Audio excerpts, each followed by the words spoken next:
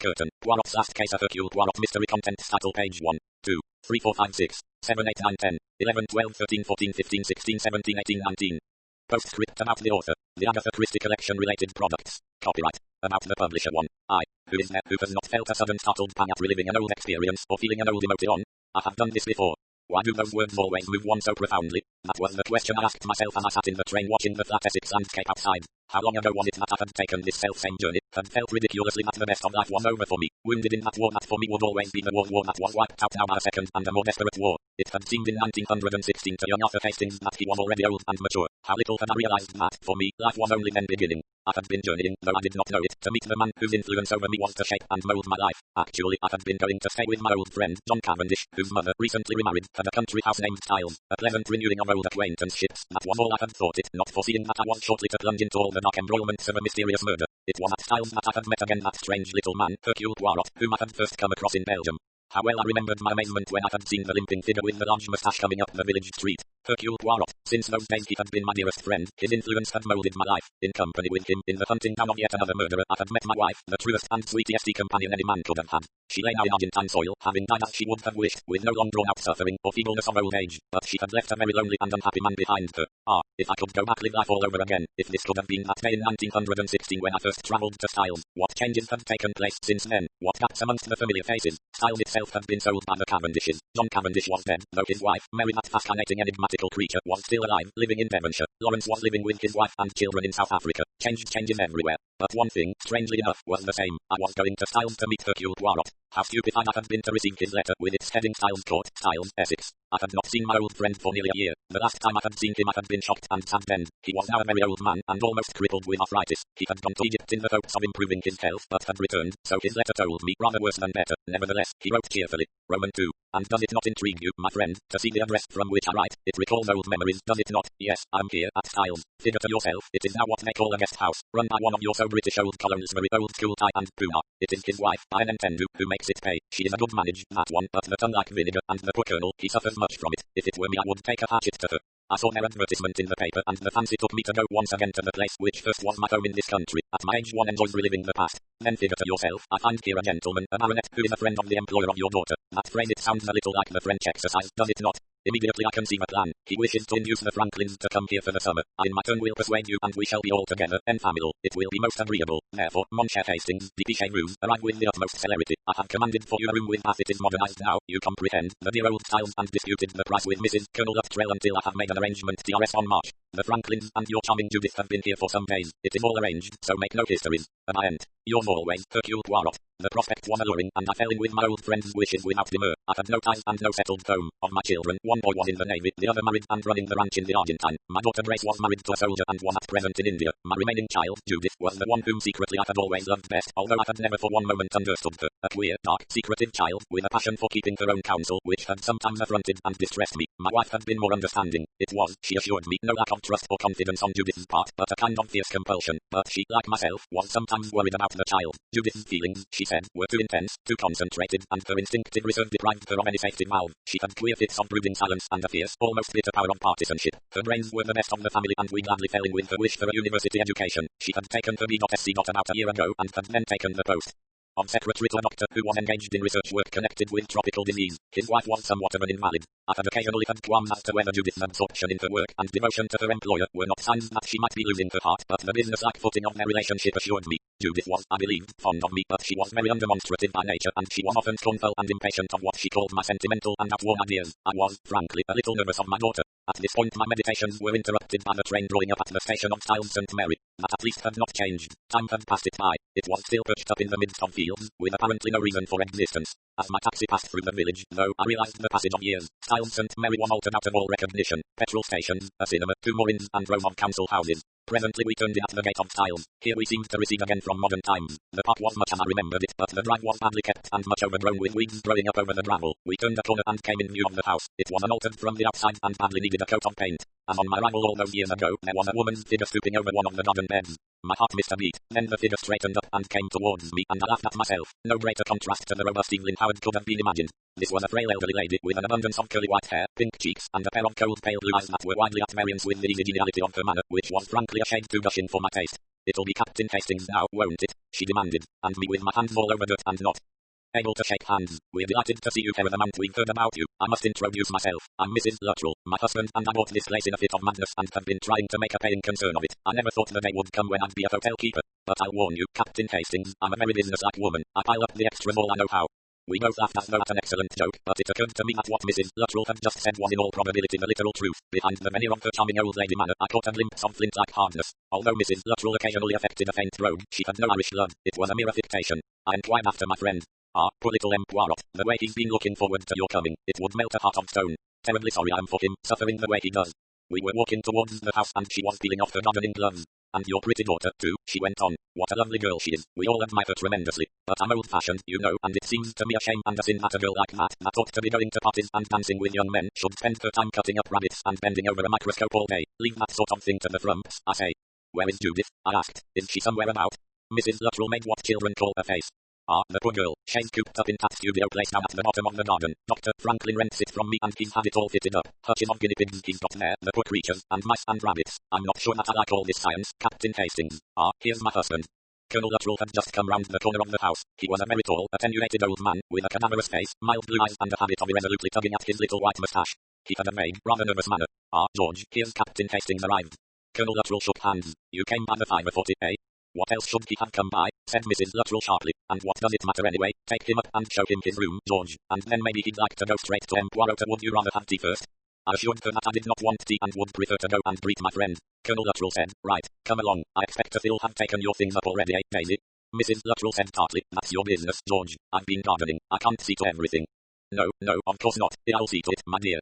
I followed him up the front steps. In the doorway we encountered a grey-haired man, slightly built, who was hurrying out with a pair of field glasses. He limped, and had a boyish eager face. He said, stammering slightly, there's a pair of nesting black cats down by the sycamore. As we went into the hall, Luttrell said, that's Norton, nice fellow, crazy about birds. In the hall itself, a very big man was standing by the table. He had obviously just finished telephoning. Looking up, he said, I'd like to hang, draw and quarter all contractors and builders. Never get anything done right, curse them. His wrath was so comical and so rueful that we both laughed. I felt very attracted at once towards the man. He was very good looking, though a man well over 50, with a deeply tanned face. He looked as though he had led an out-of-doors life, and he looked, too, the type of man that is becoming more and more rare, an Englishman of the old school, straightforward, fond of out-of-doors life, and the kind of man who can command. I was hardly surprised when Colonel Luttrell introduced him as Sir William Boyd Carrington. He had been, I knew, governor of a province in India, where he had been a signal success. He was also renowned as a first-class shot and big game hunter, the sort of man, I reflected sadly, that we no longer seemed to breed in these degenerate days. Aha, he said, I'm glad to meet in the flesh that famous personage Mon ami Hastings. He laughed. The dear old Belgian fellow talks about you a lot, you know, and then, of course, we've got your daughter here. She's a fine girl. I don't suppose Judith talks about me much, I said, smiling. No, far too modern. These girls nowadays always seem embarrassed at having to admit to a father or mother at all. Parents, I said, are practically a disgrace. He laughed. Oh, well, I don't suffer that way. I've no children, worse luck. Your Judith is a very good-looking wench, but terribly highbrow. I find it rather alarming. He picked up the telephone receiver again. Hope you don't mind, Luttrell, if I start damning your exchange to hell. I'm not a patient man. Do good, said Luttrell. He led the way upstairs and I followed him. He took me along the left wing of the house to a door at the end, and I realized that Poirot had chosen for me the room I had occupied before. There were changes here. As I walked along the corridor, some of the doors were open, and I saw that the old-fashioned large bedrooms had been partitioned off so as to make several smaller ones. My own room, which had not been large, was an altered save for the installation of hot and cold water, and part of it had been partitioned off to make a small bathroom. It was furnished in a cheap modern style which rather disappointed me. I should have preferred a style more nearly approximating to the architecture of the house itself. My luggage was in my room, and the Colonel explained that Poirot's room was exactly opposite. He was about to take me there when a sharp cry of George echoed up from the hall below. Colonel Luttrell started like a nervous horse. His hand went to his lips. I hear you're all right. Ring for what you want, George. Coming, my dear, coming. He hurried off down the corridor. I stood for a moment looking after him. Then, with my heart beating slightly faster, I crossed the corridor and rapped on the door of Poirot's room. 2. Nothing is so sad, in my opinion, as the devastation wrought by age. My poor friend, I have described him many times. Now to convey to you the difference. Crippled with arthritis, he propelled himself about in a wheelchair. His once slump frame had fallen in. He was a thin little man now. His face was lined and wrinkled. His moustache and hair, it is true, were still of a jet black color, but candidly, though I would not for the world have hurt his feelings by saying so to him, this was a mistake. There comes a moment when hair dye is only too painfully obvious. There had been a time when I had been surprised to learn that the blackness of Poirot's hair came out of a bottle, but now the theatricality was apparent and merely created the impression that he wore a wig and had adorned his upper lip to amuse the children. Only his eyes were the same as ever, shrewd and twinkling, and no eyes, undoubtedly softened with emotion. Ah, Mon ami Hastings, Mon ami Hastings. I bent my head and, as was his custom, he embraced me warmly. Mon ami Hastings.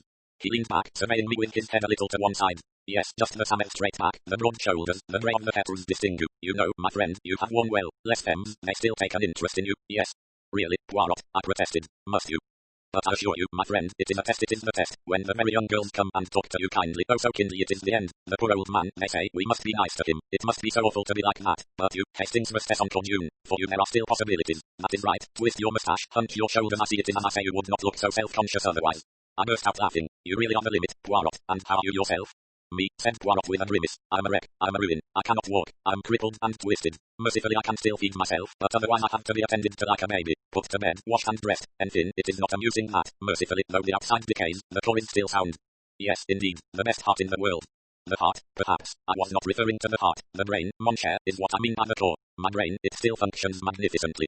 I could at least perceive clearly that no deterioration of the brain in the direction of modesty had taken place. And you like it here? I asked. Poirot shrugged his shoulders. It suffices. It is not, you comprehend, the Ritz. No, indeed. The room I was in when I first came here was both small and inadequately furnished. I moved to this one with no increase of price. Then, the cooking, it is English at its worst. Those Brussels sprouts so enormous, so hard, that the English like so much. The potatoes boiled and either hard or falling to pieces. The vegetables that taste of water, water and again water. The complete absence of the salt and pepper in any dish. He paused expressively. It sounds terrible, I said. I do not complain, said Poirot, and proceeded to do so. And there is also the modernization, so-called. The bathrooms, the taps everywhere, and what comes out of them, lukewarm water, mon ami, at most hours of the day, and the towels, so thin, so meagre. There is something to be said for the old days, I said thoughtfully. I remembered the clouds of steam which had gushed from the hot tap of the one bathroom Styles had originally possessed, one of those bathrooms in which an immense bath with mahogany sides had reposed proudly in the middle of the bathroom floor. Remembered, too, the immense bath towels, and the frequent shining brass cans of boiling hot water that stood in one's old-fashioned basin. But one must not complain, said Poirot again. I'm content to suffer for a good cause. A sudden thought struck me. I say, Poirot, you're not a up, are you? I know the market investments very badly. Poirot reassured me quickly. No, no, my friend, I'm in most comfortable circumstances. Indeed, I'm rich. It is not the economy that brings me here. Then that's all right, I said. I went on. I think I can understand your feeling. As one gets on, one tends more and more to revert to the old days. One tries to recapture old emotions. I find it painful to be here, in a way, and yet it brings back to me 100 old thoughts and emotions that I'd quite forgotten I ever felt. I dare say you feel the same. Not in the least. I do not feel like that at all. They were good days, I said sadly. You may speak for yourself, Hastings. For me, my arrival at Styles St. Mary was a sad and painful time. I was a refugee, wounded, exiled from home and country, existing by charity in a foreign land. No, it was not gay. I did not know then that England would come to be my home and that I should find happiness here. I had forgotten that, I admitted. Precisely. You attribute always to others the sentiments that you yourself experience. Hastings was happy. Everybody was happy. No, no, I protested, laughing. And in any case it is not true, continued Poirot. You look back, you say, the tears rising in your eyes, oh, the happy days. Then I was young, but indeed, my friend, you were not so happy as you think. You had recently been severely wounded, you were fretting at being no longer fit for active service, you had just been depressed beyond words by your sojourn in a dreary convalescent home, and, as far as I remember, you proceeded to complicate matters by falling in love with two women at the same time. I laughed and flushed. What a memory you have, Poirot. Ta-ta-ta, I remember now the melancholy sigh you heaved as you murmured that it is about two lovely women. Do you remember what you said? You said, and neither of them for you. But courage, mon ami, we may hunt together again and then perhaps. I stopped, for Poirot and I had gone hunting again to France and it was there that I had met the one woman. Gently my friend patted my arm. I know, Hastings, I know, the wound is still fresh, but do not dwell on it, do not look back, instead look forward. I made a gesture of disgust. Look forward, what is there to look forward to? Amen, my friend, there is work to be done. Work, where? Here. I stared at him. Just now, said Poirot, you asked me why I had come here. You may not have observed that I gave you no answer. I will give the answer now. I'm here to hunt down a murderer. I stared at him with even more astonishment. For a moment I thought he was rambling. You really mean that? But certainly I mean it. For what other reason did I urge you to join me? My limbs, they are no longer active, but my brain, as I told you, is unimpaired. My rule, remember, has been always the same: sit back and think. That I still can do. In fact, it is the only thing possible for me. For the more active side of the campaign I shall have with me my invaluable Hastings. You really mean it? I gasped. Of course I mean it. You and I, Hastings, are going hunting once again. It took some minutes to grasp that Poirot was really in earnest. Fantastic though his statement sounded, I had no reason to doubt his judgment. With a slight smile he said, at last you are convinced. At first you imagined, did you not, that I had the softening of the brain? No, no, I said hastily, only this seems such an unlikely place. Ah, you think so? Of course I haven't seen all the people yet. Whom have you seen? Just the Luttrells, and a man called Norton, seems an inoffensive chap, and Boyd Carrington I must say I took the greatest fancy to him. Poirot nodded. Well, Hastings, I will tell you this, when you have seen the rest of the household, my statement will seem to you just as improbable as it is now. Who else is there? The Franklins, Doctor and Mrs. The hospital nurse who attends to Mrs. Franklin, your daughter Judith. Then there is a man called Allerton, something of a lady killer, and a Miss Cole, a woman in her 30s. They are all, let me tell you, very nice people. And one of them is a murderer. And one of them is a murderer. But why, how should you think? I found it hard to frame my questions, they tumbled over each other. Calm yourself, Hastings. Let us begin from the beginning. Reach me, I pray you, that small box from the bureau. And now the key. So, unlocking the dispatch case, he took from it a mass of typescript and newspaper clippings. You can study these at your leisure, Hastings. For the moment I should not bother with the newspaper cuttings. They are merely the press accounts of various tragedies, occasionally inaccurate, sometimes suggestive. To give you an idea of the cases I suggest that you should read through the pieces I have made.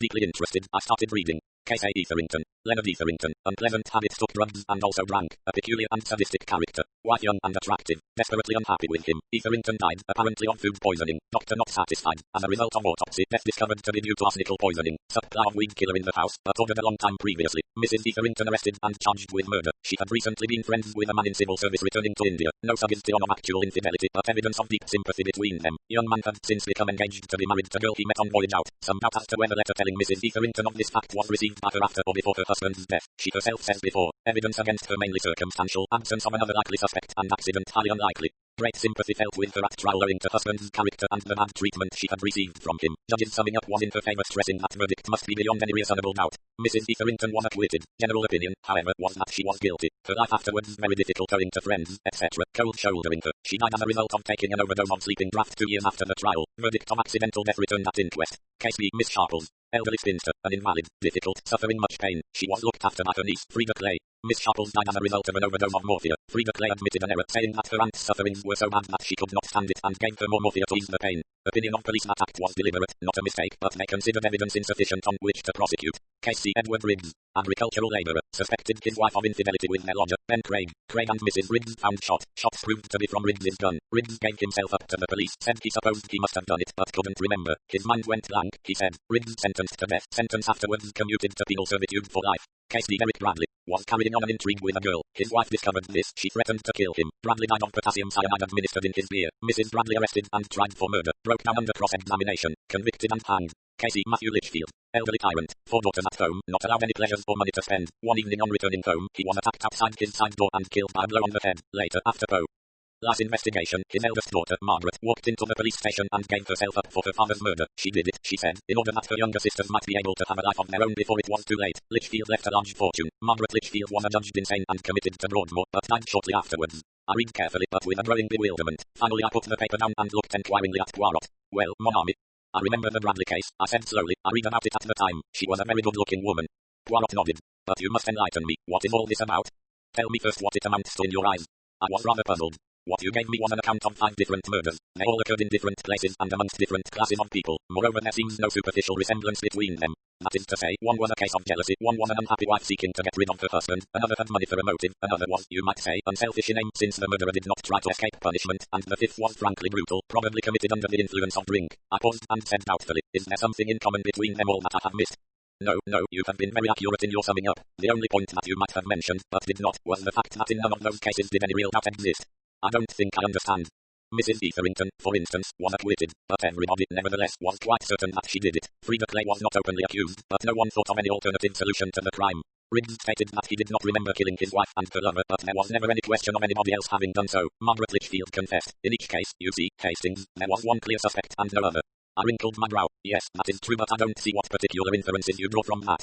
But you see, I'm coming to a fact that you do not know as yet, supposing, Hastings, that in each of these cases that I have outlined, there was one alien note common to them all. What do you mean?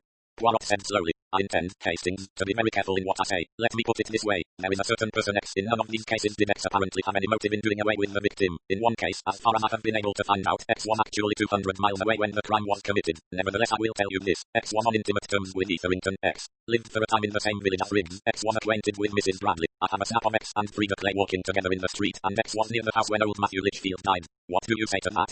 I stared at him. I said slowly, yes, it's a bit too much. Coincidence might account for 2 cases, or even 3, but 5 is a bit too thick. There must, unlikely as it seems, be some connection between these different murders. You assume, then, what I have assumed? That X is the murderer, yes.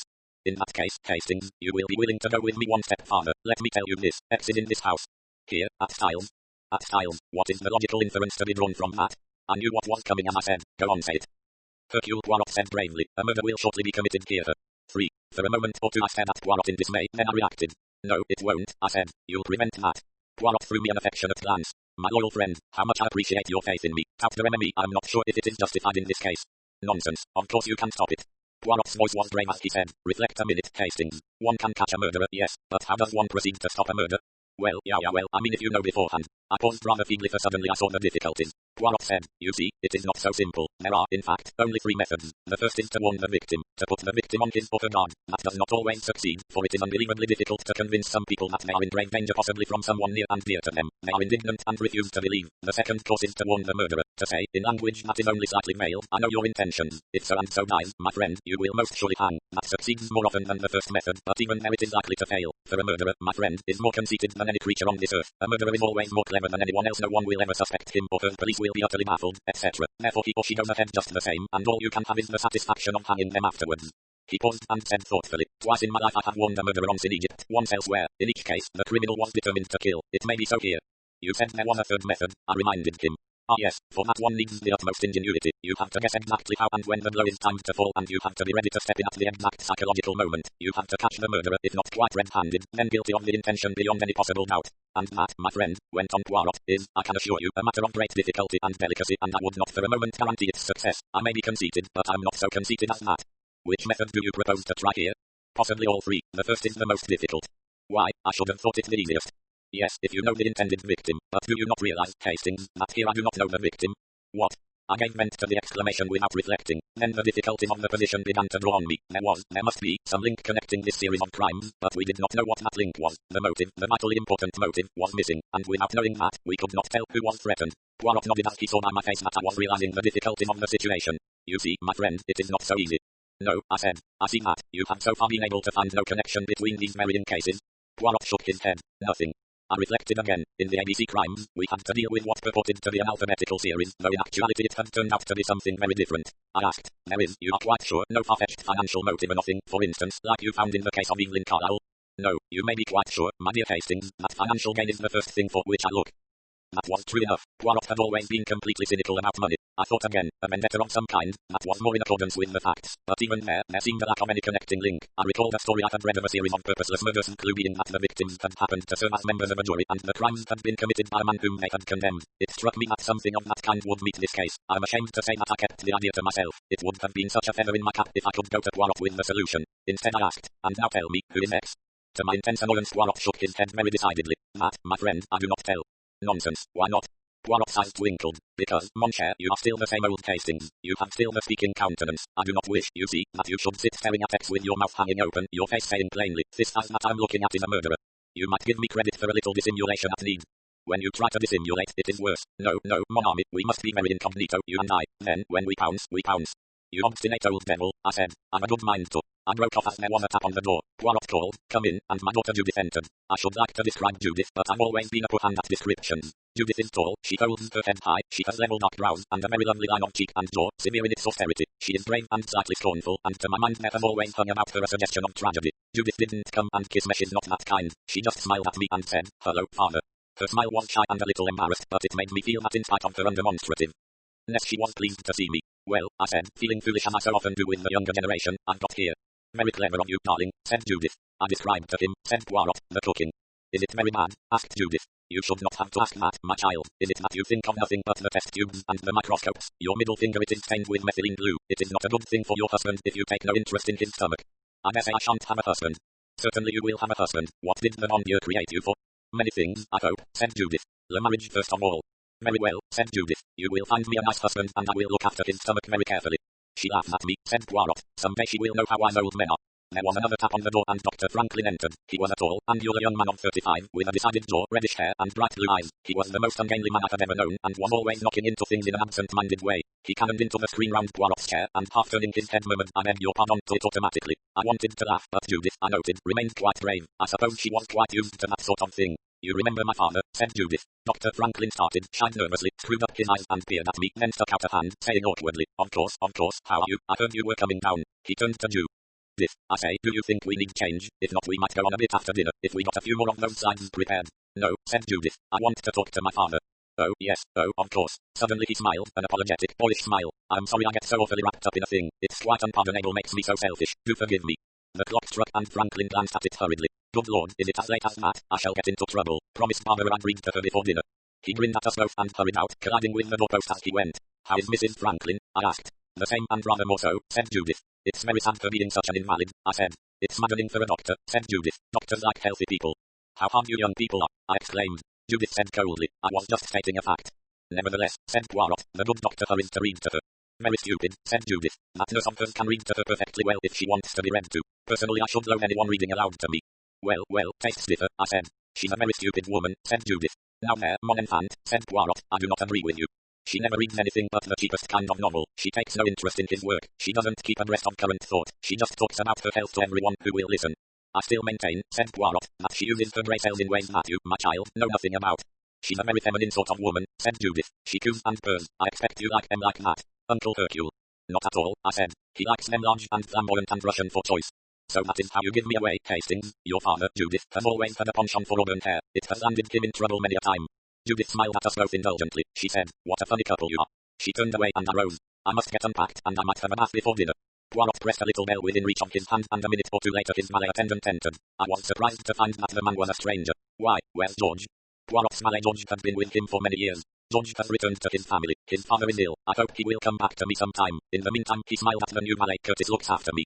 Curtis smiled back respectfully. He was a big man with a bovine, rather stupid face. As I went out of the door I noted that Poirot was carefully locking up the dispatch case with the papers inside it. My mind in a whirl I crossed the passage to my own room. 4. I went down to dinner that night feeling that the whole of life had become suddenly unreal. Once or twice, while dressing, I had asked myself if possibly Poirot had imagined the whole thing. After all, the dear old chap was an old man now and sadly broken in health. He himself might declare his brain was as sound as ever, but in point of fact, was it? His whole life had been spent in tracking down crime. Would it really be surprising if, in the end, he was to fancy crimes where no crimes were? His enforced inaction must have fretted him sorely. What more likely than that he should invent for himself a new manhunt, wishful thinking, a perfectly reasonable neurosis. He had selected a number of publicly reported happenings, and had read into them something that was not there, a shadowy figure behind them, a mad mass murderer. In all probability Mrs. Etherington had really killed her husband, the labourer had shot his wife, a young woman had given her old aunt an overdose of morphia, a jealous wife had polished off her husband as she had threatened to do, and a crazy spinster had really committed the murder for which she had subsequently given herself up. In fact, these crimes were exactly what they seemed. Against that usually the common sense one, I could only set my own inherent belief in Poirot's acumen.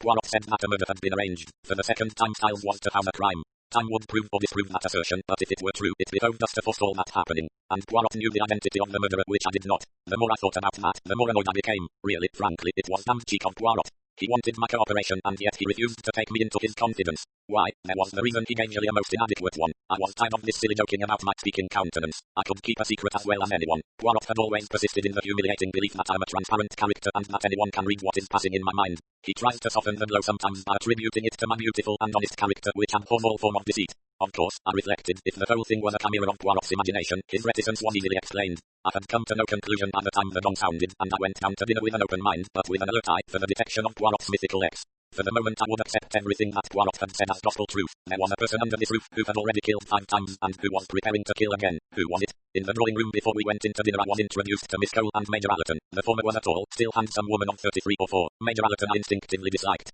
He was a good-looking man in the early 40s, broad-shouldered, bronzed on face, with an easy way of talking, most of what he said holding a double implication. He had the pouches under his eyes that come with a dissipated way of life. I suspected him of racketing around, of gambling, of drinking hard, and of being first and last a womanizer. Old Colonel Luttrell, I saw, did not much like him either, and Boyd Carrington was also rather stiff in his manner towards him. Allerton's success was with the women of the party. Mrs. Luttrell twittered to him delightedly, whilst he flattered her lazily and with a hardly concealed impertinence. I was also annoyed to see that Judith, too, seemed to enjoy his company and was exerting herself far more than usual to talk to him. Why the worst type of man can always be relied upon to please and interest the nicest of women has long been a problem beyond me. I knew instinctively that Allerton was a rotter and 9 men out of 10 would have agreed with me, whereas 9 women or possibly the whole 10 would have fallen for him immediately. As we sat down at the dinner table and plates of white gluey liquid were set before us, I let my eyes rove round the table whilst I summed up the possibilities. If Poirot were right and retained his clearness of brain unimpaired, one of these people was a dangerous murderer and probably a lunatic as well. Poirot had not actually said so, but I presumed that X was probably a man. Which of these men was it likely to be? Surely not old Colonel Luttrell, with his indecision, and his general air of feebleness. Norton, the man I had met rushing out of the house with field glasses. It seemed unlikely. He appeared to be a pleased and fellow, rather ineffective and lacking in vitality. Of course, I told myself, many murderers have been small insignificant men driven to assert themselves by crime for that very reason. They resented being passed over and ignored. Norton might be a murderer of this type, but there was his fondness for birds. I have always believed that a love of nature was essentially a healthy sign in a man. Boyd Carrington, out of the question. A man with a name known all over the world. A fine sportsman, an administrator, a man universally liked and looked up to. Frankly I also dismissed. I knew how Judith respected and admired him. Major Allerton now. I dwelt on him appraisingly. A nasty fellow if I ever saw one. The sort of fellow who would skin his grandmother, and all glossed over with this superficial charm of manner. He was talking now, telling a story on his own discomfiture and making everybody laugh with his rueful appreciation of a joke at his expense. If Allerton was X, I decided, his crimes had been committed for profit in some way. It was true that Poirot had not definitely said that X was a man. I considered Miss Cole as a possibility. Her movements were restless and Jessica obviously a woman of nerves, handsome in a handwritten kind of way. Still, she looked normal enough. She, Mrs. Luttrell and Judith were the only women at the dinner table. Mrs. Franklin was having dinner upstairs in her room, and the nurse who attended to her had her meals after us. After dinner I was standing by the drawing room window looking out into the garden and thinking back to the time when I had seen Cynthia Murdoch, a young girl with auburn hair, run across that lawn. How charming she had looked in her white overall. Lost in thoughts of the past, I started when Judith passed her arm through mine and led me with her out of the window onto the terrace. She said abruptly, "What's the matter?" I was startled. "The matter? What do you mean?" "You've been so queer all through the evening. Why were you staring at everyone at dinner?" I was annoyed. I had no idea I had allowed my thoughts so much sway over me. Was I? I suppose I was thinking of the past, seeing ghosts perhaps. "Oh, yes, of course you stayed here, didn't you, when you were a young man? An old lady was murdered here, or something? Poisoned with strychnine. What was she like, nice or nasty?" I considered the question. "She was a very kind woman," I said slowly. "Generous, gave a lot to charity." "Oh, that kind of generosity." Judith's voice sounded faintly scornful. Then she asked a curious question. "Were people happy here?" "No, they had not been happy. That, at least, I knew," I said slowly. "No." "Why not?" "Because they felt like prisoners. Mrs. Indlethorpe, you see, had all the money and doled it out. Her stepchildren could have no life of their own." I heard Judith take a sharp breath. The hand on my arm tightened. "That's wicked, an abuse of power. It shouldn't be allowed. Old people, sick people, they shouldn't have the power to hold up the lives of the young and strong. To keep them tied down, fretting, wasting their power and energy that could be used if that's needed. It's just selfishness." "The old," I said dryly, "have not got a monopoly of that quality." "Oh, I know, Father, you think the young are selfish. So we are, perhaps, but it's a clean selfishness. At least we only want to do what we want ourselves. We don't want everybody else to do what we want. We don't want to make slaves of other people. No, you just trample them down if they happen to be in your way." Judith squeezed my arm. She said, "Don't be so bitter. I don't really do much trampling and you've never tried to dictate our lives to any of us. We are grateful for that." "I'm afraid," I said honestly, "that I'd have liked to, though. It was your mother who insisted you should be allowed to make your own mistakes." Judith gave my arm another quick squeeze. She said, "I know, you'd have liked to fuss over us like a hen. I do hate fuss. I won't stand it. But you do agree with me, don't you, about useful lives being sacrificed to useless ones?" "It does sometimes happen," I admitted. "But there's no need for drastic measures. It's up to anybody just to walk out, you know." "Yes, but is it? Her tone was so vehement that I looked at her in some astonishment. It was too dark to see her face clearly. She went on, her voice low and troubled. "There's so much it's difficult, financial considerations, a sense of responsibility, reluctance to hurt someone you've been fond of, all those things, and some people are so unscrupulous they know just how to play on all those feelings. Some people are like leeches." "My dear Judith," I exclaimed, taken aback by the positive fury of her tone. She seemed to realize that she had been over-vehement, for she laughed and withdrew her arm from mine. "Was I sounding very intense? It's a matter I feel rather hotly about. You see, I've known a case, an old brute, and when someone was brave enough to cut the knot and set the people she loved free, they called her mad. It was the sanest thing anyone could do, the bravest." A horrible qualm passed over me. Where, not long ago, had I heard something like that? "Judith," I said sharply, "of what case are you talking?" "Oh, nobody you know, some friends of the Franklins. Old man called Litchfield. He was quite rich and practically starved his wretched daughters, never let them see anyone or go out. He was mad really, but not sufficiently so in the medical sense. And the eldest daughter murdered him," I said. "Oh, I expect you read about it. I suppose you would call it murder, but it wasn't done from personal motives. Margaret Litchfield went straight to the police and gave herself up. I think she was very brave. I wouldn't have had the courage." "The courage to give yourself up, or the courage to commit murder?" "Both." "I'm very glad to hear it," I said severely, "and I don't like to hear you talking of murder as justified in certain cases." I paused, and added, "What did Dr. Franklin think?" "Thought it served him right," said Judith. "You know, Father, some people really ask to be murdered." "I won't have you talking like this, Judith. Who's been putting these ideas into your head?" "Nobody." "Well, let me tell you that it's all pernicious nonsense." "I see, we'll leave it at that." She paused. "I came really to give you a message from Mrs. Franklin. She'd like to see you if you don't mind coming up to her bedroom." "I shall be delighted. I'm so sorry she was feeling too ill to come down to dinner." "She's all right," said Judith unfeelingly. "She just likes making a fuss. The young are very unsympathetic." 5. I had only met Mrs. Franklin once before. She was a woman about 30 of what I should describe as the Madonna type. Big brown eyes, hair parted in the center, and a long gentle face. She was very slender and her skin had a transparent fragility. She was lying on a day bed, propped up with pillows, and wearing a very dainty negligee of white and pale blue. Franklin and Boyd Carrington were there drinking coffee. Mrs. Franklin welcomed me with an outstretched hand and a smile. "How glad I am you've come, Captain Hastings. It will be so nice for Judith. The child has really been working far too hard." "She looks very well on it," I said as I took the fragile little hand in mine. Barbara Franklin sighed. "Yes, she's lucky. How I envy her. I don't believe really that she knows what ill health is. What do you think, nurse? Oh, let me introduce you. This is Nurse Craven, who's so terribly good to me. I don't know what I should do without her. She treats me just like a baby."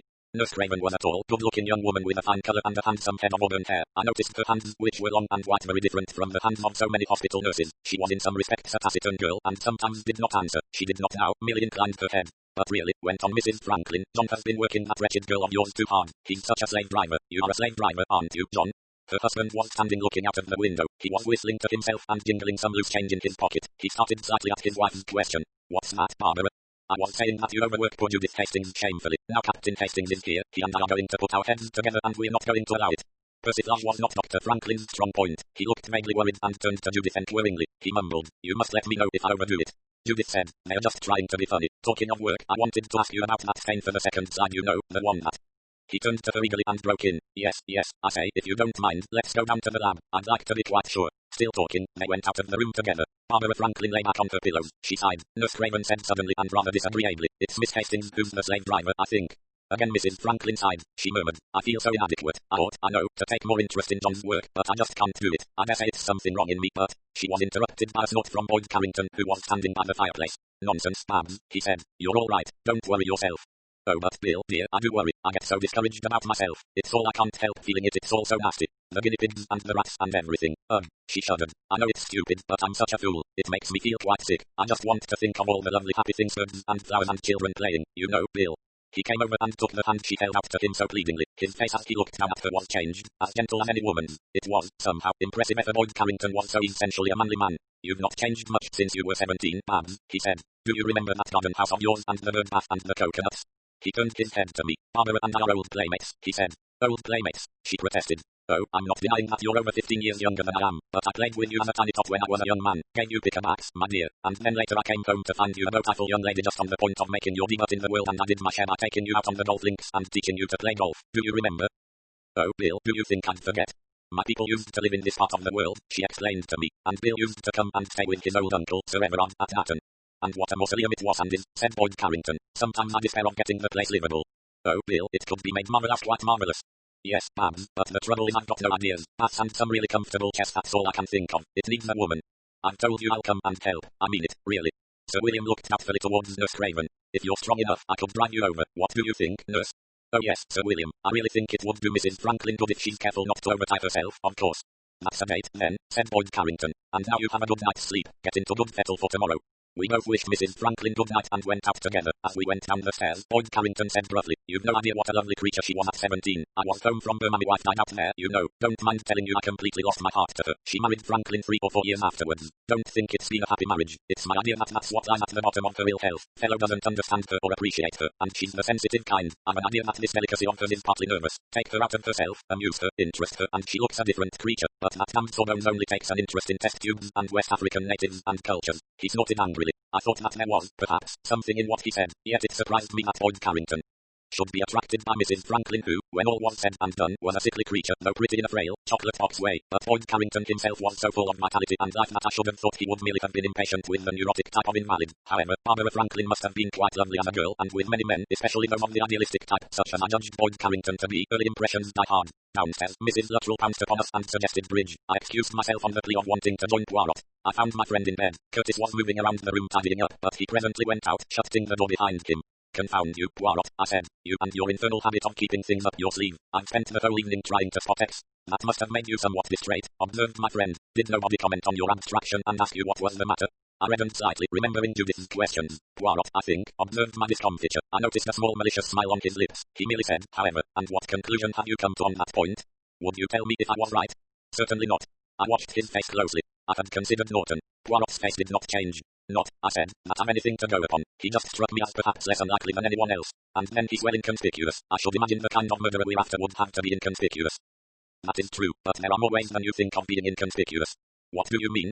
"Supposing, to take a hypothetical case, that if a sinister stranger arrives there some weeks before the murder, for no apparent reason, he will be noticeable. It would be better, would it not, if the stranger were to be a negligible personality, engaged in some harmless sport like fishing or watching birds?" I agreed. "Yes, but that's just what I was saying." "On the other hand," said Poirot, "it might be better still if the murderer were already a prominent personality, that is to say, he might be the butcher. That would have the further advantage that no one notices bloodstains on a butcher." "You're just being ridiculous. Everybody would know if the butcher had quarreled with the baker. Not if the butcher had become a butcher simply in order to have a chance of murdering the baker. One must always look one step behind, my friend." I looked at him closely, trying to decide if a hint lay concealed in those words. If they meant anything definite, they would seem to point to Colonel Luttrell. Had he deliberately opened a guest house in order to have an opportunity of murdering one of the guests? Poirot very gently shook his head. He said, "It is not from my face that you will get the answer." "You really are a maddening fellow, Poirot," I said with a sigh. "Anyway, Norton isn't my only suspect. What about this fellow Allerton?" Poirot, his face still impassive, enquired, "You do not like him?" "No, I don't." "Ah, what you call the nasty bit of goods. That is right, is it not?" "Definitely. Don't you think so?"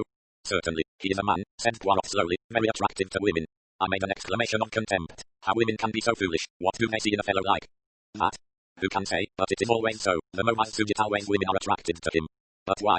Poirot shrugged his shoulders. They see something, perhaps, that we do not. But what? Danger, possibly. Everyone, my friend, demands a spice of danger in their lives. Some get it vicariously as in bullfights. Some read about it. Some find it at the cinema. But I'm sure of this, too much safety is abhorrent to the nature of a human being. Men find danger in many ways. Women are reduced to finding their danger mostly in affairs of sex. That is why, perhaps, they welcome the hint of the tiger-sheathed claws, the treacherous spring, the excellent fellow who will make a good and kind husband they pass him by.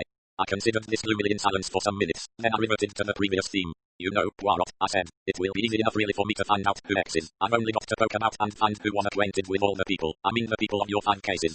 I brought this out triumphantly, but Poirot merely gave me a look of scorn. I have not demanded your presence here, Hastings, in order to watch you clumsily and laboriously following the way I have already trodden, and let me tell you it is not quite so simple as you think. 4 of those cases took place in this county. The people assembled under this roof are not a collection of strangers who have arrived here independently. This is not a hotel in the usual sense of the word. The Luttrells come from this part of the world. They were badly off and bought this place and started it as a venture. The people who come here are their friends, or friends recommended by their friends. Sir William persuaded the Franklins to come. They in turn suggested it to Norton and, I believe, to Miss Cole and so on, which is to say that there is a very fair chance of a certain person who is known to one of these people being known to all of these people. It is also open to extra wherever the facts are best known.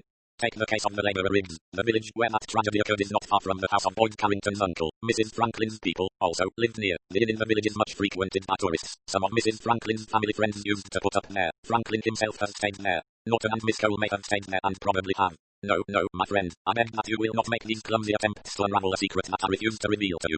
It's so damn silly, as though I should be likely to give it away. I tell you, Poirot, I'm tired of these jokes about my speaking countenance. It's not funny. Poirot said quietly, are you so sure that is the only reason? Do you not realize, my friend, that such knowledge may be dangerous? Do you not see that I concern myself with your safety?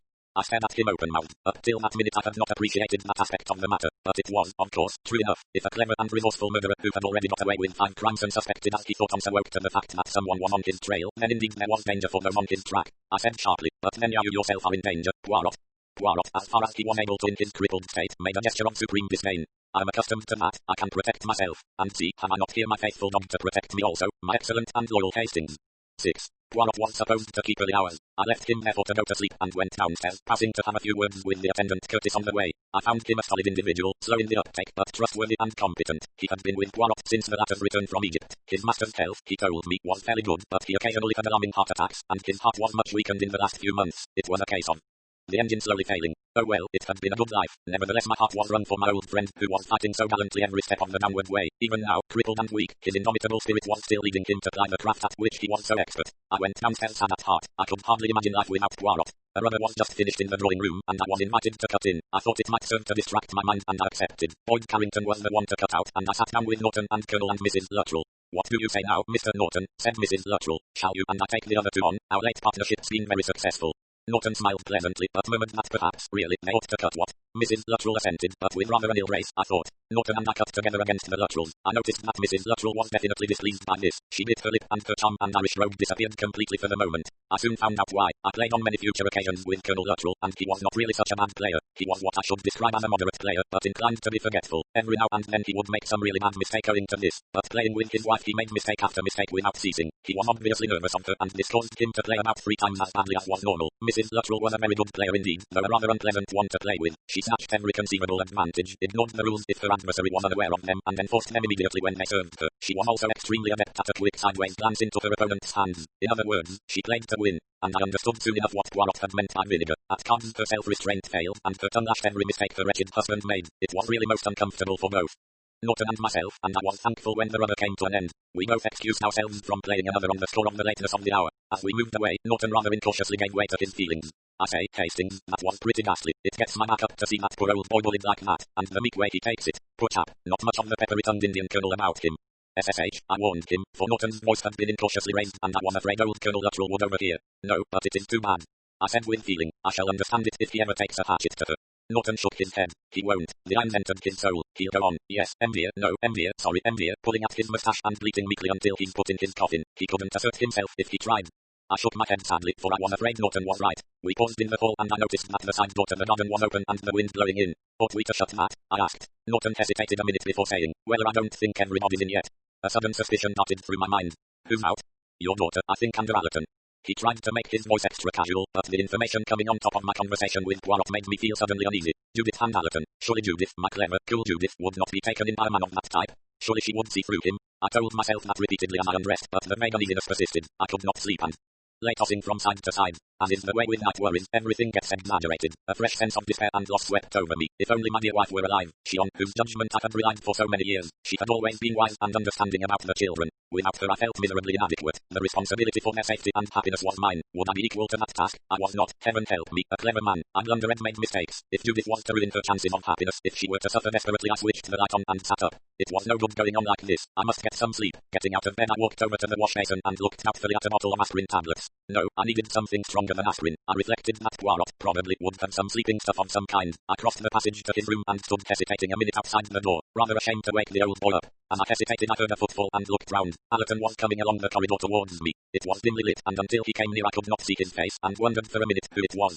Then I saw, and stiffened all over, for the man was smiling to himself, and I disliked that smile very much. He looked up and raised his eyebrows. "Hello, Hastings, still about?"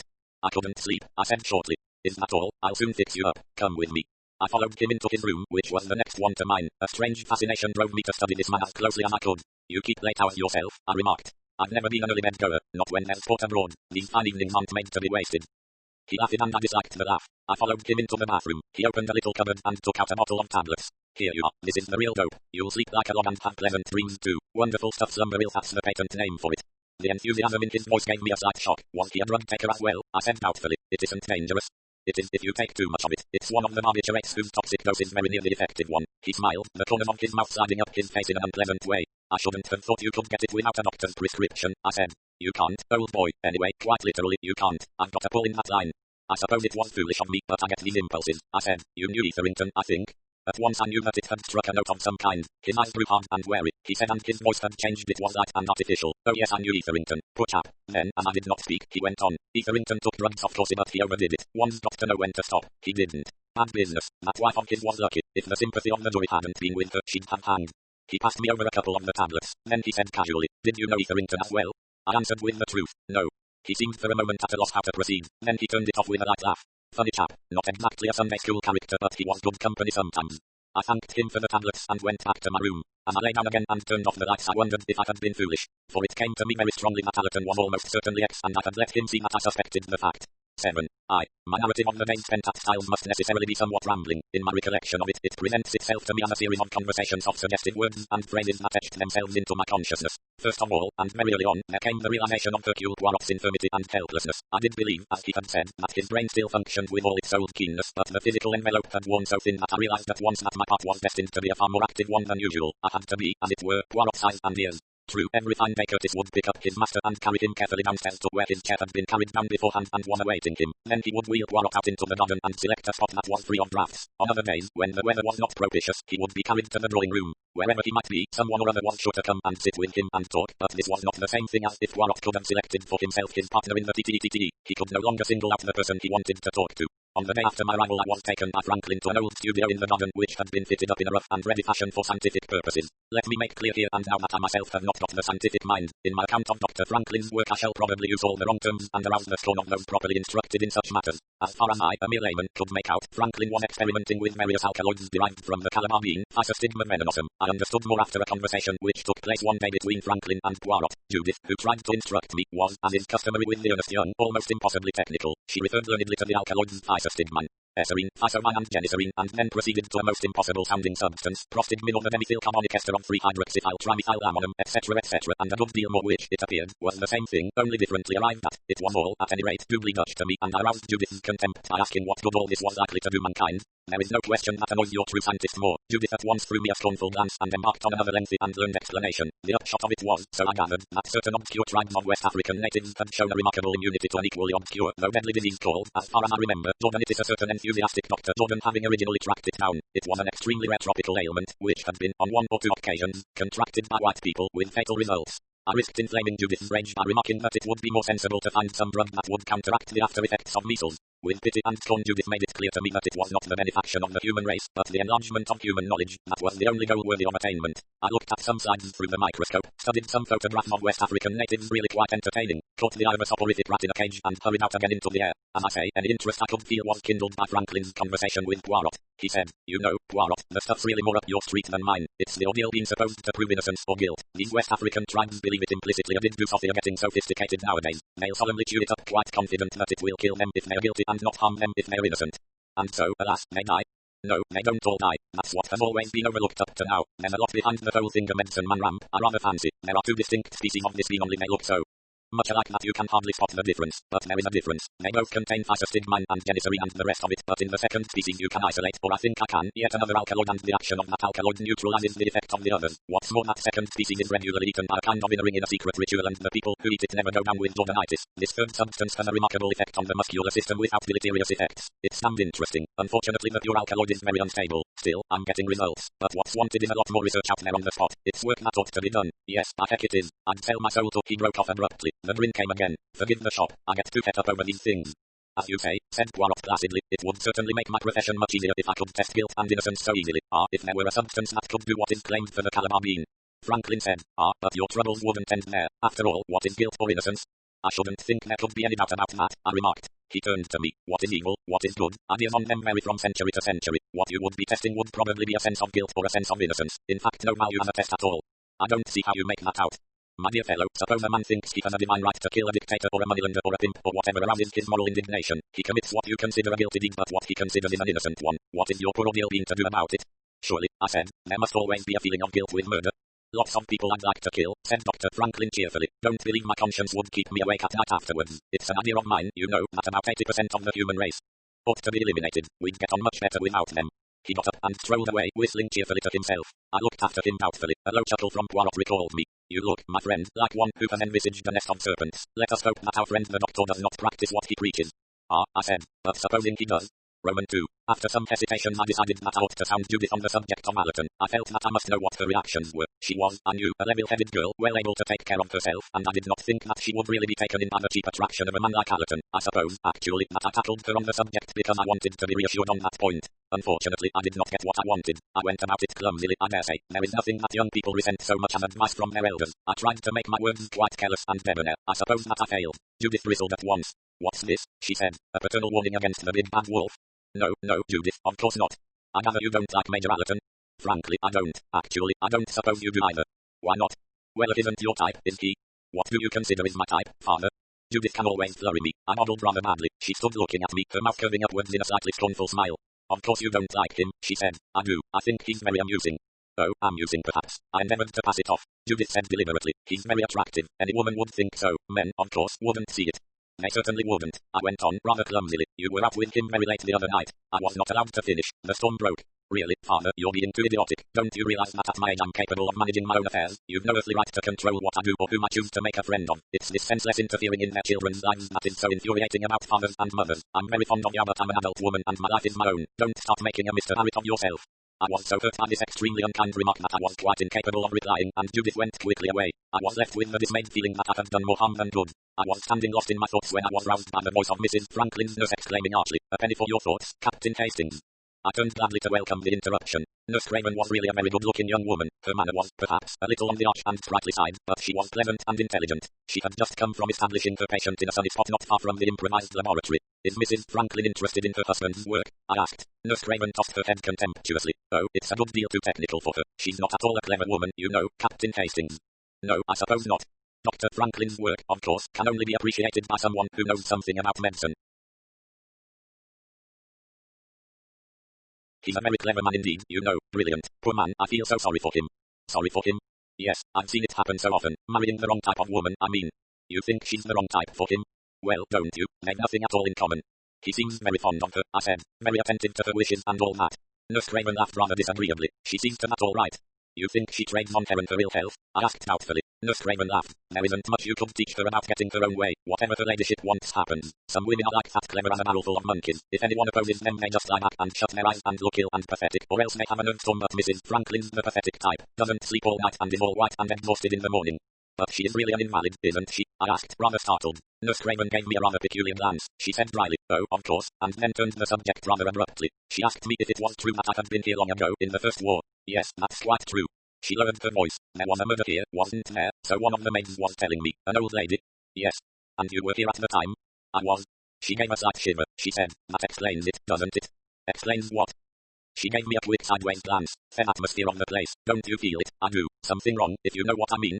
I was silent a moment considering, was it true what she had just said? Did the fact that death by violence every malice aforethought had taken place in a certain spot leave its impression on that spot so strongly that it was perceptible after many years? Psychic people said so. Did Styles definitely bear traces of that event that had occurred so long ago? Here, within these walls, in these gardens, thoughts of murder had lingered and grown stronger and had at last come to fruition in the final act. Did they still taint the air? Nurse Craven broke in on my thoughts by saying abruptly, I was in a house where there was a murder case once. I've never forgotten it. One doesn't, you know. One of my patients. I had to give evidence and everything. Made me feel quite queer. It's a nasty experience for a girl.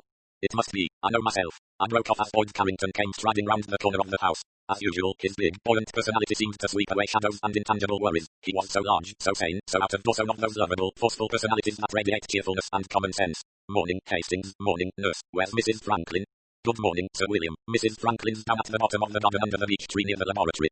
And Franklin, I suppose, is inside the laboratory? Yes, Sir William, with Miss Hastings.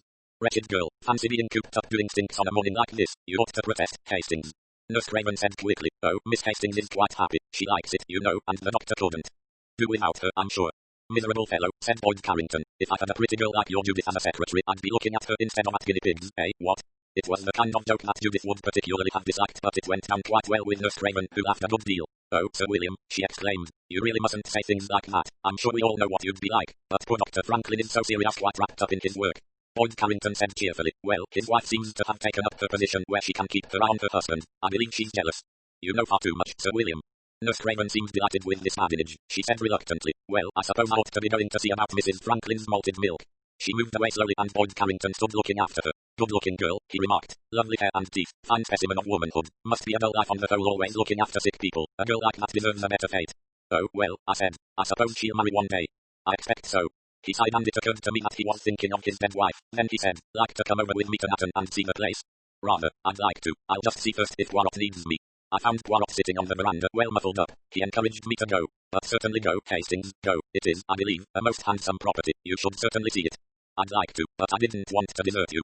My faithful friend. No, go with Sir William. A charming man, is he not? First class, I said with enthusiasm. Poirot smiled. Ah yes, I thought he was your type. Roman 3. I enjoyed my expedition enormously. Not only was the weather thin a really lovely summer's day, but I enjoyed the companionship of the man. Boyd Carrington had that personal magnetism, that wide experience of life and of places that made him excellent company. He told me stories of his administrative days in India, some intriguing details of East African tribal law, and was altogether so interesting that I was quite taken out of myself and forgot my worries about Judith and the deep anxieties that Poirot's revelations had given me. I liked, too, the way Boyd Carrington spoke of my friend. He had a deep respect for him both for his work and his character. Sad though his present condition of ill health was, Boyd Carrington uttered no facile words of pity. He seemed to think that a lifetime spent as Poirot's had been one in itself a rich reward, and that in his memories my friend could find satisfaction and self-respect. Moreover, he said, I'd wager his brain is as keen as ever it was. It is, indeed it is, I assented eagerly. No greater mistake than to think that because a man's tied by the leg it affects his brain pan, not a bit of it. Anodymia affects head work much less than you'd think. By Jove, I wouldn't care to undertake to commit a murder under Hercule Poirot's nose ever at this time of day. He'd get you if you did, I said grinning. I bet he would, not, he added ruefully, that I should be much good at doing a murder anyway. I can't plan things, you know. Too impatient. If I did a murder it would be done on the spur of the moment. That might be the most difficult crime to spot. I hardly think so. I'd probably leave clues trailing along behind me in every direction. Well, it's lucky I haven't got a criminal mind. Only kind of man I can imagine myself killing is a blackmailer. That is a foul thing if you like. I've always thought a blackmailer ought to be shot. What do you say?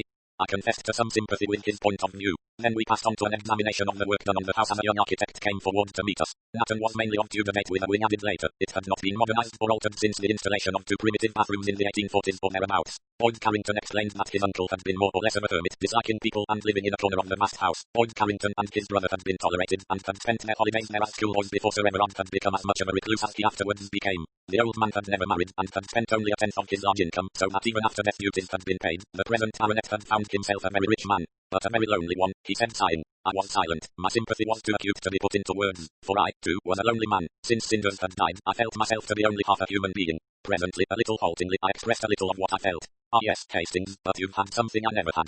He paused a moment and then rather jerkily gave me an outline of his own tragedy. Of the beautiful young wife, a lovely creature full of charm and accomplishments but with a tainted heritage. Her family had nearly all died of drink, and she herself fell victim to the same curse. Barely a year after their marriage she had succumbed and had died a dipsomaniac's death. He did not blame her. He realized that heredity had been too strong for her. After her death he had settled down to lead a lonely life. He had determined, saddened by his experience, not to marry again. One feels, he said simply, safer alone. Yes, I can understand your feeling like that at any rate at first. The whole thing was such a tragedy. It left me prematurely aged and embittered. He paused. It's true I was once very much tempted, but she was so young I didn't feel it would be fair to tie her to a disillusioned man. I was too old for her. She was such a child, so pretty, so completely untouched. He broke off, shaking his head. Wasn't that for her to judge? I don't know, Hastings. I thought not. She seemed to like me, but then, as I say, she was so young. I shall always remember her, and I saw her the last day of that leave. Her head a little on one side, that slightly bewildered look, her little hand. He stopped. The words conjured up a picture that seemed vaguely familiar, though I could not think why. Boyd Carrington's voice, suddenly harsh, broke into my thoughts. I was a fool, he said. Any man is a fool who lets opportunity slip by him. Anyway, here I am, with a great mansion of a house far too big for me, and no gracious presents to set at the head of my table. To me there was a charm in his slightly old-fashioned way of putting things. It conjured up a picture of old-world charm and ease. Where is the lady now? I asked. Oh, married. He turned it off briefly. Fact is, Hastings, I'm cut out now for a bachelor existence. I've got my little ways. Come and look at the gardens. They've been badly neglected, but they're very fine in their way. We walked round the place and I was much impressed with all I saw. Nathan was undoubtedly a very fine estate, and I did not wonder that Boyd Carrington was proud of it. He knew the neighbourhood well and most of the people round about, though of course there had been newcomers since his time. He had known Colonel Luttrell in the old days and expressed his earnest hope that the Styles venture was going to pay. Poor old Toby Luttrell's very hard up, you know, he said. Nice fellow, good soldier, too, and a very fine shot. Went on safari with him in Africa once. Ah, those were the days. He was married then, of course, but his missus didn't come along, thank goodness. Pretty woman she was, but always a bit of a tartar. Funny the things a man will stand from a woman. Old Toby Luttrell, who used to make subalterns shake in their shoes, he was such a stern martinet, and there he is, henpecked and bullied and meek as they make them. No doubt about it, that woman's got a tongue like vinegar. Still, she's got a head on her. If anyone can make the place pay, she will. Luttrell never had much of a head for business, but Mrs. Toby would skin her grandmother. She's so gushing with it all, I complained. Boyd Carrington looked amused. I know, all sweetness, but have you played bridge with them? I replied feelingly that I had. On the whole I steer clear of women bridge players, said Boyd Carrington, and if you take my tip you'll do the same. I told him how uncomfortable Norton and myself had felt on the first evening of my arrival. Exactly, one doesn't know where to look, he added. Nice fellow, Norton, very quiet, though, always looking at birds and things. Doesn't care for shooting them, he told me. Extraordinary, no feeling for sport. I told him he missed a lot. Can't see myself what excitement there can be stalking about through cold woods peering at birds through glasses. How little we realized that Norton's hobby might have an important part to play in the events that were to come. 8. The days passed. It was an unsatisfactory time, with its uneasy feeling of waiting for something. Nothing, if I may put it in such a way, actually happened. Yet there were incidents, scraps of odd conversations, sidelights upon the various inmates of Styles, elucidating remarks. They all mounted up and, if properly pieced together, could have done a lot towards enlightening me. It was Poirot who, with a few forceful words, showed me something to which I had been criminally blind. I was complaining, for the umpteenth time, of his willful refusal to admit me to his confidence. It was not fair, I told him. Always he and I had equal knowledge, even if I had been dense, and he had been astute in drawing the right conclusions from that knowledge. He waved an impatient hand. Quite so, my friend. It is not fair. It is not sporting. It is not playing the game. Admit all that and pass from it. This is not a game. It is not a sport. For you occupy yourself in guessing wildly at the identity of X. It is not for that I asked you to come here. Unnecessary for you to occupy yourself with that. I know the answer to that question, but what I do not know and what I must know is this. Who is going to die very soon? It is a question, mon vieux, not of you playing a guessing game, but of preventing a human being from dying. I was startled. Of course, I said slowly. Well, I did know that you practically said so once, but I haven't quite realized it. Then realize it no immediately.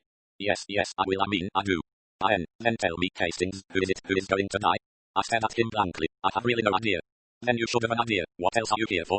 Surely, I said, going back over my meditations on the subject, there must be a connection between the victim and X, so that if you told me who X was. Poirot shook his head with so much vigor that it was quite painful to watch. Have I not told you that that is the essence of X's technique? There will be nothing connecting X with the death, that is certain. The connection will be hidden, you mean? It will be so well hidden that neither you nor I will find it. But surely by studying X's past, I tell you, no, certainly not in the time. Murder may happen any moment, you comprehend? To someone in this house? To someone in this house. And you really do not know who, or how? Ah, if I did, I should not be urging you to find out for me. You simply base your assumption on the presence of X. I sounded a little doubtful. Poirot, whose self-control had lessened as his limbs were perforce immobile, fairly howled at me. Ah, ma foi, how many times am I to go over all this? If a lot of war correspondents arrive suddenly in a certain spot of Europe, it means what? It means war. If doctors come from all over the world to a certain city, it shows what? That there is to be there a medical conference. Where you see a vulture hovering, there will be a carcass. If you see beaters walking up a moor, there will be a shoot. If you see a man stop suddenly, tear off his coat and plunge into the sea, it means that there will be a rescue from drowning. If you see ladies of middle age and respectable appearance peering through a hedge, you may deduce that there is an impropriety of some kind. And finally, if you smell a succulent smell and observe several people all walking along a corridor in the same direction, you may safely assume that a meal is about to be served. I considered these analogies for a minute or two, then I said, taking the first one, all the same, one war correspondent does not make a war. Certainly not, and one swallow does not make a summer, but one murderer, Hastings, does make a murder.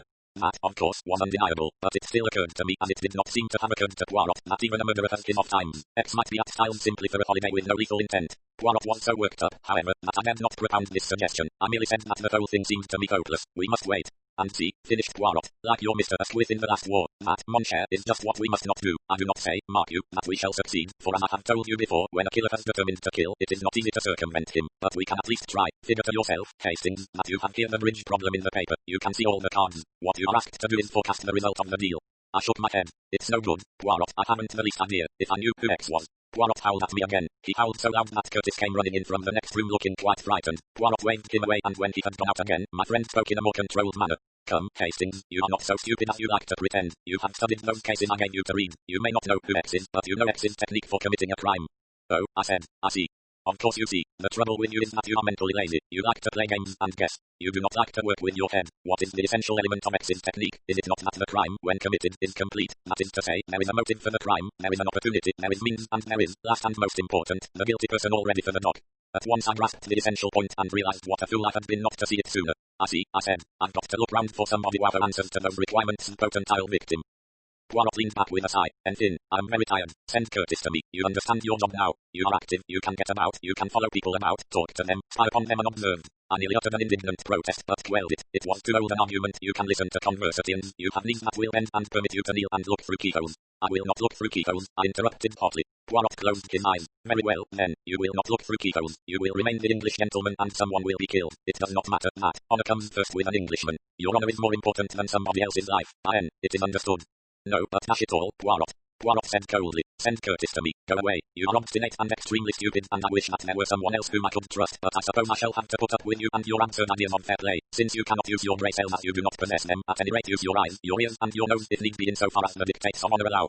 Roman 2. It was on the following day that I ventured to broach an idea which had come into my mind more than once. I did so a little dubiously, for one never knows how Poirot may react. I said, I've been thinking, Poirot, I know I'm not much of a fellow. You've said I'm stupid, well, in a way it's true, and I'm only half the man I was, since Cinders' death. I stopped. Poirot made a gruff noise indicative of sympathy. I went on, but there is a man here who could help us, just the kind of man we need. Brains, imagination, resource used to taking decisions, and a man of wide experience. I'm talking of Boyd Carrington. He's the man we want, Poirot. Take him into your confidence. Put the whole thing before him.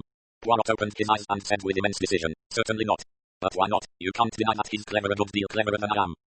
That, said Poirot with biting sarcasm, would be easy, but dismiss the idea from your mind, Hastings. We take no one into our confidence. That is understood, King. You comprehend. I forbid you to speak of this matter. All right, if you say so, but really Boyd Carrington.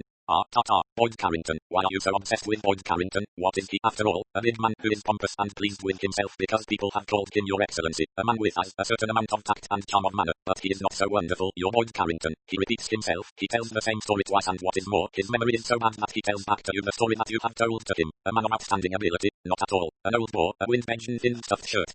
Oh, I said as enlightenment came to me. It was quite true that Boyd Carrington's memory was not good, and he had actually been guilty of a gaffe which I now saw had annoyed Poirot a good deal. Poirot had told him a story of his police days in Belgium, and only a couple of days afterwards, when several of us were assembled in the garden, Boyd Carrington had in bland forgetfulness told the same story back again to Poirot, prefacing it with the remark, I remember the chef de la Esrette in Paris telling me. I now perceived that this had rankled. Tactfully, I said no more, and withdrew. Roman 3. I wandered downstairs and out into the garden. There was no one about, and I strolled through a grove of trees and up to a grassy knoll which was surmounted by a somewhat earwiggy summer house in an advanced stage of decrepitude. Here I sat down, lit my pipe, and settled to think things out. Who was there at Styles who had a fairly definite motive for murdering somebody else who might be made out to have one? Putting aside the somewhat obvious case of Colonel Luttrell, who, I was afraid, was hardly likely to take a hatchet to his wife in the middle of a rubber, justifiable though that course might be, I could not at first think of anyone. The trouble was that I did not really know enough about these people. Norton, for instance, and Miss Cole. What were the usual motives for murder? Money. Boyd Carrington was, I fancied, the only rich man of the party. If he died, who would inherit that money? Anyone at present in the house? I hardly thought so, but it was a point that might bear enquiry. He might, for instance, have left his money to research, making Franklin a trustee. That, with the doctor's rather injudicious remarks on the subject of eliminating 80% of the human race, might make out a fairly damning case against the red-haired doctor. Or possibly Norton or Miss Cole might be a distant relative and would inherit automatically. Far-fetched but possible. Would Colonel Luttrell, who was an old friend, benefit under Boyd Carrington's will? These possibilities seemed to exhaust the money angle. I turned to more romantic possibilities. The Franklins. Mrs. Franklin was an invalid. Was it possible that she was being slowly poisoned, and would the responsibility for her death be laid at her husband's door? He was a doctor. He had opportunity and means, no doubt. What about motive? An unpleasant qualm shot across my mind as it occurred to me that Judith might be involved. I had good reason to know how business-like their relations were, but would the general public believe that? Would a cynical police officer believe it? Judith was a very beautiful young woman. An attractive secretary or assistant had been the motive for many crimes. The possibility dismayed me. I considered Allerton next. Could there be any reason for doing away with Allerton? If we had to have a murder, I would prefer to see Allerton the victim. One ought to be able to find motives easily for doing away with him. Miss Cole, though not young, was still a good-looking woman. She might, conceivably, be actuated by jealousy if she and Allerton had ever been on intimate terms, though I had no reason to believe that was the case. Besides, if Allerton was ex, I shook my head impatiently. All this was getting me nowhere. A footstep on the gravel below attracted my attention. It was Franklin walking rapidly towards the house, his hands in his pockets, his head thrust forward. His whole attitude was one of dejection. Seeing him thus off guard, I was struck by the fact that he looked a thoroughly unhappy man. I was so busy staring at him that I did not hear a footfall nearer at hand, and turned with a start when Miss Cole spoke to me. I didn't hear you coming, I explained apologetically as I sprang up. She was examining the summer house. What a Victorian relic, isn't it? It's rather spidery, I'm afraid. Do sit down, I'll dust the seat for you. For it occurred to me that here was a chance to get to know one of my fellow guests a little better. I studwise Miss Cole covertly as I brushed away cobwebs. She was a woman of between 30 and 40, slightly haggard, with a clear-cut profile and really very beautiful eyes. There was about her an air of reserve, more of suspicion. It came to me suddenly that this was a woman who had suffered and who was, in consequence, deeply distrustful of life. I felt that I would like to know more about Elizabeth Cole. There, I said with a final flick of the handkerchief, that's the best I can do. Thank you. She smiled and sat down. I sat down beside her. The seat creaked ominously but no catastrophe occurred. Miss Cole said, do tell me, what were you thinking about when I came up to you? You seemed quite sunk in thought. I said slowly, I was watching Dr. Franklin. Yes. I saw no reason for not repeating what had been in my mind. It struck me that he looked a very unhappy man. The woman beside me said quietly, but of course he is. You must have realized that. I think I showed my surprise, I said, stammering slightly. No, I haven't. I've always thought of him as absolutely wrapped up in his work. So he is. Do you call that unhappiness? I should have said it was the happiest state imaginable. Oh yes, I'm not disputing it, but not if you're hampered from doing what you feel it's in you to do. If you can't, that is to say, produce your best. I looked at her, feeling rather puzzled. She went on to explain. Last autumn Dr. Franklin was offered the chance of going out to Africa and continuing his research work there. He's tremendously keen, as you know, and has really done first-class work already in the realm of tropical medicine. And he didn't go? No, his wife protested. She herself wasn't well enough to stand the climate, and she kicked against the idea of being left behind, especially as it would have meant very economical living for her. The pay offered was not high. Oh, I said. I went on slowly. I suppose he felt that in her state of health he couldn't leave her. Do you know much about her state of health, Captain Hastings? Well, but she is an invalid, isn't she? She certainly enjoys bad health, said Miss Cole dryly. I looked at her doubtfully. It was easy to see that her sympathies were entirely with the husband. I suppose, I said slowly, that women who are delicate are apt to be selfish. Yes, I think chronic invalids usually are very selfish. One can't blame them perhaps. It's so easy. You don't think that there's really very much the matter with Mrs. Franklin? Oh, I shouldn't like to say that. It's just a suspicion. She always seems able to do anything she wants to do.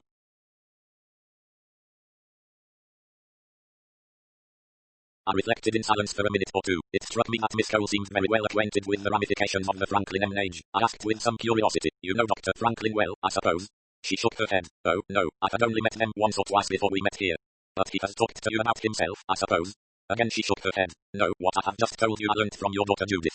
Judith, I reflected, with a moment's bitterness, talked to everyone except me. Miss Cole went on. Judith is terrifically loyal to her employer and very much up in arms on his behalf. Her condemnation of Mrs. Franklin's selfishness is sweeping. You, too, think she is selfish? Yes, but I can see her point of view. Roman to understand invalids. I can understand, too, Dr. Franklin's giving way to her. Judith, of course, thinks he should pack his wife anywhere and get on with the job. Your daughter's a very enthusiastic scientific worker. I know, I said rather disconsolately. It worries me sometimes. It doesn't seem natural, if you know what I mean. I feel she ought to be more human, more keen on having a good time. Amuse herself, fall in love with a nice boy or two. After all, youth is the time to have one's fling, not to sit poring over test tubes. It isn't natural. In our young days we were having fun flirting, enjoying our Sylvester, you know. There was a moment's silence. Then Miss Cole said in a queer cold voice, I don't know. I was instantly horrified. Unconsciously I had spoken as though she and I were contemporaries, but I realized suddenly that she was well over 10 years my junior and that I had been unwittingly extremely tactless. I apologized as best I could. She cut into my stammering phrases. No, I didn't mean that. Please don't apologize. I meant just simply what I said. I don't know. I was never what you meant by young. I never had what is called a good time.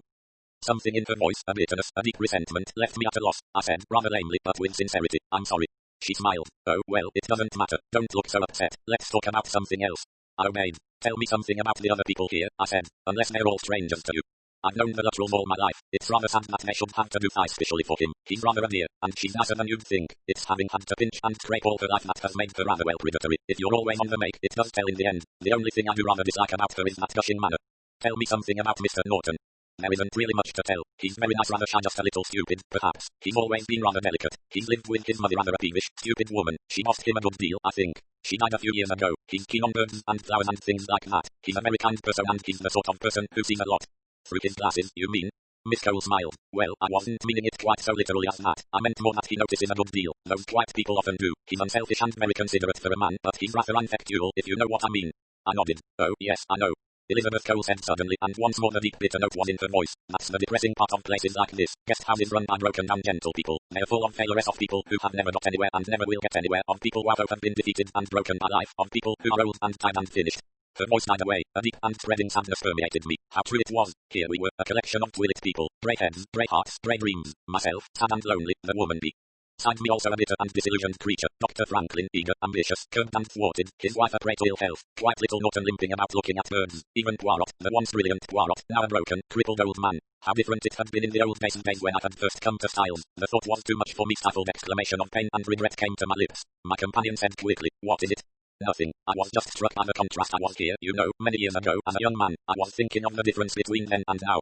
I see, it was a happy house then, everyone was happy here.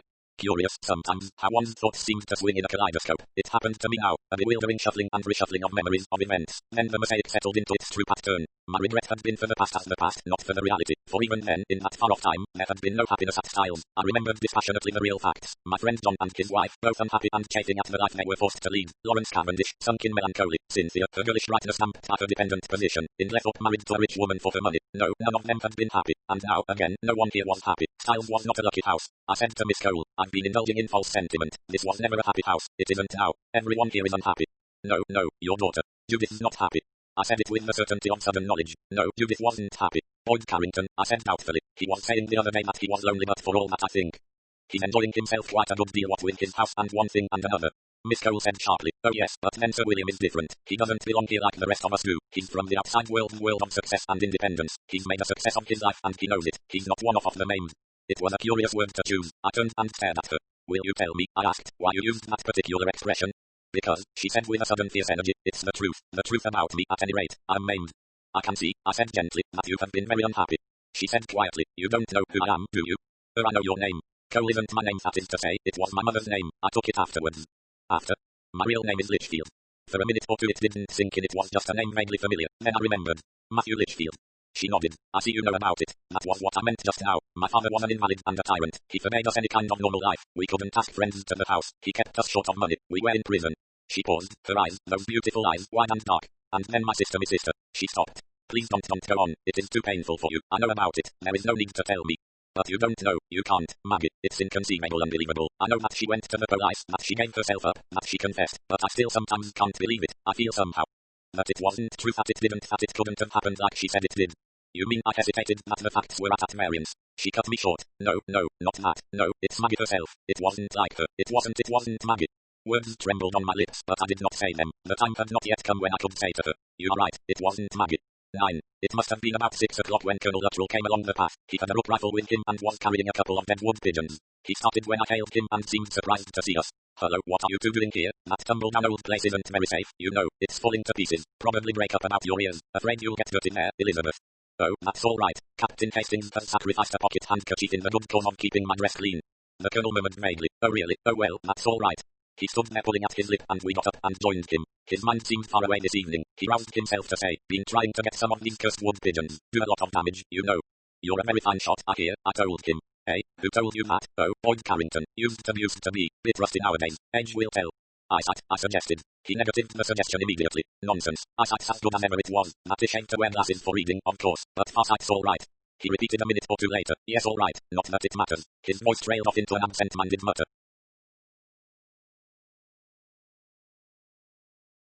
Miss Cole said, looking round, "What a beautiful evening it is."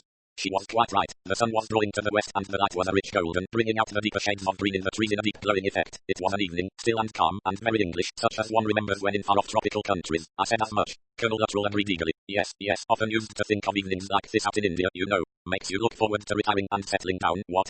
I nodded. He went on, his voice changing. "Yes, settling down, coming home, nothing's ever quite what you picture it, no. I thought that was probably particularly true in his case. He had not pictured himself running a guest house, trying to make it pay, with a nagging wife forever snapping at him and complaining. We walked slowly towards the house. Norton and Boyd Carrington were sitting on the veranda and the Colonel and I joined them whilst Miss Cole went on into the house. We chatted for a few minutes. Colonel Luttrell seemed to have brightened up. He made a joke or two and seemed far more cheerful and wide awake than usual. "Been a hot day," said Norton. "I'm thirsty." Have a drink, you fellows, on the house, what? The colonel sounded eager and happy. We thanked him and accepted. He got up and went in. The part of the terrace where we were sitting was just outside the dining room window, and that window was open. We heard the colonel inside opening a cupboard, then heard the squeak of a corkscrew and the subdued pop as the cork of the bottle came out, and then, sharp and high, came the unofficial voice of Mrs. Colonel Luttrell. What are you doing, George? The colonel's voice was subdued to a mutter. We only heard a mumbled word here and there, fellows. Outside drink. The sharp, irritating voice burst out indignantly. You'll do no such thing, George. The idea now. How do you think we'll ever make this place pay if you go round standing everybody drinks? Drinks here will be paid for. I've got a business head if you haven't. Why, you'd be bankrupt tomorrow if it wasn't for me. I've got to look after you like a child. Yes, just like a child. You've got no sense at all. Give me that bottle. Give it to me, I say. Again there was an agonized low protesting mumble. Mrs. Luttrell answered snappishly. I don't care whether they do or they don't. The bottle's going back in the cupboard, and I'm going to lock the cupboard too. There was the sound of a key being turned in the lock. There now, that's the way of it. This time the colonel's voice came more clearly. You're going too far, Daisy. I won't have it. You won't have it, and who are you? I'd like to know. Who runs this house? I do, and don't you forget it. There was a faint swish of draperies, and Mrs. Luttrell evidently flounced out of the room. It was some few moments before the colonel reappeared. He looked in those few moments to have grown much older and feebler. There was not one of us who did not feel deeply sorry for him, and who would not willingly have murdered Mrs. Luttrell. Awfully sorry, you chaps, he said, his voice sounding stiff and unnatural. Seemed to have run out of whiskey. He must have realized that we could not have helped overhearing what had passed. If he had not realized it, our manner would soon have told him. We were all miserably uncomfortable, and Norton quite lost his head, hurriedly saying first that he didn't really want a drink too near dinner, wasn't it, and then elaborately changing the subject and making a series of the most unconnected remarks. It was indeed a bad moment. I myself felt paralyzed, and Boyd Carrington, who was the only one of us who might conceivably have managed to pass it off, got no opportunity with Norton's babble. Out of the tail of my eye I saw Mrs. Luttrell stalking away down one of the paths equipped with gardening gloves and a dandelion weeder. She was certainly an efficient woman, but I felt bitterly towards her just then. No human being has a right to humiliate another human being. Norton was still talking feverishly. He had picked up a wood pigeon, and from first telling us how he had been laughed at his prep school for being sick when he saw a rabbit killed, had gone on to the subject of grouse moors, telling a long and rather pointless story of an accident that had occurred in Scotland when a beater had been shot. We talked of various shooting accidents we had known, and then Boyd Carrington cleared his throat and said, rather an amusing thing happened once with a batman of mine, Irish chap. He had a holiday and went off to Ireland for it. When he came back I asked him if he had had a good holiday. Ah sure, Your Honour, best holiday I've ever had in my life. I'm glad of that, I said, rather surprised at his enthusiasm. Ah yes, sure, it was a grand holiday. I shot my brother. You shot your brother? I exclaimed. Ah yes, indeed. It's years now that I've been wanting to do it, and there I was on a roof in Dublin, and who should I see coming down the street but my brother, and I there with a rifle in my hand. A lovely shot it was, though I say it myself. Picked him off as clean as a bird. Ah, it was a fine moment, that, and I'll never forget it. Boyd Carrington told the story well, with exaggerated dramatic emphasis, and we all laughed and felt easier. When he got up and strolled off, saying he must get a bath before dinner, Norton voiced our feeling by saying with enthusiasm, what a splendid chap he is. I agreed, and Luttrell said, yes, a good fellow. Always been a success everywhere, so I understand, said Norton. Everything he's turned his hand to has succeeded. Clear-headed, knows his own mind, essentially a man of action. The true successful man. Luttrell said slowly, some men are like that. Everything they turn their hand to succeeds. They can't go wrong. Some people have all the luck. Norton gave a quick shake of the head. No, sir, not luck. He quoted with meaning. Not in our stars, dear Brutus, but in ourselves. Luttrell said, perhaps you're right. I said quickly, at any rate he's lucky to have inherited Nathan. What a place. But he certainly ought to marry. He'll be lonely there by himself. Norton laughed. Marry and settle down, and suppose his wife bullies him. It was the purest bad luck, the sort of remark that anyone could make, but it was unfortunate in the circumstances, and Norton realized it just at the moment that the words came out. He tried to catch them back, hesitated, stammered, and stopped awkwardly. It made the whole thing worse. Both he and I began to speak at once. I made some idiotic remark about the evening light. Norton said something about having some bridge after dinner. Colonel Luttrell took no notice of either of us. He said in a queer, inexpressive voice, no, Boyd Carrington won't get bullied by his wife. He's not the sort of man who lets himself get bullied. He's all right. He's a man. It was very awkward. Norton began babbling about bridge again. In the middle of it a large wood pigeon came flapping over our heads and settled on the branch of a tree not far away. Colonel Luttrell picked up his gun. There's one of the blighters, he said. Before he could take aim the bird had flown off again through the trees where it was impossible to get a shot at it. At the same moment, however, the colonel's attention was diverted by a movement on the far slope. Damn, there's a rabbit nibbling the bark of those young fruit trees. Thought I'd wind the place.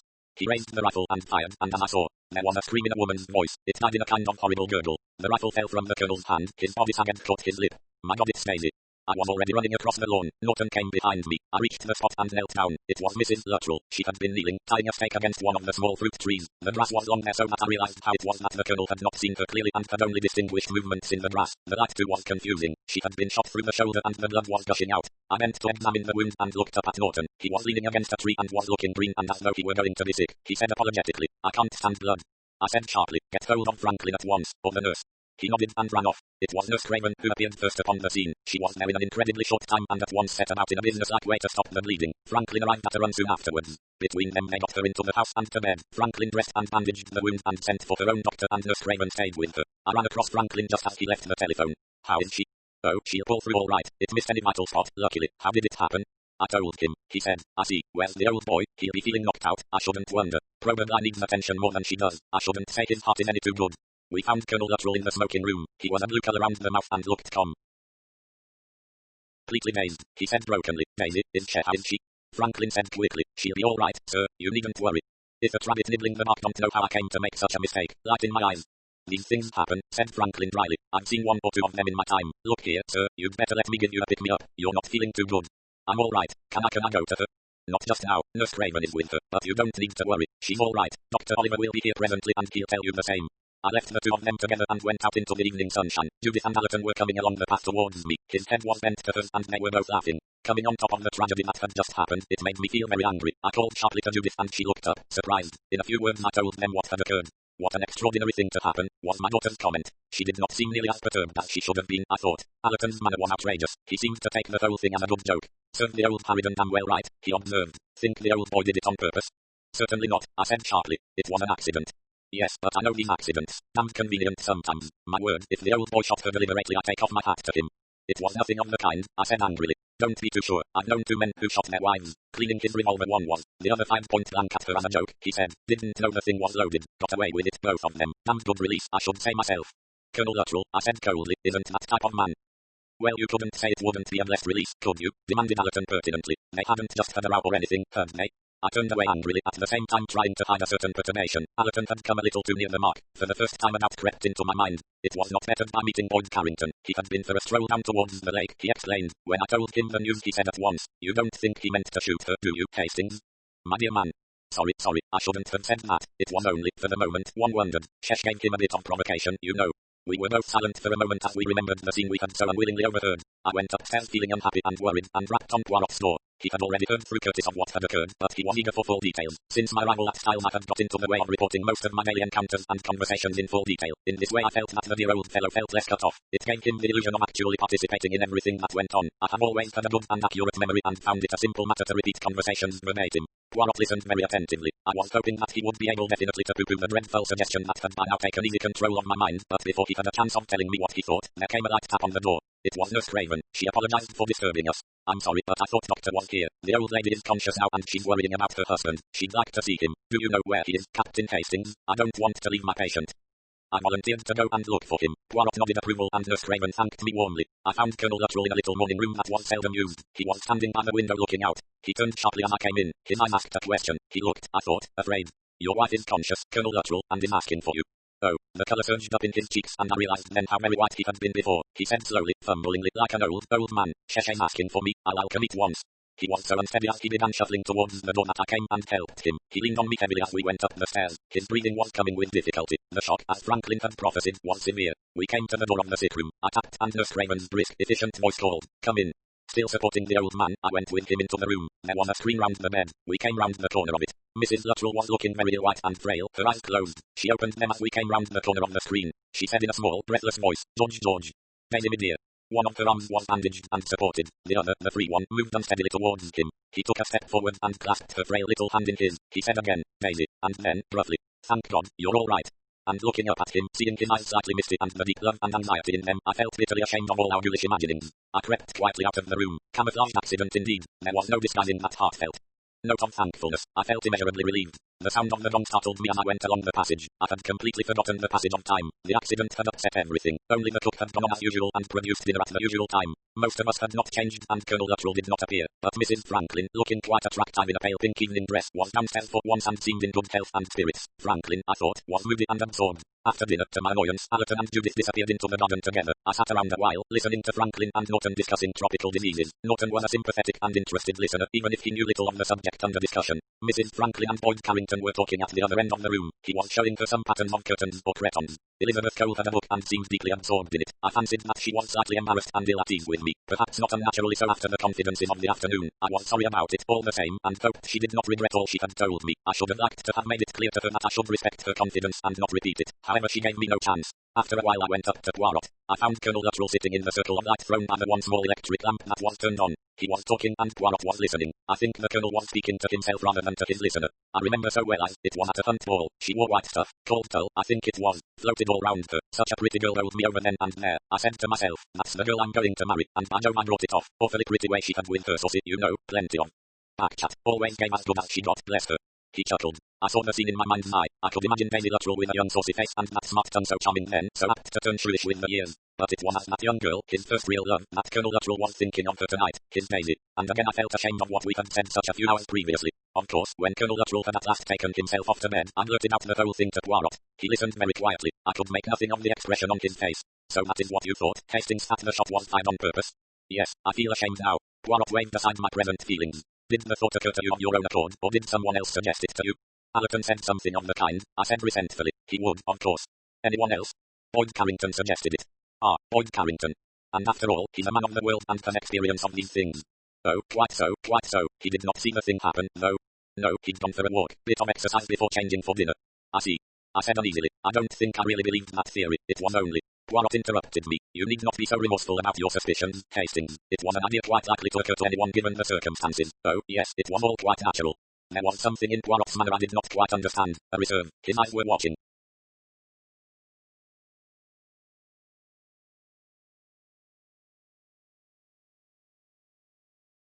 me with a curious expression. I said slowly, perhaps, but seeing now how devoted he really is to her. Poirot nodded. Exactly. That is often the case, remember. Underneath the quarrels, the misunderstandings, the apparent hostility of everyday life, a real and true affection can exist.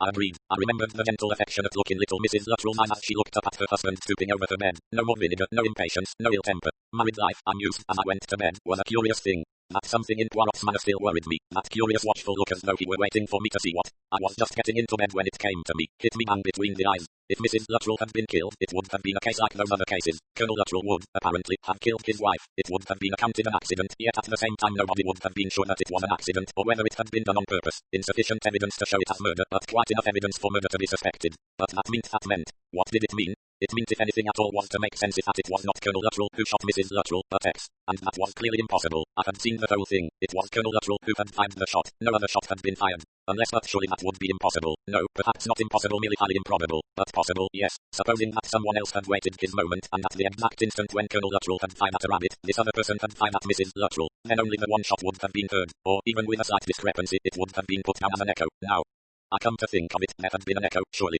But no, that was absurd. There were ways of deciding exactly what weapon a bullet had been fired from. The marks on the bullet must agree with the rifling of the barrel. But that, I remembered, was only when the police were anxious to establish what weapon had fired the shot. There would have been no enquiry in this business, for Colonel Luttrell would have been quite as certain as everyone else that it was he who had fired the fatal shot. That fact would have been admitted, accepted without question. There would have been no question of tests. The only doubt would have been whether the shot was fired accidentally or with criminal intent, a question that could never be resolved. And therefore the case fell into line exactly with those other cases, with the case of the labourer Riggs, who didn't remember but supposed he must have done it, with Maggie Litchfield, who went out of her mind and gave herself up for a crime she had not committed. Yes, this case fell into line with the rest, and I knew now the meaning of Poirot's manner. He was waiting for me to appreciate the fact. 10. I opened the subject with Poirot the following morning. His face lighted up and he wagged his head appreciatively. Excellent, Hastings. I wondered if you would see the similarity. I did not want to prompt you, you understand. Then I'm right. This is another X case. Undeniably. But why, Poirot? What is the motive? Poirot shook his head. Don't you know? Haven't you any idea? Poirot said slowly. I have an idea, yes. You've got the connection between all these different cases? I think so. Well then. I could hardly restrain my impatience. No, Hastings. But I've got to know. It is much better that you should not. Why? You must take it from me that it is so. You are incorrigible, I said, twisted up with arthritis, sitting here helpless, and still trying to play a lone hand. Do not figure to yourself that I am playing a lone hand, not at all. You are, on the contrary, very much in the picture, Hastings. You are my eyes and ears. I only refuse to give you information that might be dangerous. To me. To the murderer.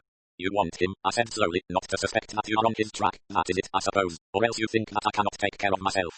You should at least know one thing, Hastings. A man who has killed once will kill again and again and again and again. At any rate, I said grimly, there hasn't been another murder this time. One bullet at least has gone wide.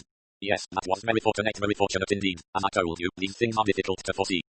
He sighed. His face took on a worried expression. I went away quietly, realizing sadly how unfit Poirot was now for any sustained effort. His brain was still keen, but he was a sick and tired man. Poirot had warned me not to try and penetrate the personality of X. In my own mind I still clung to my belief that I had penetrated that personality. There was only one person at Styles who struck me as definitely evil. By a simple question, however, I could make sure of one thing. The test would be a negative one, but would nevertheless have a certain value. I tackled Judith after breakfast. Where had you been yesterday evening when I met you and Major Allerton?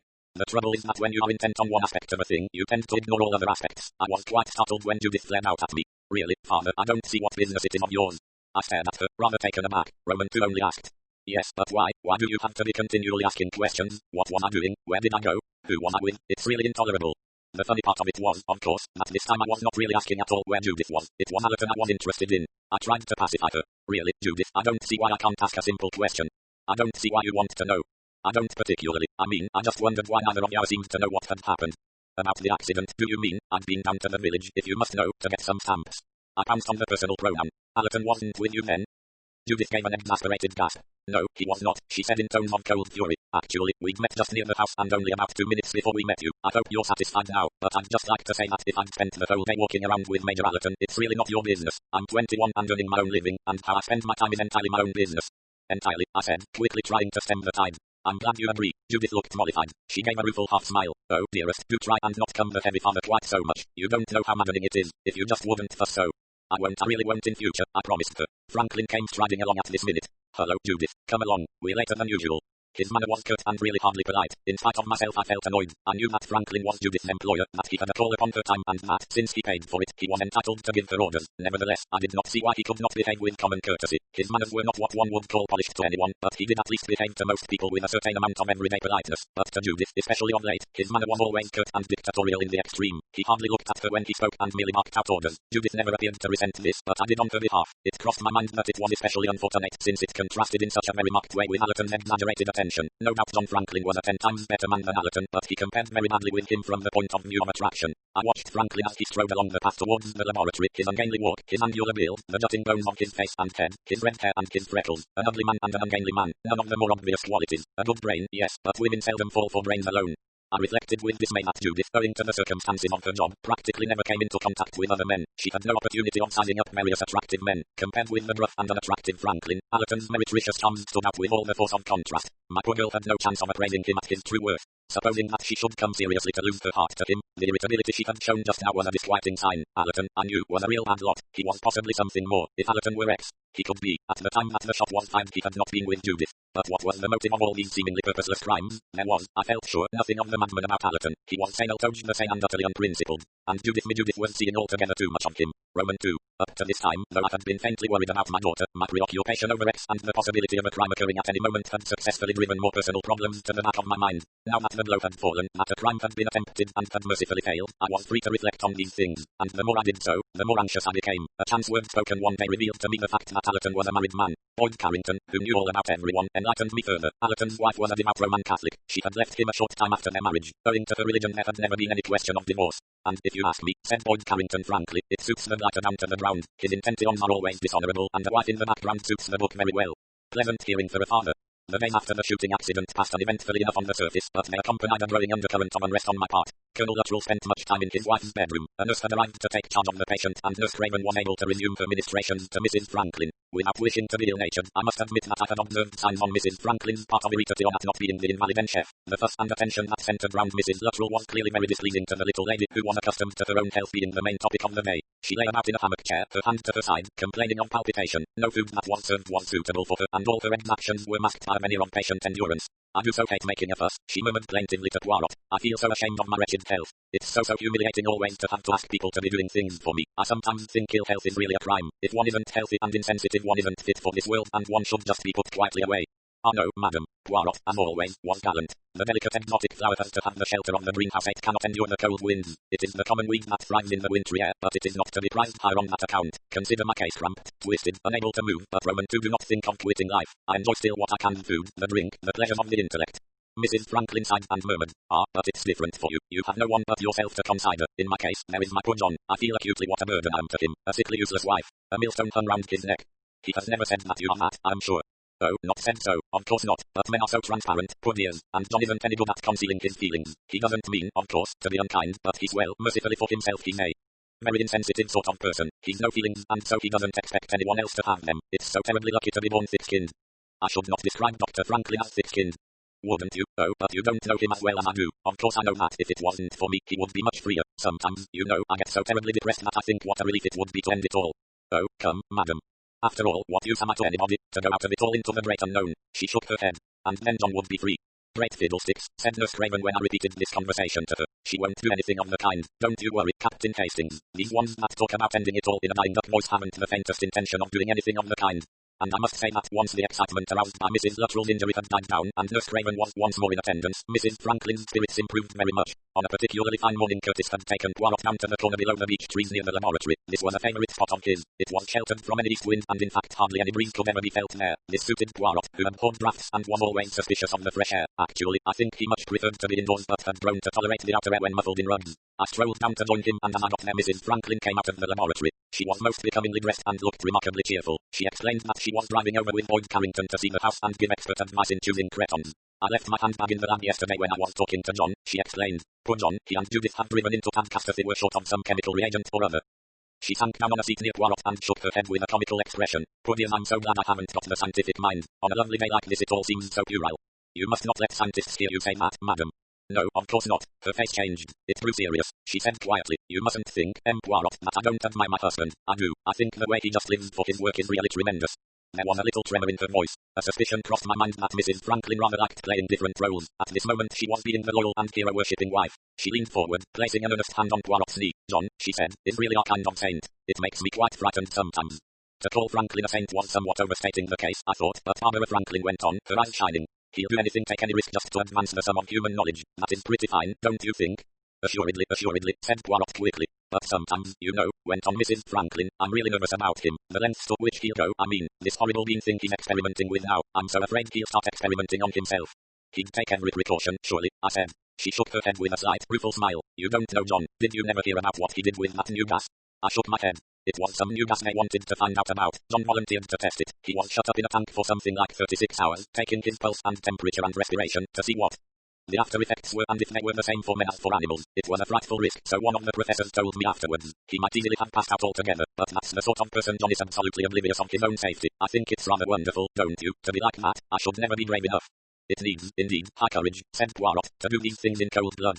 Barbara Franklin said, yes, it does. I'm awfully proud of him, you know, but at the same time it makes me rather nervous, too, because, you see, guinea pigs and frogs are no good after a certain point. You want the human reaction. That's why I feel so terrified that John will go and dose himself with this nasty ordeal bean and that something awful might happen. She sighed and shook her head, but he only laughed at my fears. He really is a sort of saint, you know.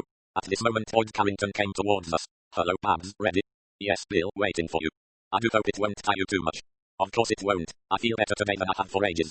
She got up, smiled prettily at us both, and walked up the lawn with her tall escort. Dr. Franklin, the modern saint, said Poirot. Rather a change of attitude, I said, but I think the lady is like that.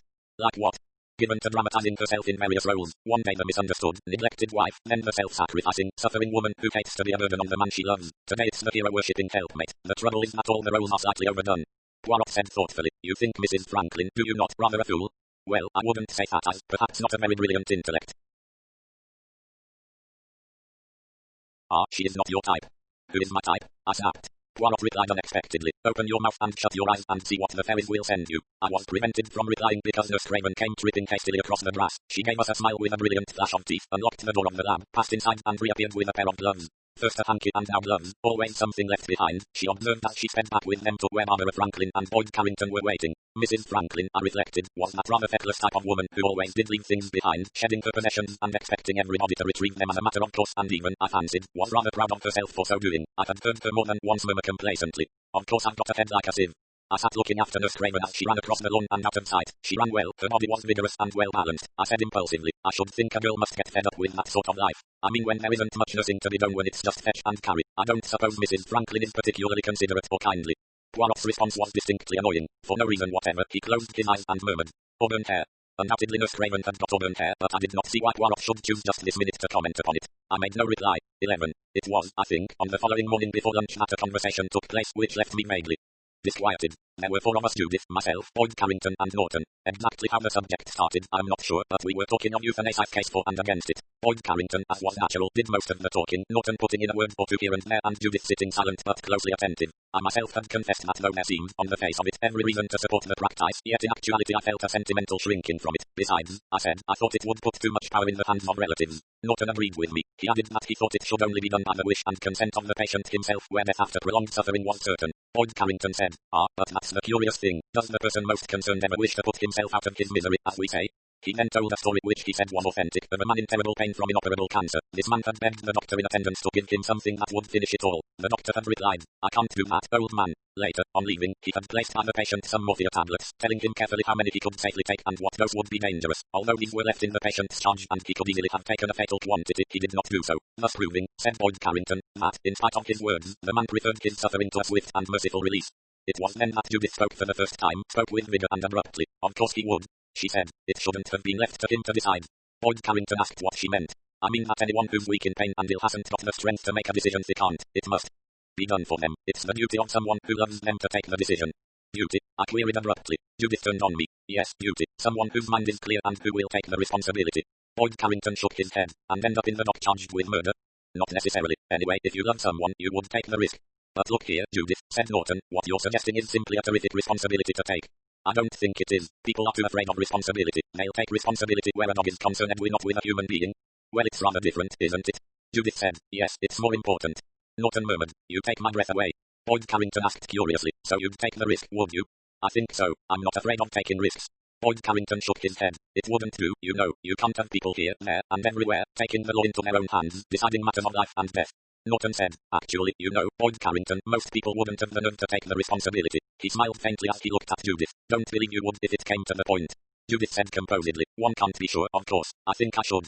Norton said with a slight twinkle, "Not unless you had an axe of your own to grind." Judith flushed hotly. She said sharply, "That just shows you don't understand at all. If I had a personal motive, I couldn't do anything. Don't you see?" She appealed to us all. "It's got to be absolutely impersonal. You could only take the responsibility of offending a life if you were quite sure of your motive. It must be absolutely selfless." "All the same," said Norton, "you wouldn't do it." Judith insisted, "I would. To begin with, I don't hold life as sacred as all you people do. Unfit lives, useless lives, they should be got out of the way. There's so much mess about. Only people who can make a decent contribution to the community ought to be allowed to live. The others ought to be put painlessly away." She appealed suddenly to Boyd Carrington. "You agree with me, don't you?" He said slowly, "In principle, yes. Only the worthwhile should survive." "Wouldn't you take the law into your own hands if it was necessary?" Boyd Carrington said slowly, "Perhaps. I don't know." Norton said quietly, "A lot of people would agree with you in theory, but practice is a different matter." "That's not logical." Norton said impatiently, "Of course it's not. It's really a question of courage. One just hasn't got the guts, to put it vulgarly." Judith was silent. Norton went on, "Frankly, you know, Judith, you'd be just the same yourself. You wouldn't have the courage when it came to it. Don't you think so?" "I'm sure of it." "I think you're wrong, Norton," said Boyd Carrington. "I think Judith has any amount of courage. Fortunately the issue doesn't present itself." The gong sounded from the house. Judith got up. She said very distinctly to Norton, "You're wrong, you know. I've got more guts than you think." She went swiftly towards the house. Boyd Carrington followed her saying, "Hey, wait for me, Judith." I followed, feeling for some reason rather dismayed. Norton, who was always quick to sense a mood, endeavored to console me. "She doesn't mean it, you know," he said. "It's the sort of half-baked idea one has when one is young, but fortunately one doesn't carry it out. It remains just talk." I think Judith overheard, for she cast a furious glance over her shoulder. Norton dropped his voice. "Theories needn't worry anybody," he said. "But look here, Hastings." "Yes." Norton seemed rather embarrassed. He said, "I don't want to butt in, but what do you know of Allerton?" "Of Allerton?" "Yes, sorry if I'm being a nosy, Parker, but frankly if I were you I shouldn't let that girl of yours see too much of him. His reputation isn't very good." "I can see for myself the sort of rotter he is," I said bitterly, "but it's not so easy in these days." "Oh, I know, girls can look after themselves, as the saying goes. Most of them can, too, but well Allerton has rather a special technique in that line." He hesitated, then said, "Look here, I feel I ought to tell you. Don't let it go farther, of course, but I do happen to know something pretty foul about him." He told it me then and there, and I was able to verify it in every detail later. It was a revolting tale, the story of a girl, sure of herself, modern, independent. Allerton had brought all his technique to bear upon her. Later had come the other side of the picture. The story ended with a desperate girl taking her own life with an overdose of Veronal. And the horrible part was that the girl in question had been much the same type as Judith, independent, highbrow kind. The kind of girl who, when she does lose her heart, loses it with a desperation and an abandonment that the silly little fluffy type can never know. I went into lunch with a horrible sense of foreboding. 12. "Is anything worrying you, mon ami?" asked Poirot that afternoon. I did not answer him, merely shook my head. I felt that I had no right to burden Poirot with this, my purely personal problem. It was not as though he could help in any way. Judith would have treated any remonstrances on his part with the smiling detachment of the young towards the boring counsels of the old. Judith, my Judith. It is hard now to describe just what I went through that day. Afterwards, thinking it over, I'm inclined to put something down to the atmosphere of Styles itself. Evil imaginings came easily to the mind there. There was, too, not only the past, but a sinister present. The shadow of murder and the murderer haunted the house. And to the best of my belief the murderer was Allerton and Judith was losing her heart to him. It was unbelievable, monstrous, and I didn't know what to do. It was after lunch that Boyd Carrington drew me aside. He hemmed and hawed a bit before coming to the point. At last he said rather jerkily, "Don't think I'm interfering, but I think you ought to speak to that girl of yours. Give her a word of warning, eh? You know this fellow Allerton reputation's pretty bad, and well, it looks rather like a case. So easy for these men without children to speak like that. Give her a word of warning." Would it be any use? Would it make things worse? If only Cinders were here, she would know what to do, what to say. I was tempted, I admit, to hold my peace and say nothing, but I reflected after a while that this was real only cowardice. I shrank from the unpleasantness of having things out with Judith. I was, you see, afraid of my tall, beautiful daughter. I paced up and down the gardens in increasing agitation of mind. My footsteps led me at last to the rose garden, and there, as it were, the decision was taken out of my hands, for Judith was sitting on a seat. Alone, and in all my life I have never seen an expression of greater unhappiness on any woman's face. The mask was off. Indecision and deep unhappiness showed only too plainly. I took my courage in my hands. I went to her. She did not hear me until I was beside her. Judith, I said. For God's sake, Judith, don't mind so much. She turned on me, startled. Father, I didn't hear you. I went on, knowing that it would be fatal if she managed to turn me back to normal everyday conversation on. Oh, my dearest child, don't think I don't know, that I can't see. He isn't worth it. Oh, do believe me, he isn't worth it. Her face, troubled, alarmed, was turned towards me. She said quietly, do you think you really know what you are talking about? I do know, you care about this man, but, my dear, it's no good. She smiled somberly, a heartbreaking smile. Perhaps I know that as well as you do. You don't, you can't. Oh, Judith, what can come of it all? He's a married man. There can be no future there for you, only sorrow and shame and all ending in bitter self-loathing. Her smile grew wider and more sorrowful. How fluently you talk, don't you? Give it up, Judith, give it all up. No. He's not worth it, my dear. She said very quietly and slowly, he's worth everything in the world to me. No, no, Judith, I beg of you. The smile vanished. She turned on me like an avenging fury. How dare you interfere? I won't stand it. You are never to speak to me of this again. I hate you. It's no business of yours. It's my life, my own secret inside life. She got up. With one firm hand she pushed me aside and went past me, like an avenging fury. I stared after her, dismayed. Roman 2. I was still there, dazed and helpless, unable to think out my next course of action. Some quarter of an hour later, I was there when Elizabeth Cole and Norton found me. They were, I realized later, very kind to me. They must have seen that I was in a state of great mental perturbation, but tactfully enough they made no slightest allusion to my state of mind. Instead they took me with them on a rambling walk. They were both nature lovers. Elizabeth Cole pointed out wildflowers to me. Norton showed me birds through his field glasses. Their talk was gentle, soothing, concerned only with feathered beings and with woodland flora. Little by little I came back to normal, although underneath I was still in a state of the utmost perturbation. Moreover, I was, as people are, convinced that any happening that occurred was connected with my own particular perplexity. So, therefore, when Norton, his glasses to his eyes, exclaimed, "Hello, if that isn't a speckled woodpecker," I never and then broke off suddenly. I immediately leapt to suspicion. I held out my hand for the glasses. "Let me see." My voice was peremptory. Norton fumbled with the glasses. He said, in a curious hesitating voice, "I made a mistake. It's flown away at least. As a matter of fact, it was quite a common bird." His face was white and troubled. He avoided looking at us. He seemed both bewildered and distressed. Even now I cannot think I was altogether unreasonable in jumping to the conclusion that he had seen through those glasses of his something that he was determined to prevent my seeing. Whatever it was that he had seen, he was so thoroughly taken aback by it that it was noticeable to both of us. His glasses had been trained on a distant belt of woodland. What had he seen there? I said peremptorily, "Let me look." I snatched at the glasses. I remember he tried to defend them from me, but he did it clumsily. I seized them roughly. Norton said weakly, "It wasn't really, the bird's gone. I wish." My hands shaking a little, I adjusted the glasses to my eyes. They were powerful glasses. I trained them as nearly as I could on the spot where I thought Norton had been looking. But I saw nothing but a gleam of white, a girl's white dress, disappearing into the trees. I lowered the glasses. Without a word I handed them back to Norton. He did not meet my eyes. He was looking worried and perplexed. We walked back to the house together and I remember that Norton was very silent all the way. Roman 3. Mrs. Franklin and Boyd Carrington came in shortly after we got back to the house. He had taken her in his car to Tadcaster because she wanted to do some shopping. She had done it, I gather, pretty thoroughly. Lots of puzzles came out of the car and she was looking quite animated, talking and laughing and with quite a colour in her cheeks. She sent Boyd Carrington up with a particularly fragile purchase and I gallantly received a further consignment. Her talk was quicker and more nervous than usual. "Frightfully hot, isn't it? I think there's going to be a storm. This weather must break soon. They say, there's quite a water shortage. The worst drought there's been for years." She went on, turning to Elizabeth Cole. "What have you all been doing with yourselves? Where's John?" He said he'd got a headache and was going to walk it off. Very unlike him to have a headache. I think, he's worried about his experiments. They aren't going right or something. I wish he'd talk more about things. She paused and then addressed Norton. "You're very silent, Mr. Norton. Is anything the matter? You look scared. You haven't seen the ghost of old Mrs. whoever it was?" Norton started. No, I haven't seen any ghosts." Roman 2 was just thinking of something. It was at that moment that Curtis came through the doorway wheeling Poirot in his invalid chair. He stopped with it in the hall, preparatory to taking his master out and carrying him up the stairs. Poirot, his eyes suddenly alert, looked from one to the other of us. He said sharply, "What is it? Is anything the matter?" None of us answered for a minute. Then Barbara Franklin said with a little artificial laugh, "No, of course not. What should be the matter? It's just perhaps thunder coming. Oh dear, I'm terribly tired. Bring those things up, will you, Captain Hastings? Thank you so much." I followed her up the stairs and along the east wing. Her room was the end one on that side. Mrs. Franklin opened the door. I was behind her, my arms full of parcels. She stopped abruptly in the doorway. At the window Boyd Carrington was having his palm examined by Nurse Craven. He looked up and laughed a little sheepishly. "Hello, I'm having my fortune told. Nurse is no end of a hand reader."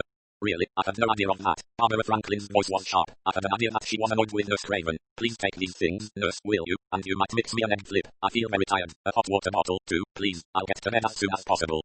"Certainly, Mrs. Franklin." Nurse Craven moved forward. She showed no signs of anything but professional concern. Mrs. Franklin said. Please go, Bill, I'm terribly tired. Boyd Carrington looked very concerned. Oh, I say, Babs, has it been too much for you? I'm sorry. What a thoughtless fool I am. I shouldn't have let you overtie yourself. Mrs. Franklin gave him her angelic muttered smile. I didn't want to say anything. I do hate being tiresome. We two men went out of the room, somewhat abashed, and left the two women together. Boyd Carrington said contritely, what a damned fool I am. Barbara seemed so bright and gay I forgot all about tiring her. Hope she's not knocked herself up. I said mechanically, oh, I expect she'll be all right after a night's rest. He went down the stairs. I hesitated and then went along the other wing towards my own room and Poirot's. The little man would be expecting me. For the first time I was reluctant to go to him. I had so much to occupy my thoughts, and I still had that dull sick feeling at the pit of my stomach. I went slowly along the corridor. From inside Allerton's room I heard voices. I don't think I meant consciously to listen, though I stopped for a minute automatically outside his door. Then, suddenly, the door opened and my daughter Judith came out. She stopped dead when she saw me. I caught her by the arm and hustled her along into my room. I was suddenly intensely angry. What do you mean by going to that fellow's room? She looked at me steadily. She showed no anger now, only complete coldness. For some few seconds she did not reply. I shook her by the arm. I won't have it, I tell you. You don't know what you are doing. She said then, in a low biting voice, I think you have a perfectly filthy mind. I said, I dare say I have. It's a reproach your generation is fond of levelling at mine. We have, at least, certain standards. Understand this, Judith. I forbid you absolutely to have anything more to do with that man. She looked at me steadily. Then she said quietly, I see, so that's it. Do you deny that you're in love with him? No. But you don't know what he is. You can't know. Deliberately, without mincing my language, I repeated to her the story I had heard about Allerton. You see, I said when I had finished, that's the kind of foul brute he is. She seemed quite annoyed, her lips curled upwards scornfully. I never thought he was a saint, I can assure you. Doesn't this make any difference to you, Judith? You can't be utterly depraved. Call it that if you like. Judith, you came into aunt. I could not put my meaning into words. She shook her arm free from my detaining hand. Now, listen, father, I do what I choose. You can't bully me, and it's no good ranting. I shall do exactly as I please with my life, and you can't stop me.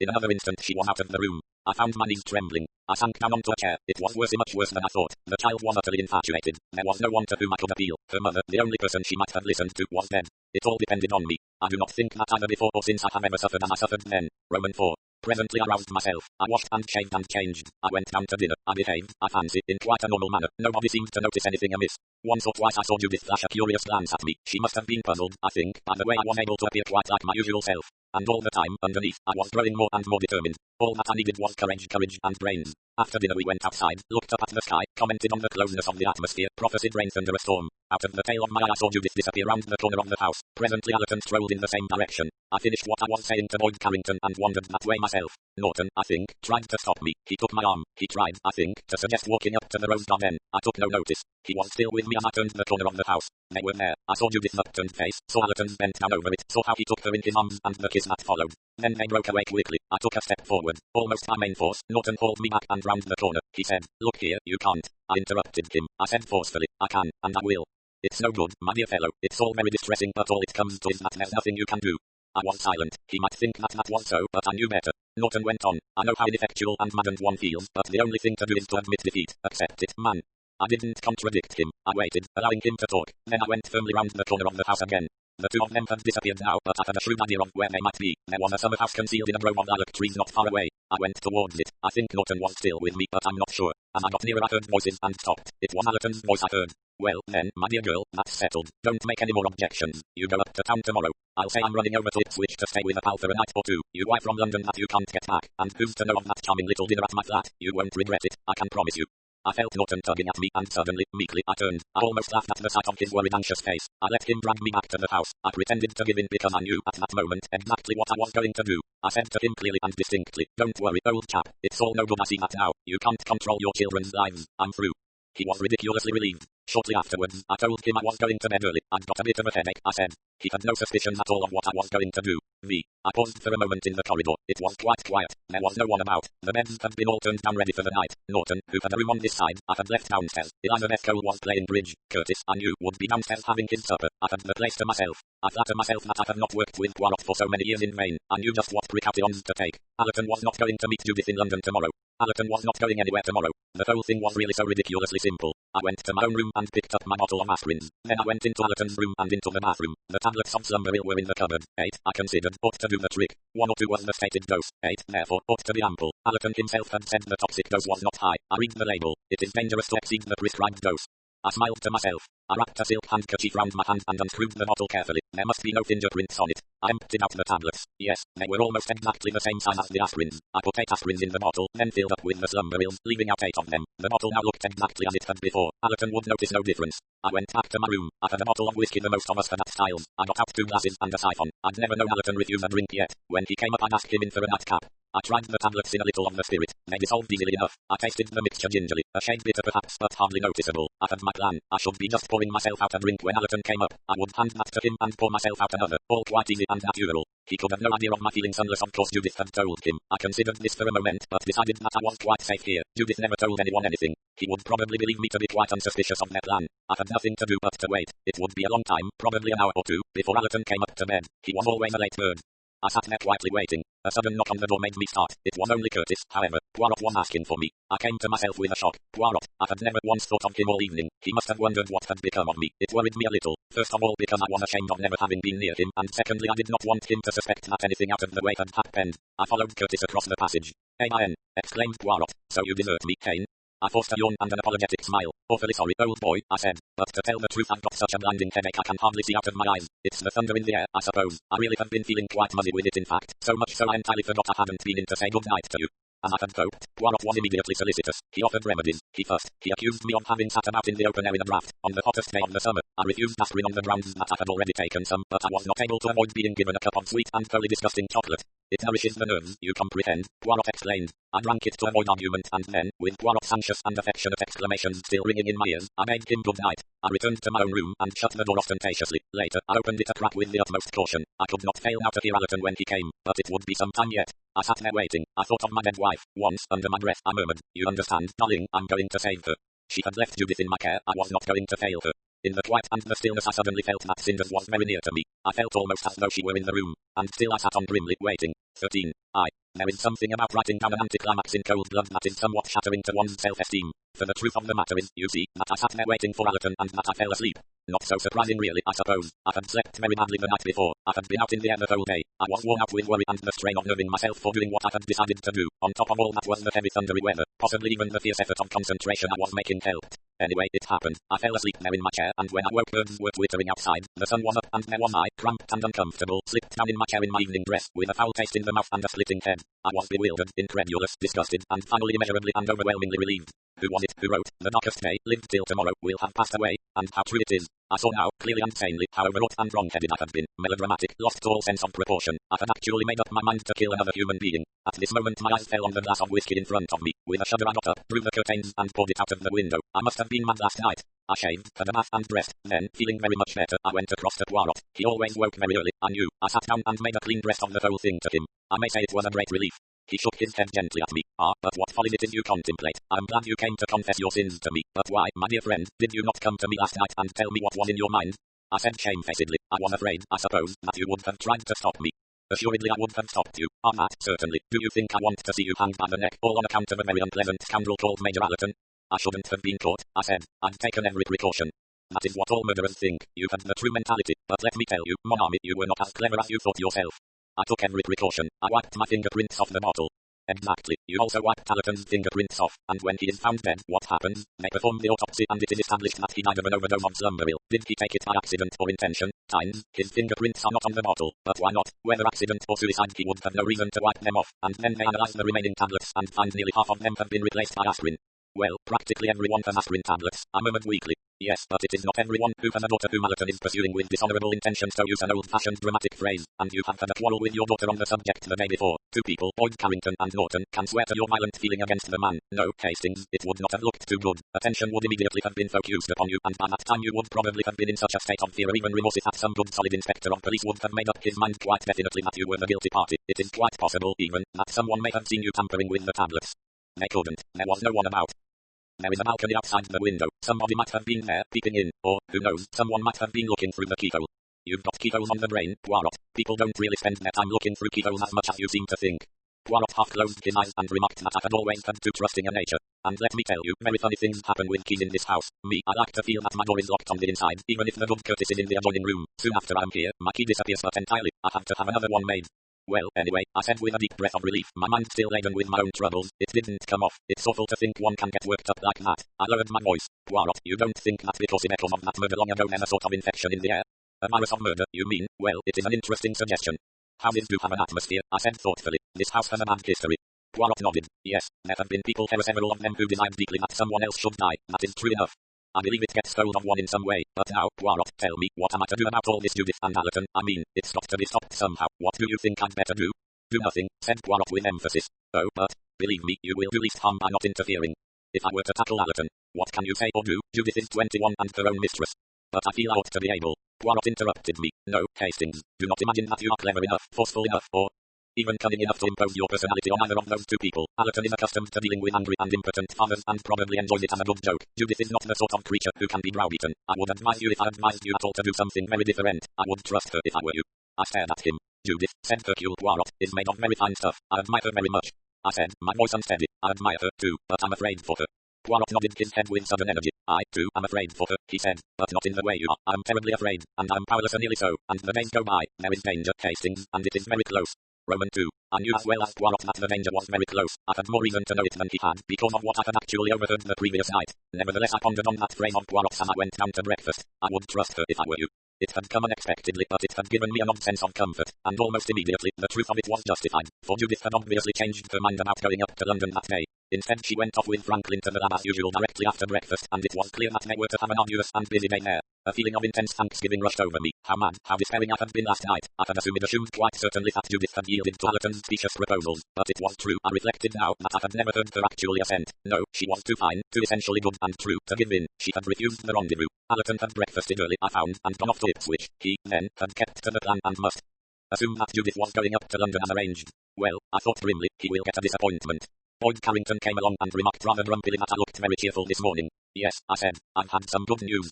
He said that it was more than he had. He'd had a tiresome telephone call from the architect, some building difficulty, a local surveyor cutting up rough, also worrying letters, and he was afraid he'd let Mrs. Franklin overdo herself the day before. Mrs. Franklin was certainly making up for her recent bout of good health and spirits. She was, so I gathered from Nurse Craven, making herself quite impossible. Nurse Craven had had to give up her day off, which had been promised her to go and meet some friends, and she was decidedly sour about it. Since early morning, Mrs. Franklin had been calling for sal volatile, hot water bottles, various patent food and drinks, and was unwilling to let Nurse leave the room. She had neuralgia, a pain round the heart, cramps in her feet and legs, cold shivers, and I don't know what else. I may say here and now that neither I, nor anyone else, was inclined to be really alarmed. We all put it down as part of Mrs. Franklin's hypochondriacal tendencies. This was true of Nurse Craven and Dr. Franklin as well. The latter was fetched from the laboratory. He listened to his wife's complaints, asked her if she would like the local doctor called in violently negative by Mrs. Franklin. He then mixed her a sedative, soothed her as best he could, and went off back to work again. Nurse Craven said to me, he knows, of course, she's just playing up.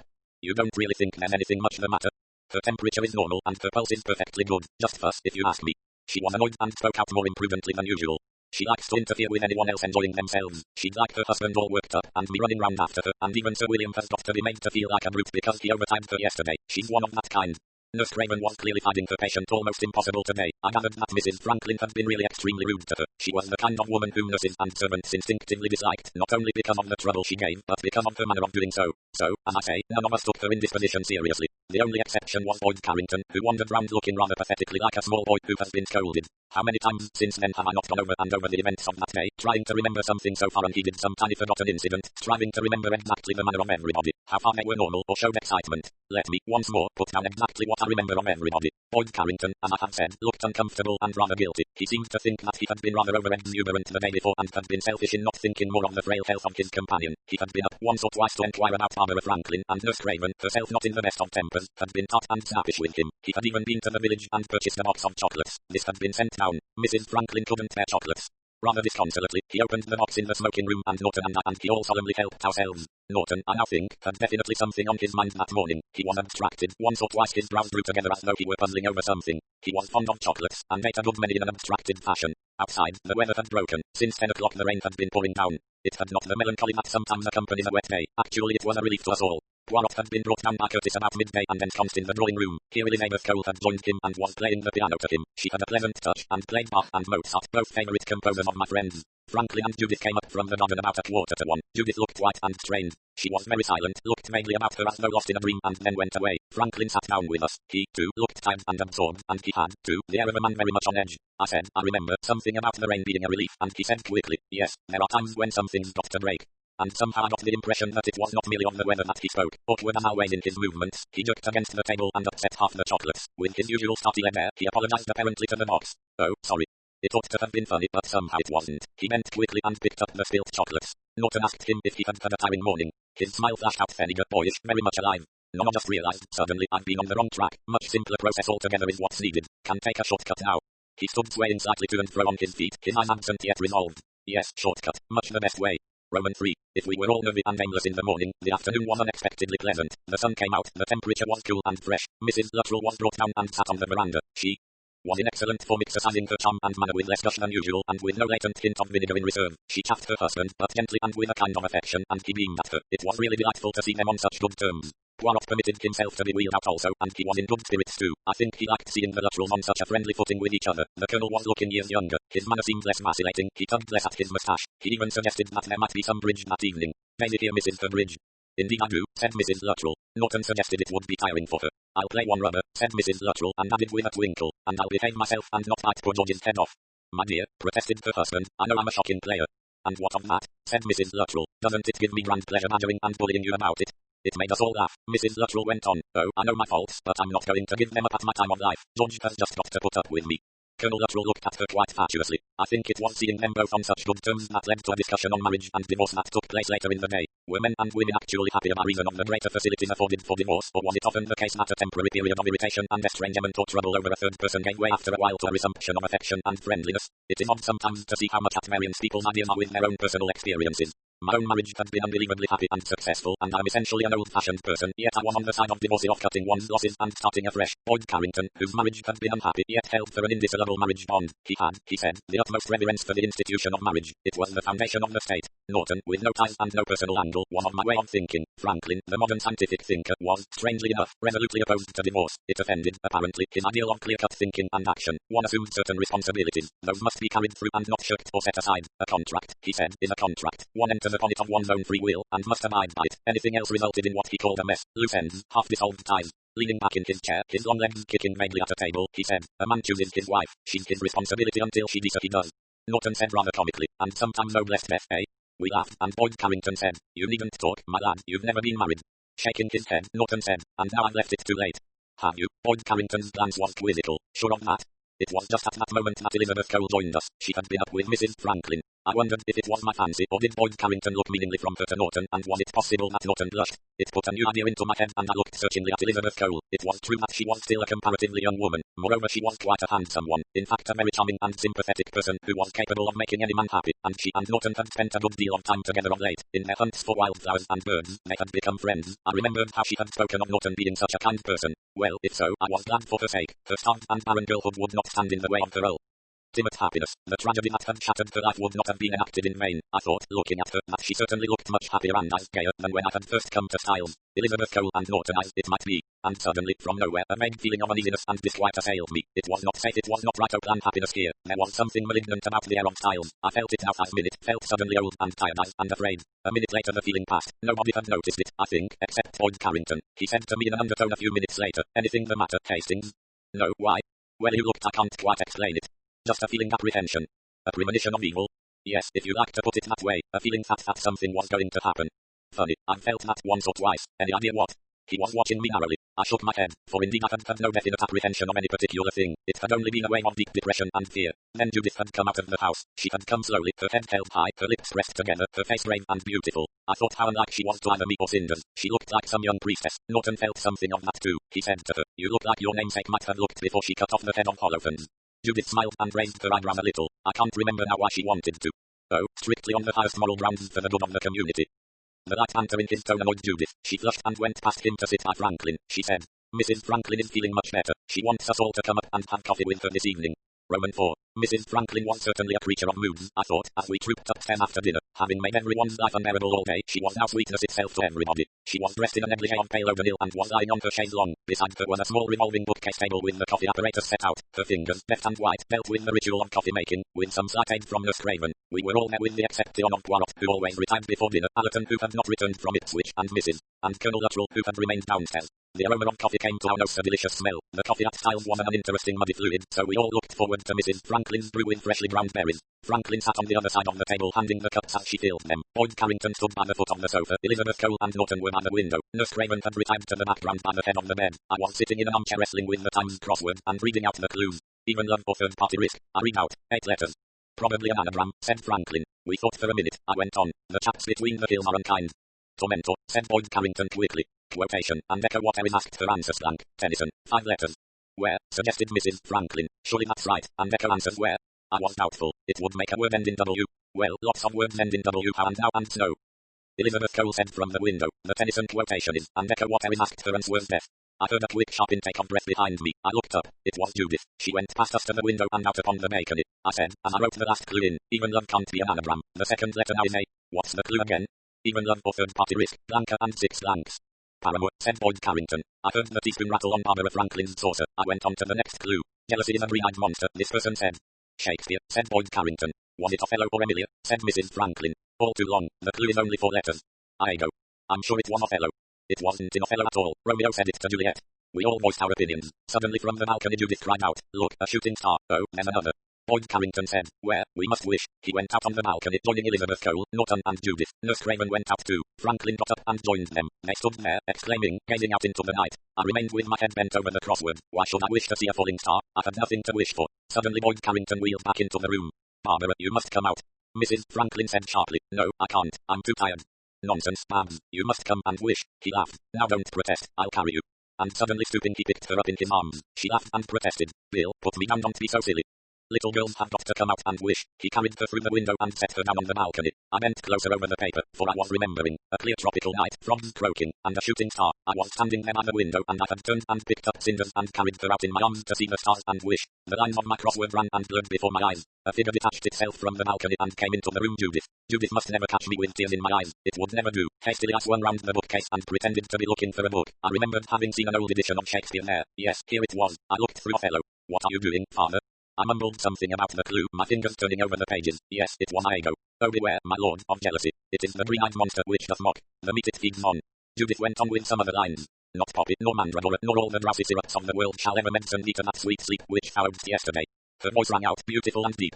The others were coming back, laughing and talking. Mrs. Franklin resumed her place on the chaise longue. Franklin came back to his seat and stirred his coffee. Norton and Elizabeth Cole finished drinking theirs and excused themselves as they had promised to play bridge with the Luttrells. Mrs. Franklin drank her coffee and then demanded her drops. Judith got them for her from the bathroom as Nurse Craven had just gone out. Franklin was wandering aimlessly round the room. He stumbled over a small table. His wife said sharply, don't be so clumsy, John. Sorry, Barbara, I was thinking of something. Mrs. Franklin said rather affectedly, such a great mare, aren't you, darling? He looked at her rather abstractedly. Then he said, nice night, think I'll take a stroll. He went out.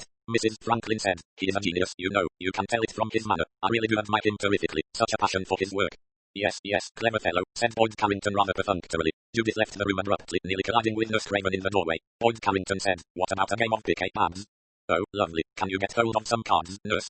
Nurse Craven went to get cards, and I wished Mrs. Franklin good night and thanked her for the coffee. Outside I overtook Franklin and Judith. They were standing looking out of the passage window. They were not speaking, just standing side by side. Franklin looked over his shoulder as I approached. He moved a step or two, hesitated and said, coming out for a stroll, Judith?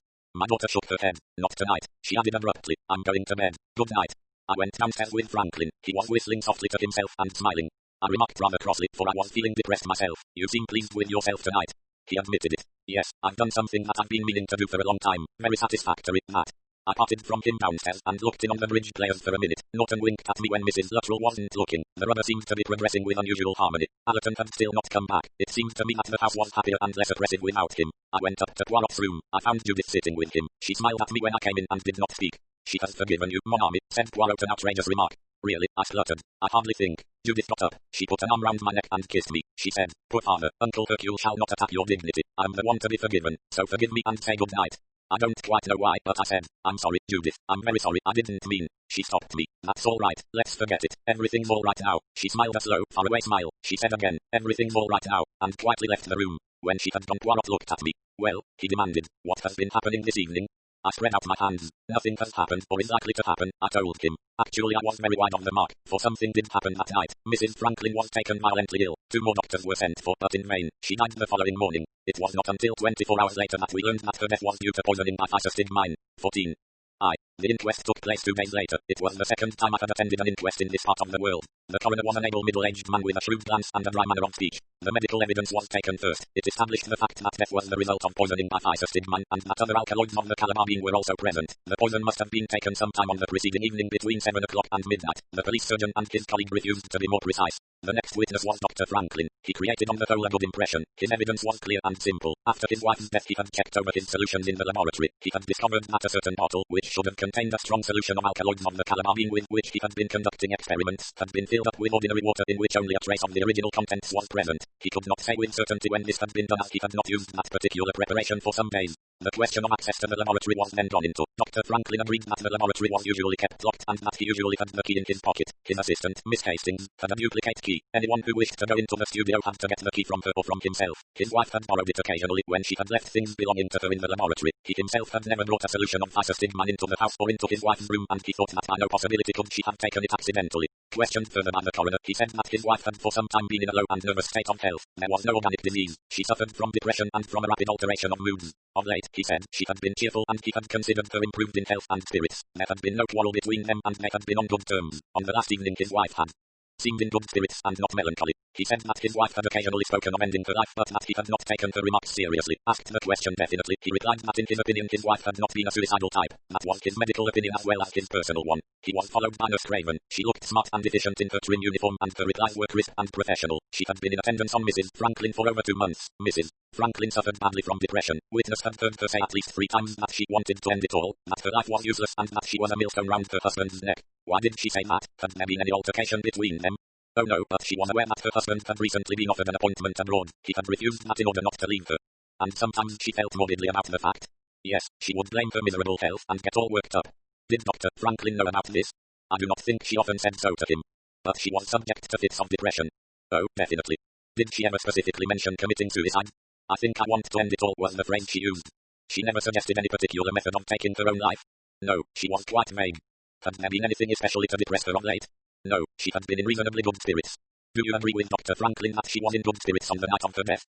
Nurse Craven hesitated. Welsh was excited. She'd had a bad day, complained of pain and giddiness. She had seemed better in the evening, but her good spirits were a bit unnatural. She seemed feverish and rather artificial.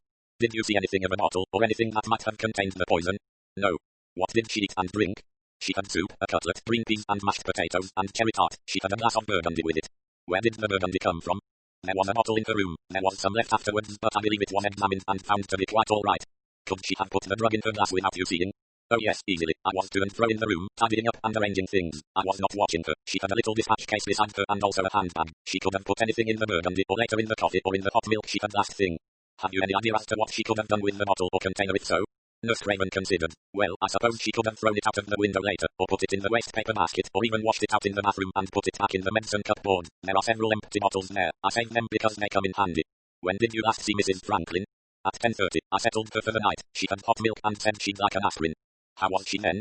The witness considered a minute. Well, really, just as usual. No, I'd say she was perhaps just a bit overexcited. Not depressed? Well, no, more strung up, so to speak. But if it's suicide you're thinking of, it might take her that way. She might feel noble or exalted about it. Do you consider she was a likely person to take her own life?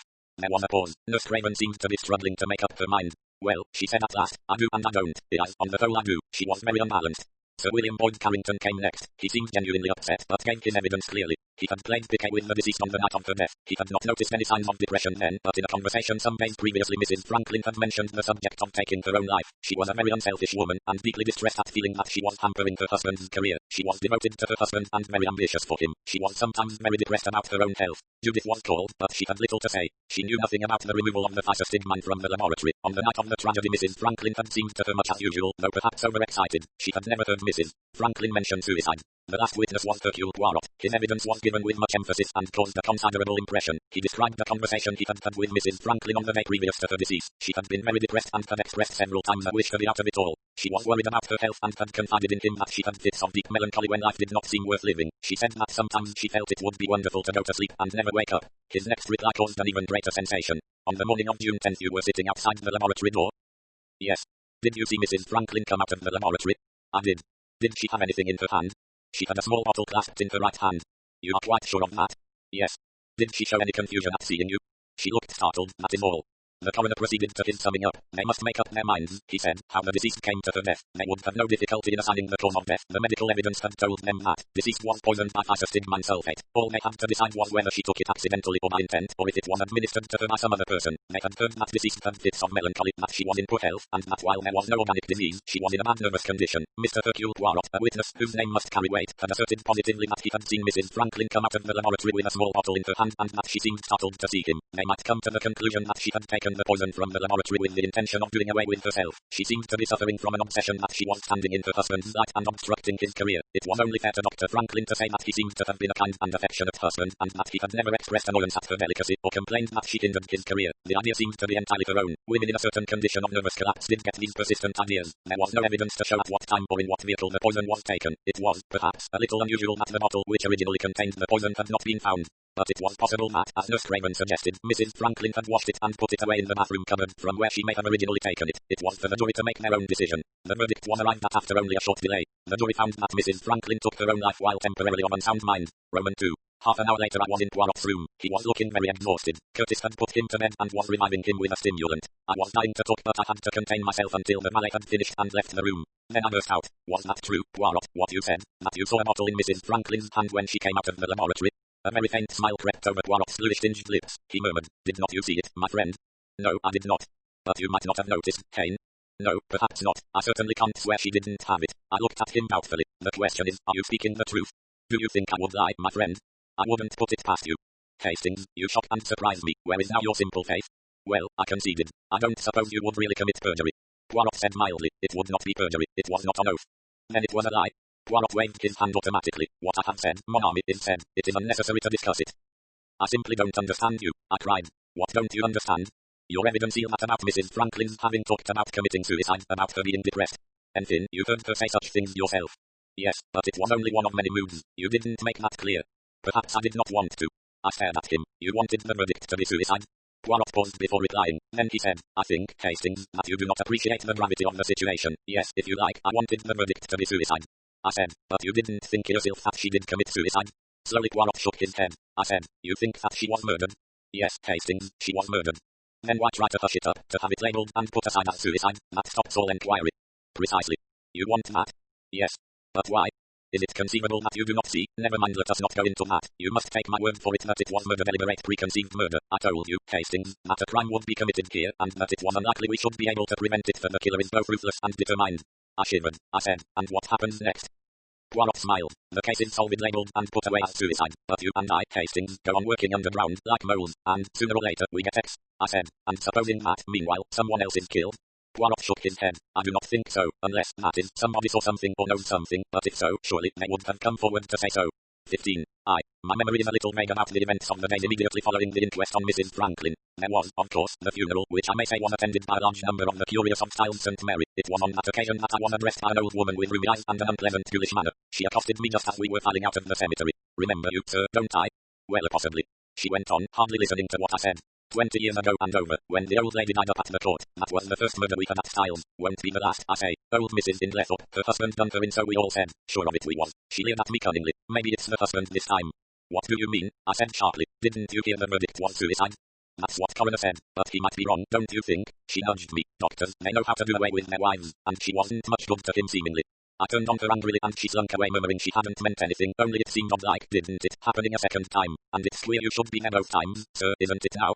For one fantastic moment I wondered if she suspected me of having really committed both crimes. It was most disturbing. It certainly made me realize what a queer, haunting thing local suspicion is. And it was not, after all, so far on, for somebody had killed Mrs. Franklin. And I say I remember very little of those days. Poirot's health, for one thing, was giving me grave concern. Curtis came to me with his wooden face slightly disturbed and reported that Poirot had had a somewhat alarming heart attack. "Seems to me, sir, he ought to see a doctor." I went post-haste to Poirot, who negatived the suggestion most vigorously. It was, I thought, a little unlike him. He had always been, in my opinion, extremely fussy about his health, distrusting drafts, wrapping up his neck in silk and wool, showing a horror of getting his feet damp, and taking his temperature and retiring to bed at the least suspicion of a chill, for otherwise it may be for mere fluxion de poitrine. In most little ailments, he had, I knew, always consulted a doctor immediately. Now, when he was really ill, the position seemed reversed. Yet perhaps that was the real reason, though other ailments had been trifling. Now, when he was indeed a sick man, he feared, perhaps, admitting the reality of his illness. He made light of it because he was afraid. He answered my protests with energy and bitterness. But I have consulted doctors, not one but many. I have been to blank and to dash. He named 2 specialists, and they do what they send me to Egypt, where immediately I am rendered much worse. I have been to I knew a heart specialist. I asked quickly, what did he say?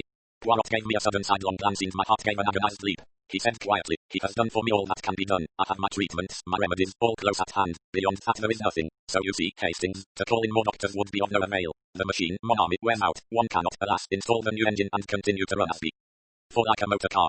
But look here, Poirot, surely there's something. Curtis. Poirot said sharply, Curtis.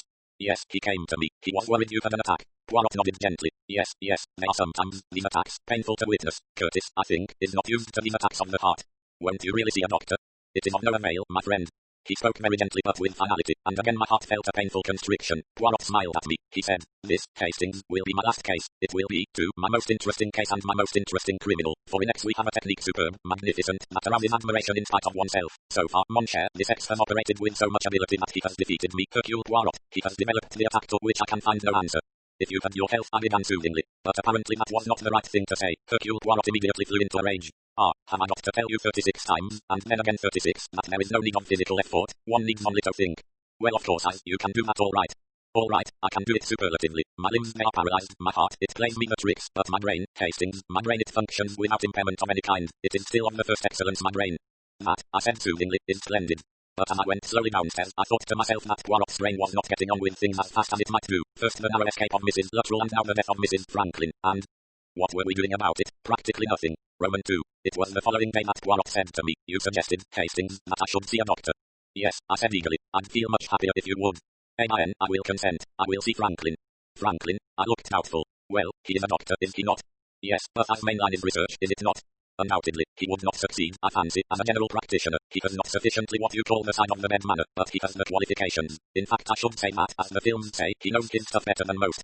I was still not entirely satisfied. Although I did not doubt Franklin's ability, he had always struck me as a man who was impatient of and uninterested in human ailments. Possibly an admirable attitude for research work, but not so good for any sick persons he might attend. However, for Poirot to go so far was a concession, and as Poirot had no local medical attendant, Franklin readily agreed to take a look at him. But he explained that if regular medical attendance was needed, a local practitioner must be called in. He could not attend the case. Franklin spent a long time with him. When he came out finally, I was waiting for him. I drew him into my room and shut the door. Well, I demanded anxiously. Franklin said thoughtfully, he's a very remarkable man. Oh, that, yes, I brushed aside this self-evident fact, but his health? Oh, his health? Franklin seemed quite surprised as though I had mentioned something of no importance at all. Oh, his health's rotten, of course. It was not, I felt, at all a professional way of putting it, and yet I had heard from Judith that Franklin had been one of the most brilliant students of his time. How bad is he? I demanded anxiously. He shot me a look. Do you want to know? Of course.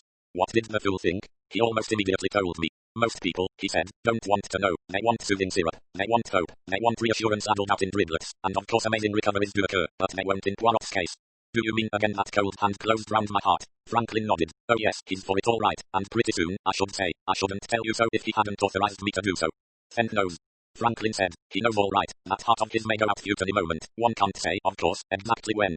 He paused, then he said slowly, from what he says, I gather he's worrying about getting something finished, something that, as he puts it, he's undertaken. Do you know about that?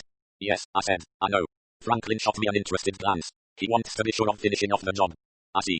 I wondered if John Franklin had any idea of what that job was. He said slowly, I hope he'll manage it. From what he said it means a lot to him. He paused and added, he's got a methodical mind. I asked anxiously, isn't there something that can be done, something in the way of treatment? He shook his head. Nothing doing. He's got ampules of amyl nitrate to use when he feels an attack is coming on. Then he said a rather curious thing. Got a very great respect for human life, hasn't he? Yes, I suppose he has. How often had I not heard Poirot say, I do not approve of murder? That understatement, made so primly, had always tickled my fancy. Franklin was going on. That's the difference between us. I haven't! Exclamation. I looked at him curiously. He inclined his head with a faint smile. Quite true, he said. Since death comes anyway, what does it matter if it comes early or late? There's so little difference. Then what on earth made you become a doctor if you feel like that? I demanded with some indignity on. Oh, my dear fellow, doctoring isn't just a matter of dodging the ultimate end. It's a lot more, it's improving living. If a healthy man dies, it doesn't matter much. If an imbecile cretin is, it's a good thing, but if by the discovery of administering the correct gland you turn your cretin into a healthy normal individual by correcting his thyroid deficiency, that, to my mind, matters a good deal. I looked at him with more interest. I still felt that it would not be Dr. Franklin I should call in if I had influenza, but I had to pay tribute to a kind of white-hot sincerity and a very real force in the man. I had noticed a change in him since his wife's death. He had displayed few of the conventional signs of mourning. On the contrary, he seemed more alive, less absent-minded, and full of a new energy and fire. He said abruptly, breaking into my thoughts, "You and Judith aren't much alike, are you?" "No, I suppose we're not." "Is she like her mother?" I reflected, then slowly shook my head. "Not really. My wife was a merry, laughing creature. She wouldn't take anything seriously and tried to make me the same, without much success I'm afraid." He smiled faintly. "No, you're rather the heavy father, aren't you? So Judith says. Judith doesn't laugh much, serious young woman. Too much work, I expect. My fault." He went into a brown study. I said conventionally, "Your work must be very interesting." "Eh?" I said, "Your work must be interesting." "Only to about half a dozen people. To everybody else it's dull and they're probably right. Anyway," he flung his head back, his shoulders squared themselves. He suddenly looked what he was, a powerful and virile man. "I've got my chance now. God," I could shout out loud. "The Minister Institute people let me know today. The job's still open and I've got it. I start in 10 days' time." "For Africa?" "Yes, it's Strand." "So soon?" I felt slightly shocked. He stared at me. "What do you mean soon?" "Oh." His brow cleared. "You mean after Barbara's death? Why on earth not? It's no good pretending, is it, that her death wasn't the greatest relief to me?" He seemed amused by the expression on my face. "I've not time, I'm afraid, for conventional attitudes. I fell in love with Barbara. She was a very pretty girl, married her and fell out of love with her again in about a year. I don't think it lasted even as long as that with her. I was a disappointment to her, of course. She thought she could influence me. She couldn't. I'm a selfish, pig-headed sort of brute, and I do what I want to do." "But you did refuse this job in Africa on her account," I reminded him. "Yes, that was purely financial, though. I'd undertaken to support Barbara in the way of life she was accustomed to. If I'd done it would have meant leaving her very short. But now," he smiled, a completely frank, boyish smile. "It's turned out amazingly lucky for me." I was revolted. It is true, I suppose, that many men whose wives die are not precisely heartbroken, and everyone more or less knows the fact. But this was so blatant. He saw my face, but did not seem put out. "Truth," he said, "is seldom appreciated, and yet it saves a lot of time and a lot of inaccurate speech." I said sharply, "And it doesn't worry you at all that your wife committed suicide?" He said thoughtfully, "I don't really believe she did commit suicide. Most unlikely. But then, what do you think happened?" He caught me up. "I don't know. I don't think you want to know, understand?" I stared at him. His eyes were hard and cold. He said again, "I don't want to know. I'm not interested. See?" I did see, but I didn't like it. Roman 3. I don't know when it was that I noticed that Stephen Norton had something on his mind. He had been very silent after the inquest, and after that and the funeral were over he still walked about, his eyes on the ground and his forehead puckered. He had a habit of running his hands through his short grey hair until it stuck up on end like straw wheelpeter. It was comical but quite unconscious and denoted some perplexity on his mind. He returned absent-minded answers when you spoke to him, and it did at last dawn upon me that he was definitely worried about something. I asked him tentatively if he had had bad news of any kind, which he promptly negatived. That closed the subject for the time being. But a little later he seemed to be trying to get an opinion from me on some matter in a clumsy, roundabout way.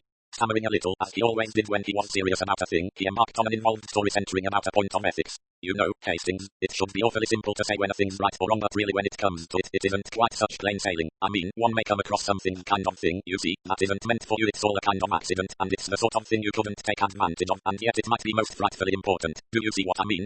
"Not very well, I'm afraid," I confessed. Norton's brow furrowed again. He ran his hands up through his hair again so that it stood upright in its usual comical manner. "It's so hard to explain. What I mean is, suppose you just happened to see something in a private letter and opened by mistake, that sort of thing, a letter meant for someone else, and you began reading it because you thought it was written to you, and so you actually read something you weren't meant to before you realized. That could happen, you know." "Oh yes, of course it could." "Well, I mean, what would one do?" "Well, I gave my mind to the problem. I suppose you'd go to the person and say, 'I'm awfully sorry, but I opened this by mistake.'" Norton sighed. He said it wasn't quite so simple as that. "You see, you might have read something rather embarrassing, Hastings. That would embarrass the other person, you mean. I suppose you'd have to pretend you hadn't actually read anything, that you'd discovered your mistake in time." "Yes," Norton said it after a moment's pause, and he did not seem to feel that he had yet arrived at a satisfactory solution. He said rather wistfully, "I wish I did know what I ought to do." I said that I couldn't see that there was anything else he could do. Norton said, the perplexed frown still on his forehead, "You see, Hastings, there's rather more to it than that. Supposing that what you read was, well, rather important, to someone else again, I mean." I lost patience. "Really, Norton, I don't see what you do mean. You can't go about reading other people's private letters, can you?"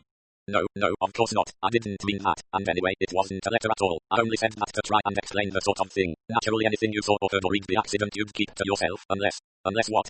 Norton said slowly, "Unless it was something you ought to speak about." I looked at him with suddenly awakened interest. He went on, "Look here, think of it this way, supposing you saw something through our keyhole." Keyholes made me think of Poirot. Norton was stumbling on. "What I mean is, you've got a perfectly good reason for looking through the keyhole, and key might have stuck, and you just looked to see if it was clear, or some quite good reason, and you never for 1 minute expected to see what you did see."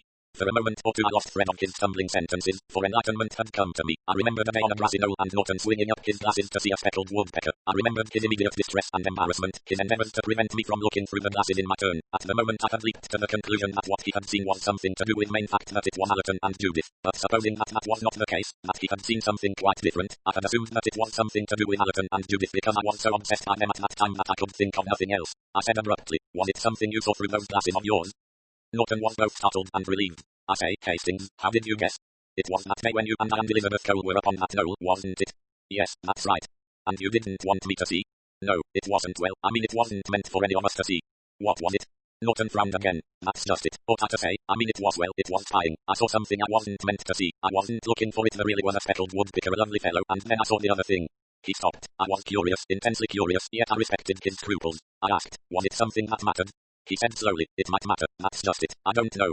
I asked then, "Has it something to do with Mrs. Franklin's death?" He started. "It's queer you should say that." "Then it has." No, not directly, but it might have." He said slowly, "It would throw a different light on certain things. It would mean that, oh, damn it all, I don't know what to do." I was in a dilemma. I was agog with curiosity, yet I felt that Norton was very reluctant to say what he had seen. I could understand that. I should have felt the same myself. It is always unpleasant to come into possession of a piece of information that has been acquired in what the outside world would consider a dubious manner. Then an idea struck me. Why not consult Poirot? Poirot? Norton seemed a little doubtful. "Yes, ask his advice." "Well," said Norton slowly, "it's an idea, only, of course, he's a foreigner." He stopped, rather embarrassed. I knew what he meant. Poirot's scathing remarks on the subject of playing the game were only too familiar to me. I only wondered that Poirot had never thought of taking to bird glasses himself. He would have done if he had thought of it. "He'd respect your confidence," I urged, "and you needn't act upon his advice if you don't like it." "That's true," said Norton, his brow clearing. "You know, Hastings, I think that's just what I will do." Roman 4. I was astonished at Poirot's instant reaction to my piece of information. "What is that you say, Hastings?"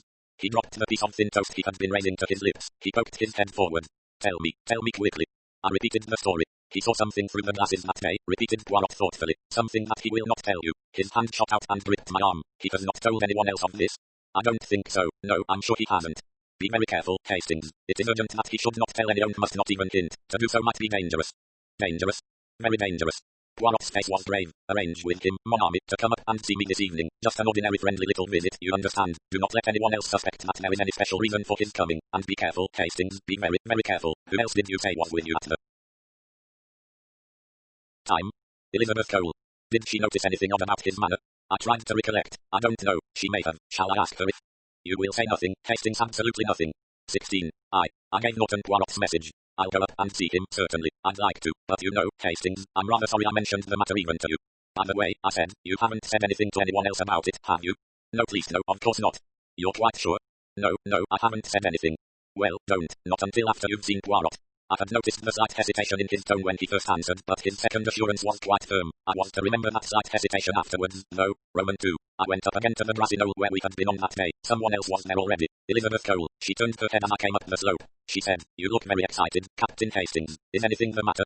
I tried to calm myself. No, nothing at all. I'm just out of breath with walking fast." I added in an everyday, commonplace voice, "It's going to rain."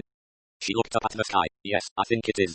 We stood there silent for a minute or two. There was something about this woman that I found very sympathetic. Ever since she had told me who she really was and the tragedy that had ruined her life, I had taken an interest in her. Two people who have suffered unhappiness have a great bond in common. Yet for her there was, or so I suspected, a second spring. I said now impulsively, "Far from being excited, I'm depressed today. I've had bad news about my dear old friend." "About M. Poirot?" Her sympathetic interest led me to unburden myself. When I had finished she said softly, "I see, some end might come at any time." I nodded, unable to speak. After a minute or two I said, "When he's gone I shall indeed be alone in the world." "Oh, no, you've got Judith and your other children. They're scattered over the world, and Judith, well, she's got her work, she doesn't need me." I suspect that children don't ever need their parents until they are in trouble of some kind. I should make up your mind to that as to some fundamental law. I'm far more lonely than you are. My two sisters are far away, one in America and one in Italy. "My dear girl," I said, "your life's beginning." "At 35? What's 35? I wish I were 35. I added maliciously, "I'm not quite blind, you know." She turned an enquiring glance on me, then blushed. "You don't think so? Stephen Norton and I are only friends. We've got a good deal in common. All the better. He's just awfully kind." "Oh, my dear," I said, "don't believe it's all kindness. We men aren't made that way." But Elizabeth Cole had turned suddenly white. She said in a low, strained voice, "You're cruel, and how can I ever think of marriage, with my history, with my sister a murderess, if not that, insane? I don't know which is worse." I said strongly, "Don't let that prey on your mind. Remember, it may not be true." "What do you mean, it is true?" "Don't you remember saying to me once, that wasn't Maggie?" She caught her breath. "One feels like that." "What one feels is often true." She stared at me. "What do you mean?" "Your sister," I said, "did not kill her father." Her hand crept up to her mouth. Her eyes, wide and scared, looked into mine. You're mad, she said. You must be mad. Who told you that? Never mind, I said. It's true. Someday I'll prove it to you. Roman 3. Near the house I ran into Boyd Carrington. This is my last evening, he told me. I move out tomorrow. To Nathan? Yes. That's very exciting for you. Is it? I suppose it is. He gave a sigh. Anyway, Hastings, I don't mind telling you I shall be glad to leave here. The food is certainly pretty bad and the service isn't good. I don't mean that. After all, it's cheap and you can't expect much from these paying guest places. No, Hastings, I mean more than discomfort. I don't like this house. There's some malign influence about it. Things happen here. They certainly do. I don't know what it is. Perhaps a house that has once had a murder in it is never quite the same afterwards, but I don't like it. First there was that accident to Mrs. Luttrell, an unlucky thing to happen, and then there was poor little Barbara. He paused. The most unlikely person in the world to have committed suicide, I should have said. I hesitated. Well, I don't know that I'd go as far as that. He interrupted me. Well, I would. Hang it all, I was with her most of the day before. She was in good spirits and enjoyed our outing. The only thing she was worrying about was whether John wasn't getting too much wrapped up in his experiments and might overdo things, or try some of his messes upon himself. Do you know what I think, Hastings? No. That husband of hers is the one who's responsible for her death. Nagged at her, I expect. She was always happy enough when she was with me. He let her see that she handicapped his precious career. I'd give him a career, and it broke her up. Damned callous, that fellow hasn't turned a hair. Told me as cool as anything he was off to Africa now. Really, you know, Hastings, I shouldn't be surprised if he actually murdered her. You don't mean that, I said sharply. No, I don't really, though, mind you, mainly because I can see that if he murdered her, he wouldn't do it that way. I mean, he was known to be working on this stuff I suspected, man, so it stands to reason if he'd done her in, he wouldn't have used that. But all the same, Hastings, I'm not the only one to think that Franklin's a suspicious character. I had the tip from someone who ought to know. Who was that? I asked sharply. Boyd Carrington lowered his voice. Nurse Craven. What? I was intensely surprised. Hush, don't shout. Yes, Nurse Craven put the idea into my head. She's a smart girl, you know, got her wits about her. She doesn't like Franklin, hasn't liked him all along. I wondered. I should have said that it was her own patient whom Nurse Craven had disliked. It occurred to me suddenly that Nurse Craven must know a good deal about the Franklin M&H. She's staying here tonight, said Boyd Carrington. What? I was rather startled. Nurse Craven had left immediately after the funeral. Just for a night between cases, explained Boyd Carrington. I see. I was vaguely disquieted by Nurse Craven's return, yet I could hardly have said why. Was there, I wondered, any reason for her coming back? She didn't like Franklin, Boyd Carrington had said. Reassuring myself, I said with sudden vehemence, she's no right to hint things about Franklin. After all, it was her evidence that helped to establish suicide. That, and Poirot seeing Mrs. Franklin coming out of the studio with a bottle in her hand. Boyd Carrington snapped. What's a bottle? Women are always carrying bottles and bottles. Hello, on nail polish. That wench of yours was running about with a bottle in her hand. That evening, it doesn't mean she was thinking of suicide, does it? Nonsense. He broke off as Allerton came up to us, most appropriately, in melodramatic fashion. There was a low rumble of thunder in the distance. I reflected, as I had reflected before, that Allerton was certainly cast for the part of the villain. But he had been away from the house on the night of Barbara Franklin's death, and besides, what possible motive could he have had? But then, I reflected, X never had a motive. That was the strength of his position. It was that, and that only, that was holding us up. And yet, at any minute, that tiny flash of illumination might come. Roman 4. I think that here and now I should like to place on record that I had never, all through, considered for one moment that Poirot might fail. In the conflict between Poirot and X, I had never contemplated the possibility that X might come out victor. In spite of Poirot's feebleness and ill health, I had faith in him as potentially the stronger of the two. I was used, you see, to Poirot's succeeding. It was Poirot himself who first put a doubt into my head. I went in to see him on my way down to dinner. I forget now exactly what led to it, but he suddenly used the phrase, if anything happens to me. I protested immediately and loudly. Nothing would happen, nothing could happen. Then you have not listened carefully to what Dr. Franklin told you. Franklin doesn't know. You're good for many a long year yet, Poirot. It is possible, my friend, though extremely unlikely, but I speak now in the particular and not the general sense. Though I may die very soon, it may still be not soon enough to suit our friend X. What? My face showed my shocked reaction. Poirot nodded. But yes, Hastings, X is, after all, intelligent. In fact, most intelligent. And X cannot fail to perceive that my elimination, even if it were only to precede natural decease by a few days, might be of inestimable advantage. But then what would happen? I was bewildered. When the colonel falls, mon ami, the second in command takes over. You will continue. How can I? I'm entirely in the dark. I have arranged for that. If anything happens to me, my friend, you will find here he patted the locked dispatch case by his side all the clues you need. I have arranged, you see, for every eventuality. There is really no need to be clever. Just tell me now everything there is to know. No, my friend, the fact that you do not know what I know is a valuable asset. You have left me a clearly written account of things. Certainly not. X might get hold of it. Then what have you left? Indications in kind. They will mean nothing to X, be assured of that, but they will lead you to the discovery of the truth. I'm not so sure of that. Why must you have such a tortuous mind, Poirot? You always like making everything difficult. You always have. And it is now with me a passion. Is that what you would say? Perhaps. But rest assured, my indications will lead you to the truth. He paused. Then he said, and perhaps, then, you would wish that they had not led you so far. You would say instead, bring down the curtain. Something in his voice started again, that vague unformulated dread that I had once or twice felt spasms of already. It was as though somewhere, just out of sight, was a fact that I did not want to see, that I could not bear to acknowledge. Something that already, deep down, I knew. I shook the feeling off and went down to dinner. 17. Dinner was a reasonably cheerful meal. Mrs. Luttrell was down again and in her best vein of artificial Irish gaiety. Franklin was more animated and cheerful than I had yet seen him. Nurse Craven I saw for the first time in mufti instead of her nurse's uniform. She was certainly a very attractive young woman now that she had cast off her professional reserve. After dinner Mrs. Luttrell suggested bridge, but in the end some round games were started. About 9:30 Norton declared his intention of going up to see Poirot. Good idea, said Boyd Carrington. Sorry he's been under the weather lately. I'll come up too. I had to act quickly. Look here, I said, do you mind? It really tires him too much to talk to more than one person at a time. Norton took the cue and said quickly, I promised to lend him a book on birds. Boyd Carrington said, all right, you coming back again, Hastings? Yes.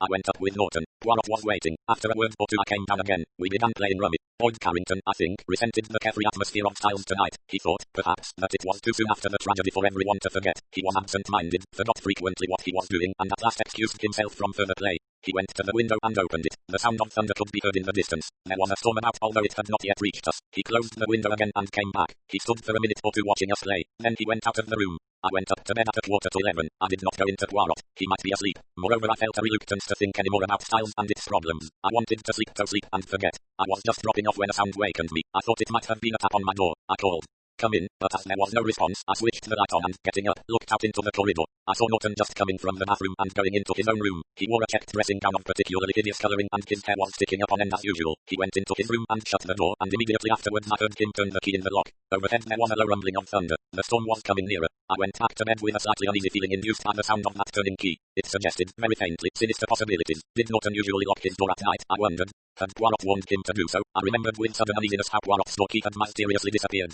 I lay in bed and my uneasiness grew whilst the storm overhead added to my feeling of nervousness. I got up at last and locked my own door. Then I went back to bed and slept. Roman 2. I went into Poirot before going down to breakfast. He was in bed and I was struck again by how ill he looked. Deep lines of weariness and fatigue were on his face. How are you, old boy? He smiled patiently at me. I exist, my friend. I still exist. Not in pain?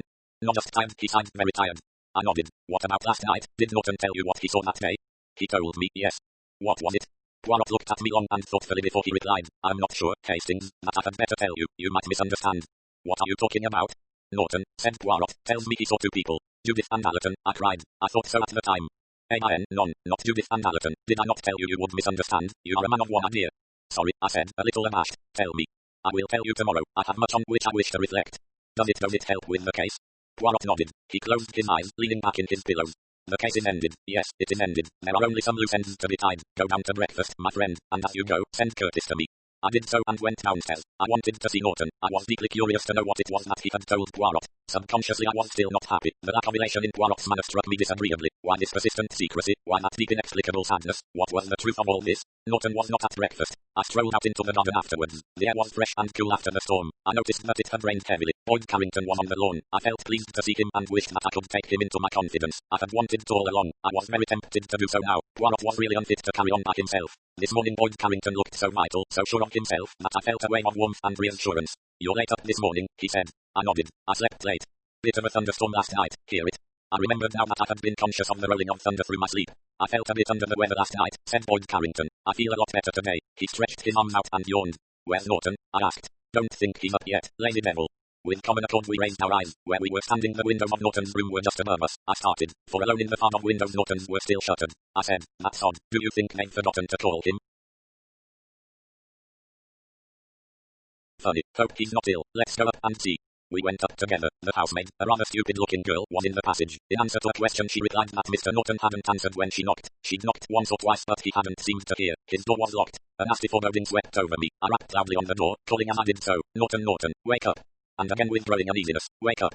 Roman 3. When it was apparent that there was going to be no answer we went and found Colonel Luttrell. He listened to us with a vague alarm showing in his faded blue eyes. He pulled uncertainly at his moustache. Mrs. Luttrell, always the one for prompt decisions, made no bones about it. You'll have to get that door open somehow. There's nothing else for it. For the second time in my life, I saw a door broken open at Styles. Behind that door was what had been behind a locked door on the first occasion. Death by violence. Norton was lying on his bed in his dressing gown. The key of the door was in the pocket. In his hand was a small pistol, a mere toy, but capable of doing its work. There was a small hole in the exact center of his forehead. For a moment or two I could not think of what I was reminded. Something, surely very old. I was too tired to remember. As I came into Poirot's room he saw my face. He said quickly, what has happened, Norton? Dead. How, when? Briefly I told him. I ended wearily. They say it's suicide. What else can they say? The door was locked. The windows were shuttered. The key was in his pocket. Why, I actually saw him go in and heard him lock the door. You saw him, Hastings? Yes, last night. I explained. You're sure it was Norton? Of course, I'd know that awful old dressing gown anywhere. For a moment Poirot became his old self. Ah, but it is a man you are identifying, not a dressing gown. Ma foi, anyone can wear a dressing gown. It's true, I said slowly, that I didn't see his face, but it was his hair all right, and that slight limp. Anyone could limp, mon Dieu. I looked at him, startled. Do you mean to suggest, Poirot, that it wasn't Norton that I saw? I'm not suggesting anything of the kind. I'm merely annoyed by the unscientific reasons you give for saying it was Norton. No, I do not for 1 minute suggest that it was not Norton. It would be difficult for it to be anyone else, for every man here is tall, very much taller than he was, and then thin, you cannot disguise height. That no, Norton was only 5'5", I should say. Tout de me, it is like a conjuring trick, is it not? He goes into his room, locks the door, puts the key in his pocket, and is found shot with the pistol in his hand and the key still in his pocket. Then you don't believe, I said, that he shot himself? Slowly Poirot shook his head. No, he said, Norton did not shoot himself. He was deliberately killed. Roman 4. I went downstairs in a daze. The thing was so inexplicable I may be forgiven, I hope, for not seeing the next inevitable step. I was dazed. My mind was not working properly. And yet it was so logical. Norton had been killed to prevent, or so I believed, his telling what he had seen. But he had confided that knowledge to one other person. So that person, too, was in danger. And was not only in danger, but was helpless. I should have known. I should have foreseen. Cher ami, Poirot had said to me as I left the room. They were the last words I was ever to hear him say, for when Curtis came to attend to his master he found that master dead. 18. I don't want to write about it at all. I want, you see, to think about it as little as possible. Hercule Poirot was dead and with him died a good part of Arthur Hastings. I will give you the bare facts without embroidery. It is all I can bear to do. He died, they said, of natural causes. That is to say he died of a heart attack. It was the way, so Franklin said, that he had expected him to go. Doubtless the shock of Norton's death brought one on. By some oversight, it seems, the amyl nitrate ampoules were not by his bed. Was it an oversight? Did someone deliberately remove them? No, it must have been something more than that. X could not count on Poirot's having a heart attack. For, you see, I refuse to believe that Poirot's death was natural. He was killed, as Norton was killed, as Barbara Franklin was killed. And I don't know why they were killed and I don't know who killed them. There was an inquest on Norton and a verdict of suicide. The only point of doubt was raised by the surgeon, who said it was unusual for a man to shoot himself in the exact center of his forehead. But that was the only shadow of doubt. The whole thing was so plain. The door locked on the inside, the key in the dead man's pocket, the windows closely shuttered, the pistol in his hand. Norton had complained of headaches, it seemed, and some of his investments had been doing badly lately. Hardly reasons for suicide, but they had to put forward something. The pistol was apparently his own. It had been seen lying on his dressing table twice by the housemaid during his stay at Styles. So that was that. Another crime beautifully stage managed, and as usual with no alternative solution. In the duel between Poirot and X had won. It was now up to me. I went to Poirot's room and took away the dispatch box. I knew that he had made me his executor, so I had a perfect right to do so. The key was round his neck. In my own room I opened the box, and at once I had a shock. The dossier of X's cases were gone. I had seen them there only a day or two previously when Poirot unlocked it. That was proof, if I had been needing it, that X had been at work. Either Poirot had destroyed those papers himself, most unlikely, or else X had done so. X, that damned fiend X. But the case was not empty. I remembered Poirot's promise that I should find other indications, which X would not know about. Were these the indications? There was a copy of one of Shakespeare's plays, Othello, in a small cheap edition. The other book was the play John Ferguson by St. John Ervine. There was a marker in it at the third act. I stared at the two books blankly. Here were the clues that Poirot had left for me. They meant nothing to me at all. What could they mean? The only thing I could think of was a code of some kind, a word code based on the plays. But if so, how was I to get at it? There were no words, no letters, underlined anywhere. I tried gentle heat with no result. I read the third act of John Ferguson carefully through, a most admirable and thrilling scene where the wanting Clutie John sits and talks, and which ends with the younger Ferguson going out to seek for the man who has wronged his sister. Masterly character drawing, but I could hardly think that Poirot had left them to improve my taste in literature. And then, as I turned the leaves of the book over, a slip of paper fell out. It bore a phrase in Poirot's handwriting. Talk to my valet George. Well, here was something. Possibly the key to the code if it was had been left with George. I must get hold of his address and go to seek him. But first there was the sad business of burying my dear friend. Here was the spot where he had lived when he first came to this country. He was to lie here at the last. Judith was very kind to me in these days. She spent a lot of time with me and helped to make all the arrangements. She was gentle and sympathetic. Elizabeth Cole and Boyd Carrington were very kind too. Elizabeth Cole was less affected by Norton's death than I should have thought. If she felt any deep grief she kept it to herself. And so it was all ended. Roman 2. Yes, I must put it down. It must be said. The funeral was over. I was sitting with Judith, trying to make a few sketchy plans for the future.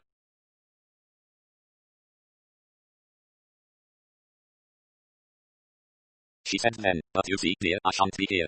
Not here. I shan't be in England. I stared at her. I haven't liked to tell you before, Father. I didn't want to make things worse for you, but you've got to know now. I hope you won't mind too much. I'm going to Africa, you see, with Dr. Franklin. I burst out at that. It was impossible. She couldn't do a thing like that. Everyone would be bound to talk. To be an assistant to him in England, and especially when his wife was alive, was one thing, but to go abroad with him to Africa was another. It was impossible, and I was going to forbid it absolutely. Judith must not do such a thing. She didn't interrupt. She let me finish. She smiled very faintly. But, dearest, she said, I'm not going as his assistant. I'm going as his wife. It hit me between the eyes. I said, or rather stammered, Al Allerton.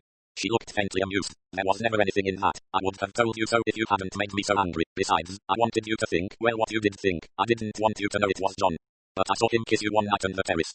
She said impatiently, Oh, I dare say, I was miserable that night. These things happen. Surely you know that? I said, you can't marry Franklin yet so soon. Yes, I can. I want to go out with him, and you've just said yourself it's easier. We've nothing to wait for, no. Judith and Franklin, Franklin and Judith. Do you understand the thoughts that came into my mind, the thoughts that have lain under the surface for some time? Judith with a bottle in her hand, Judith with her young passionate voice declaring that useless lives should go to make way for useful ones, Judith whom I loved and whom Poirot also had loved. Those two people that Norton had seen had they been Judith and Franklin, but if so, no, that couldn't be true. Not Judith. Franklin, perhaps a strange man, a ruthless man, a man who if he made up his mind to murder, might murder again and again. Poirot had been willing to consult Franklin. Why, what had he said to him that morning? But not Judith, not my lovely brave young Judith. And yet how strange Poirot had looked, how those words had rung out. You may prefer to say ring down the curtain. And suddenly a fresh idea struck me. Monstrous, impossible. Was the whole story of X a fabrication? Had Poirot come to Styles because he feared a tragedy in the Franklin age? Had he come to watch over Judith? Was that why he had resolutely told me nothing? Because the whole story of X was a fabrication, a smoke screen? Was the whole heart of the tragedy Judith, my daughter? Othello. It was Othello I had taken from the bookcase that night when Mrs. Franklin had died. Was that the clue? Judith that night looking, so someone had said, like her namesake before she cut off the head of Holophons. Judith with death in her heart. 19. I'm writing this in Eastbourne. I came to Eastbourne to see George, formerly Poirot's valet. George had been with Poirot many years. He was a competent matter-of-fact man, with absolutely no imagination. He always stated things literally and took them at their face value. Well, I went to see him. I told him about Poirot's death and George reacted as George would react. He was distressed and grieved and managed very nearly to conceal the fact. Then I said, he left you, did he not, a message for me? George said at once, for you, sir, no, not that I'm aware of. I was surprised. I pressed him, but he was quite definite. I said at last, my mistake, I suppose. Well, that's that. I wish you had been with him at the end. I wish so, too, sir. Still I suppose if your father was ill you had to come to him. George looked at me in a very curious manner. He said, I beg your pardon, sir, I don't quite understand you. You had to leave in order to look after your father, isn't that right? I didn't wish to leave, sir. Poirot sent me away. Sent you away? I stared. I don't mean, sir, that he discharged me. The understanding was that I was to return to his service later, but I left by his wish and he arranged for suitable remuneration whilst I was here with my old father. But why, George, why? I really couldn't say, sir. Didn't you ask? No, sir, I didn't think it was my place to do so. Poirot always had his ideas, sir, a very clever gentleman, I always understood, sir, and very much respected. Yes, I murmured abstractedly. Very particular about his clothes, he was so given to having them rather foreign and fancy if you know what I mean, but that, of course, is understandable as he was a foreign gentleman, his hair, too, and his moustache. Ah, those famous moustaches, I felt a twinge of pain as I remembered his pride in them. Very particular about his moustache, he was, went on George, not very fashionable the way he wore it, but it suited him, sir, if you know what I mean. I said I did know, then I murmured delicately, I suppose he dyed it as well as his hair? He dyed a touch up his moustache a little but not his hair not of late years. Nonsense, I said, it was as black as a raven looked quite like a wig it was so unnatural. George coughed apologetically. Excuse me, sir, it was a wig. Poirot's hair came out a good deal lately, so he took to a wig. I thought how odd it was that a valet knew more about a man than his closest friend did. I went back to the question that puzzled me. But have you really no idea why Poirot sent you away as he did? Think, man, think. George endeavoured to do so, but he was clearly not very good at thinking. I can only suggest, sir, he said at last, that he discharged me because he wanted to engage Curtis.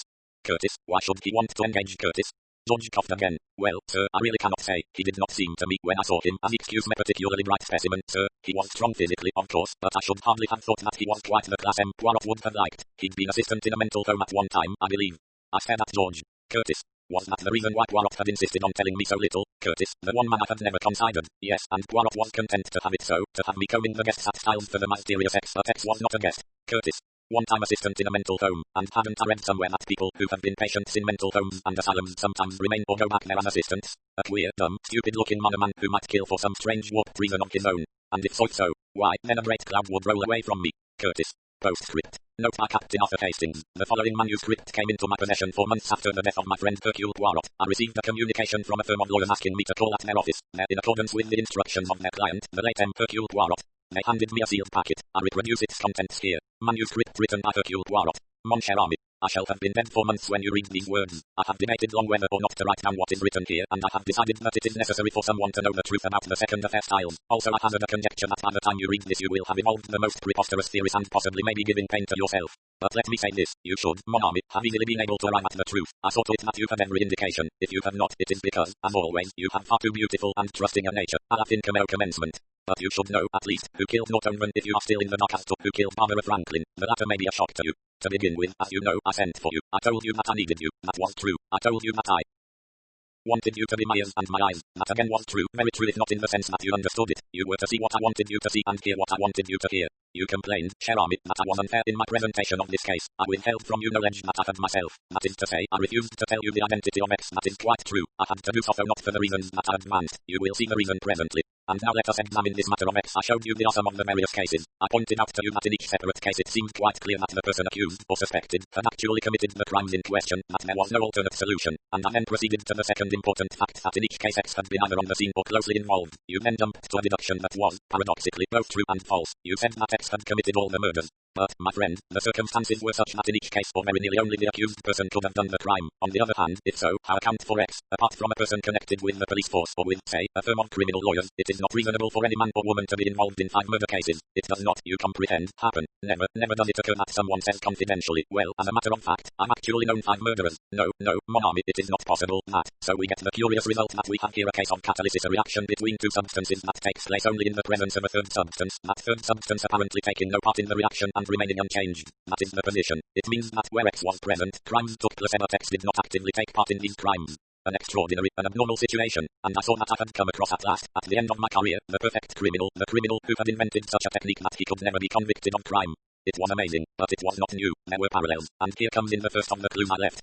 You, the play of Othello, for there, magnificently delineated, we have the original X. Iago is the perfect murderer. The deaths of Desdemona, of Cassio, and of Othello himself are all Iago's crimes, planned by him, carried out by him, and he remains outside the circle, untouched by suspicion or could have done so. For your great Shakespeare, my friend, had to deal with the dilemma that his own art had brought about. To unmask Iago he had to resort to the clumsiest of devices and handkerchief, a piece of work not at all in keeping with Iago's general technique, and a blunder of which one feels certain he would not have been guilty. Yes, there is there the perfection of the art of murder, not even a word of direct suggestion. He is always holding back others from violence, refuting with horror suspicions that have not been entertained until he mentions them.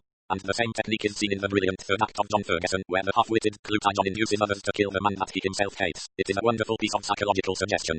Now you must realize this, Hastings. Everyone is a potential murderer. In everyone there arises from time to time the wish to kill, so not the will to kill. How often have you not felt or heard others say, she made me so furious I felt I could have killed her. I could have killed before saying so and so. I was so angry I could have murdered him. And all those statements are literally true. Your mind at such moments is quite clear. You would like to kill so and so, but you do not do it. Your will has to assent to your desire. In young children, the brake is as yet acting imperfectly. I have known a child, annoyed by its kitten, say keep still or I'll hit you on the head and kill you, and actually do so to be stunned and horrified a moment later when it realizes that the kitten's life will not return because, you see, really the child loves that kitten dearly. So then, we are all potential murderers, and the art of X was this, not to suggest the desire, but to break down the normal decent resistance. It was an art perfected by long practice. X knew the exact word, the exact phrase, the intonation even to suggest and to bring cumulative pressure on a weak spot. It could be done. It was done without the victim ever suspecting. It was not hypnotism. Hypnotism would not have been successful. It was something more insidious, more deadly. It was a marshalling of the forces of a human being to widen a breach instead of repairing it. It called on the best in a man and set it in alliance with the worst. You should know, Hastings, for it happened to you. So now, perhaps, you begin to see what some of my remarks, that annoyed and confused you, really meant. When I spoke of a crime to be committed, I was not always referring to the same crime. I told you that I was at Styles for a purpose. I was there, I said, because a crime was going to be committed. You were surprised at my certainty on that point, but I was able to be certain for the crime, you see, was to be committed by myself. Yes, my friend, it is odd and laughable and terrible. I, who do not approve of murder, I, who value human life, have ended my career by committing murder. Perhaps it is because I have been too self-righteous, too conscious of rectitude, that this terrible dilemma had to come to me. For you see, Hastings, there are 2 sides to it. It is my work in life to save the innocent, to prevent murder, and this is the only way I can do it. Make no mistake, X could not be touched by the law. He was safe. By no ingenuity that I could think of could he be defeated any other way. And yet, my friend, I was reluctant. I saw what had to be done, but I could not bring myself to do it. I was like Hamlet eternally putting off the evil day, and then the next attempt happened, and the attempt on Mrs. Luttrell. I had been curious, Hastings, to see if your well-known flair for the obvious would work. It did. Your very first reaction was a mild suspicion of Norton, and you were quite right. Norton was the man. You had no reason for your belief except the perfectly sound, if slightly half-hearted suggestion that he was insignificant. There, I think, you came very close to the truth. I have considered his life history with some care. He was the only son of a masterful and bossy woman. He seems to have had at no time any gift for asserting himself or for impressing his personality on other people. He has always been slightly lame and was unable to take part in games at school. One of the most significant things you told me was a remark about him having been laughed at school for nearly being sick when seeing a dead rabbit. There, I think, was an incident that may have left a deep impression on him. He disliked love and violence, and his prestige suffered in consequence. Subconsciously, I should say, he has waited to redeem himself by being bold and ruthless. I should imagine that he began to discover quite young his own power for influencing people. He was a good listener, he had a quite sympathetic personality. People liked him without, at the same time, noticing him very much. He resented this and then made use of it. He discovered how ridiculously easy it was, by using the correct words and supplying the correct stimuli, to influence his fellow creatures. The only thing necessary was to understand them, to penetrate their thoughts, their secret reactions and wishes. Can you realize, Hastings, that such a discovery might feed a sense of power? Here was he, Stephen Norton, whom everyone liked and despised, and he would make people do things they didn't want to do, mark this thought they did not want to do. I can visualize him developing this hobby of his, and little by little developing a morbid taste for violence at second hand, the violence for which he lacked physical stamina and for the lack of which he had been derided.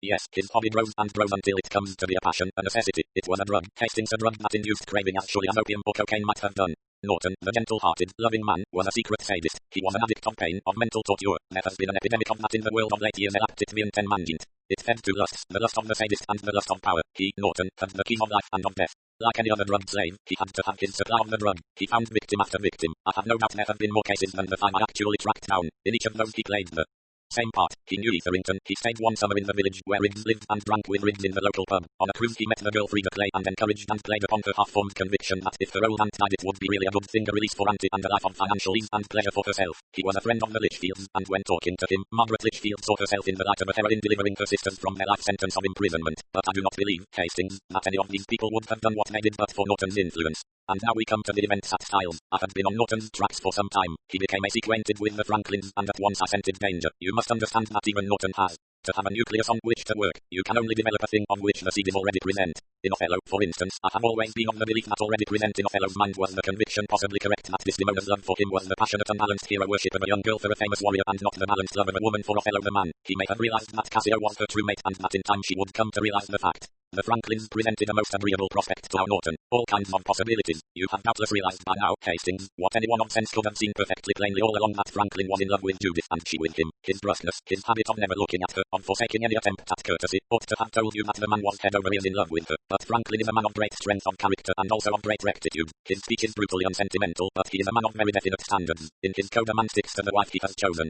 Judith, as I should have thought even you could have seen, was deeply and unhappily in love with him. She thought you had grasped the fact that day you found her in the rose garden, hence her furious outburst. Characters like hers cannot stand any expression of pity or sympathy. It was like touching a raw wound. Then she discovered that you thought it was Allerton she cared for. She let you think so, thereby shielding herself from clumsy sympathy and from a further probing of the wound. She flirted with Allerton as a kind of desperate solace. She knew exactly the type of man he was. He amused her and distracted her, but she never had the least feeling for him. Norton, of course, knew exactly how the wind lay. He saw possibilities in the Franklin trio. I may say that he started first on Franklin, but threw a complete blank. Franklin is the one type of man who is quite immune from Norton's type of insidious suggestion. Franklin has a clear-cut, black and white mind, with an exact knowledge of his own feeling and a complete disregard for outside pressure. Moreover, the great passion of his life is his work. His absorption in it makes him far less vulnerable. With Judith, Norton was far more successful. He played very cleverly on the theme of useless lives. It was an article of faith with Judith, and the fact that her secret desires were in accordance with it was a fact that she ignored stridently, whilst Norton knew it to be an ally. He was very clever about it, taking himself the opposite point of view, gently ridiculing the idea that she would ever have the nerve to do such a decisive action. It is the kind of thing that all young people say but never do. Such an old cheap jam, and how often it works. Hastings.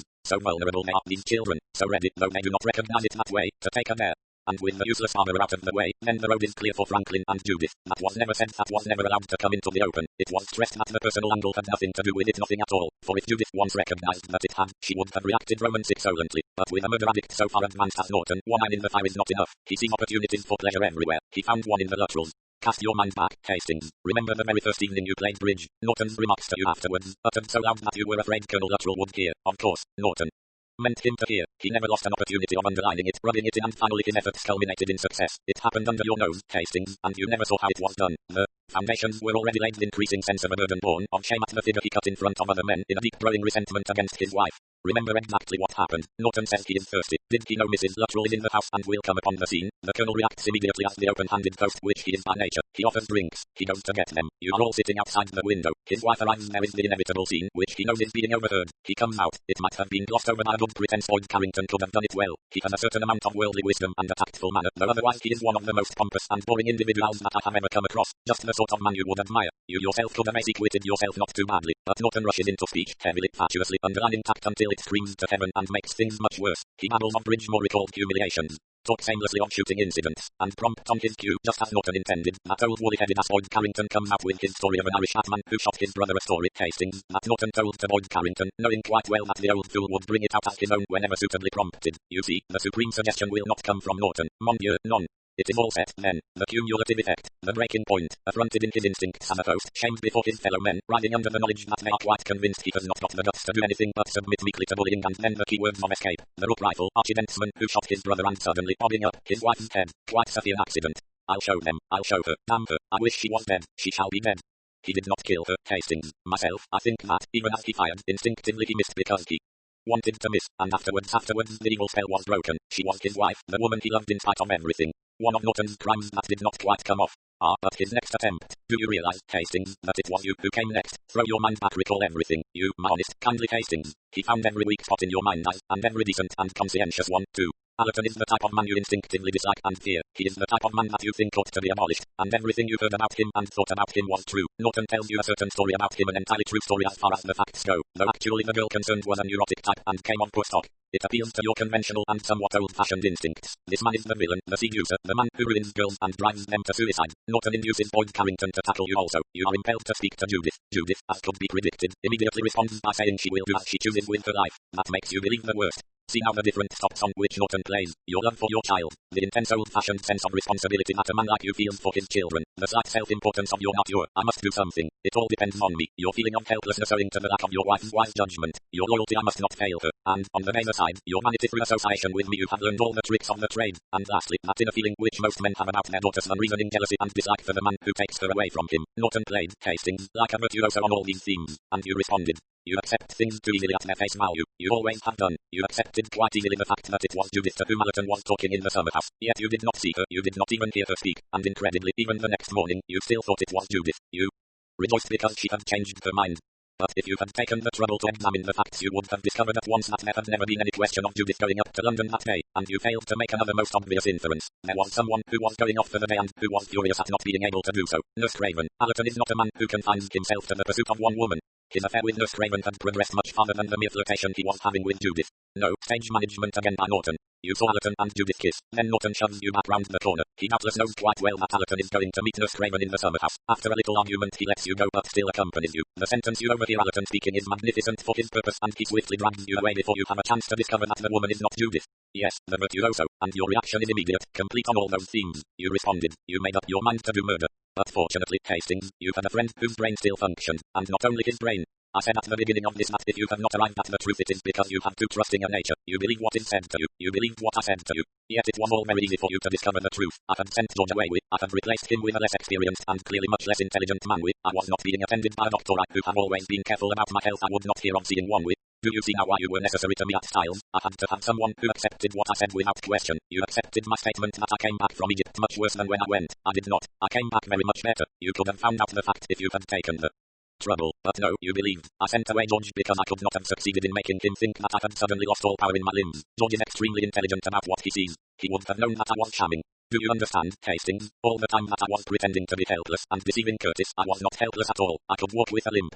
I heard you come up that evening. I heard you hesitate and then go into Allerton's room, and at once I was on the alert. I was already much exercised about your state of mind. I did not delay. I was alone. Curtis had gone down to supper. I slipped out of my room and across the passage. I heard you in Allerton's bathroom, and promptly, my friend, in the manner you so much deplore, I dropped to my knees and looked through the keyhole of the bathroom door. One could see through it, fortunately, as there is a bolt and not a key on the inside. I perceived your manipulations with the sleeping tablets. I realized what your idea was. And so, my friend, I acted. I went back to my room. I made my preparations. When Curtis came up, I sent him to fetch you. You came, yawning and explaining that you had a headache. I made at once the big fushage remedy on you. For the sake of peace, you consented to drink a cup of chocolate. You gulped it down quickly so as to get away quicker. But I, too, my friend, had some sleeping tablets. And so, you slept until morning when you awoke your own sane self and were horrified at what you had so nearly done. You were safe. No one does not attempt these things twice, not when one has relapsed into sanity. But it decided me, Hastings. For whatever I might not know about other people did not apply to you. You are not a murderer, Hastings, but you might have been hanged for one for a murder committed by another man who in the eyes of the law would be guiltless. You, my good, my honest, my oh so honourable Hastings, so kindly, so conscientious, so innocent.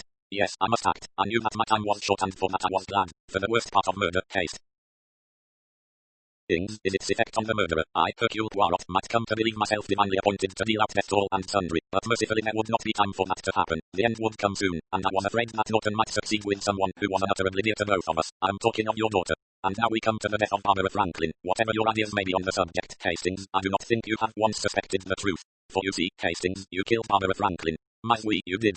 There was, you see, yet another angle to the triangle, one that I did not fully take into account. As it happened, Norton's tactics there were unseen and unheard by either of us, but I have no doubt that he employed them. Did it ever enter your mind to wonder, Hastings, why Mrs. Franklin was willing to come to Styles? It is not, when you think of it, at all her line of country. She likes comfort, good food, and above all social contacts. Styles is not gay, it is not well run, it is in the dead country, and yet it was Mrs. Franklin who insisted on spending the summer there. Yes, there was a third angle. Boyd Carrington. Mrs. Franklin was a disappointed woman. That was at the root of her neurotic illness. She was ambitious both socially and financially. She married Franklin because she expected him to have a brilliant career. He was brilliant but not in her way. His brilliance would never bring him newspaper notoriety or a Harley Street reputation. He would be known to half a dozen men of his own profession and would publish articles in learned journals. The outside world would not hear of him and he would certainly not make money. And here is Boyd Carrington home from the east just come into amarantcy and money, and Boyd Carrington has always felt tenderly sentimental towards the pretty 17-year-old girl he nearly asked to marry him. He is going to Styles. He suggests the Franklins come to and Barbara comes. How maddening it is for her. Obviously she has lost none of her old charm for this rich attractive man, but he is old-fashioned and not the type of man to suggest divorce. And John Franklin, too, has no use for divorce. If John Franklin were to die, then she could be Lady Boyd Carrington, and oh what a wonderful life that would be. Norton, I think, found her only too ready a tool. It was all too obvious, Hastings, when you come to think of it. Those first few tentative attempts at establishing how fond she was of her husband, she overdid it a little, murmuring about ending it all because she was a drag on him. And then an entirely new line, her fears that Franklin might experiment upon himself. It ought to have been so obvious to us, Hastings. She was preparing us for John Franklin to die of isostigmine poisoning. No question, you see, of anyone trying to poison him, or not just pure scientific research. He takes the harmless alkaloid, and it turns out to be harmful after all. The only thing was it was a little too swift. You told me that she was not pleased to find Boyd Carrington having his fortune told by Nurse Craven. Nurse Craven was an attractive young woman with a keen eye for men. She had had a try at Dr. Franklin and had not met with success, hence her dislike for Judith. She is carrying on with Allerton, but she knows quite well he is not serious. Inevitable that she should cast her eye on the rich and still attractive Sir William, and Sir William was, perhaps, only too ready to be attracted. He had already noticed Nurse Craven as a healthy, good-looking girl. Barbara Franklin has a fright and decides to act quickly. The sooner she is a pathetic, charming and not inconsolable widow the better. And so, after a morning of nerves, she sets the scene. Do you know, mon ami, I have some respect for the Calabar bean. This time, you see, it worked. It spared the innocent and slew the guilty. Mrs. Franklin asks you all up to her room. She makes coffee with much fuss and display, as you tell me. Her own coffee is beside her. Her husband's on the other side of the bookcase table. And then there are the shooting stars, and everyone goes out, and only you, my friend, are left. You and your crossword puzzle and your memories, and to hide emotion you swing round the bookcase to find a quotation in Shakespeare. And so they come back, and Mrs. Franklin drinks the coffee full of the Calabar bean alkaloids that were meant for dear scientific John, and John Franklin drinks the nice plain cup of coffee that was meant for clever Mrs. Franklin. But you will see, Hastings, if you think a minute, that although I realized what had happened, I saw that there was only one thing to be done. I could not prove what had happened, and if Mrs. Franklin's death was thought to be anything but suicide, suspicion would inevitably fall on either Franklin or Judith, on two people who were utterly and completely innocent. So I did what I had a perfect right to do, laid stress on and put conviction into my repetition of Mrs. Franklin's extremely unconvincing remarks on the subject of putting an end to herself. I could do it, and I was probably the only person who could, for you see my statement carried weight. I am a man experienced in the matter of committing murder. If I am convinced it is suicide, well, then, it will be accepted as suicide. It puzzled you, I could see, and you were not pleased, but mercifully you did not suspect the true danger. But will you think of it after I am gone? Will it come into your mind, lying there like some dark serpent that now and then raises its head and says, suppose Judith? It may do, and therefore I am writing this. You must know the truth. There was one person whom the verdict of suicide did not satisfy, Norton. He was balked, you see, of his pound of flesh, and I say, he is a sadist. He wants the whole gamut of emotion, suspicion, fear, the toils of the law. He was deprived of all that. The murder he had arranged had gone awry. But presently he saw what one may call a way of recouping himself. He began to throw out hints. Earlier on he had pretended to see something through his glasses. Actually he intended to convey the exact impression that he did convey, namely that he saw Allerton and Judith in some compromising attitude. But not having said anything definite, he could use that incident in a different way. Supposing, for instance, that he says he saw Franklin and Judith, that will open up an interesting new angle of the suicide case. It may, perhaps, throw doubts on whether it was suicide. So, mon ami, I decided that what had to be done must be done at once. I arranged that you should bring him to my room that night. I will tell you exactly what happened. Norton, no doubt, would have been delighted to tell me his arranged story. I gave him no time. I told him, clearly and definitely, all that I knew about him. He did not deny it. No, mon ami, he sat back in his chair and smirked. My oui, there is no other word for it. He smirked. He asked me what I thought I was going to do about this amusing idea of mine. I told him that I proposed to execute him. Ah, he said, I see, the dagger or the cup of poison. We were about to have chocolate together at the time. He has a sweet tooth, Norton. The simplest, I said, would be the cup of poison. And I handed him the cup of chocolate I had just poured out. In that case, he said, would you mind my drinking from your cup instead of from mine? I said, not at all. In effect, it was quite immaterial, and I had said, I, too, take the sleeping tablets. The only thing is that since I have been taking them every night for a considerable period, I have acquired a certain tolerance, and the dose that would send Norton to sleep would have very little effect upon me. The dose was in the chocolate itself. We both had the same. His portion took effect in due course. Mine had little effect upon me, especially when counteracted with a dose of my strychnine tonic. And so to the last chapter, when Norton was asleep I got him into my wheelchair fairly easy. It has many types of mechanism and wheeled him back in it to its usual place in the window embrasure behind the curtains. Curtis then put me to bed. When everything was quiet I wheeled Norton to his room. It remained, then, to avail myself of the eyes and ears of my excellent friend Hastings. You may not have realized it, but I wear a wig, Hastings. You will realize even less that I wear a false moustache. Even George does not know that. I pretended to burn it by accident soon after Curtis came, and at once had my hairdresser make me a replica. I put on Norton's dressing gown, ruffled up my grey hair on end, and came down the passage and rapped on your door. Presently you came and looked with sleepy eyes into the passage. You saw Norton leave the bathroom and limp across the passage into his own room. You heard him turn the key in the lock on the inside. I then replaced the dressing gown on Norton, laid him on his bed, and shot him with a small pistol that I acquired abroad, and which I have kept carefully locked up except for 2 occasions when nobody being about. I have put it ostentatiously on Norton's dressing table, he himself being well away somewhere that morning. Then I left the room after putting the key in Norton's pocket. I myself locked the door from the outside with the duplicate key which I have possessed for some time. I wheeled the chair back to my room. Since then I have been writing this explanation. I am very tired and the exertions I have been through have strained me a good deal. It will not, I think, be long before. There are 1 or 2 things I would like to stress. Norton's were the perfect crimes. Mine was not. It was not intended to be. The easiest way and the best way for me to have killed him was to have done so quite openly, to have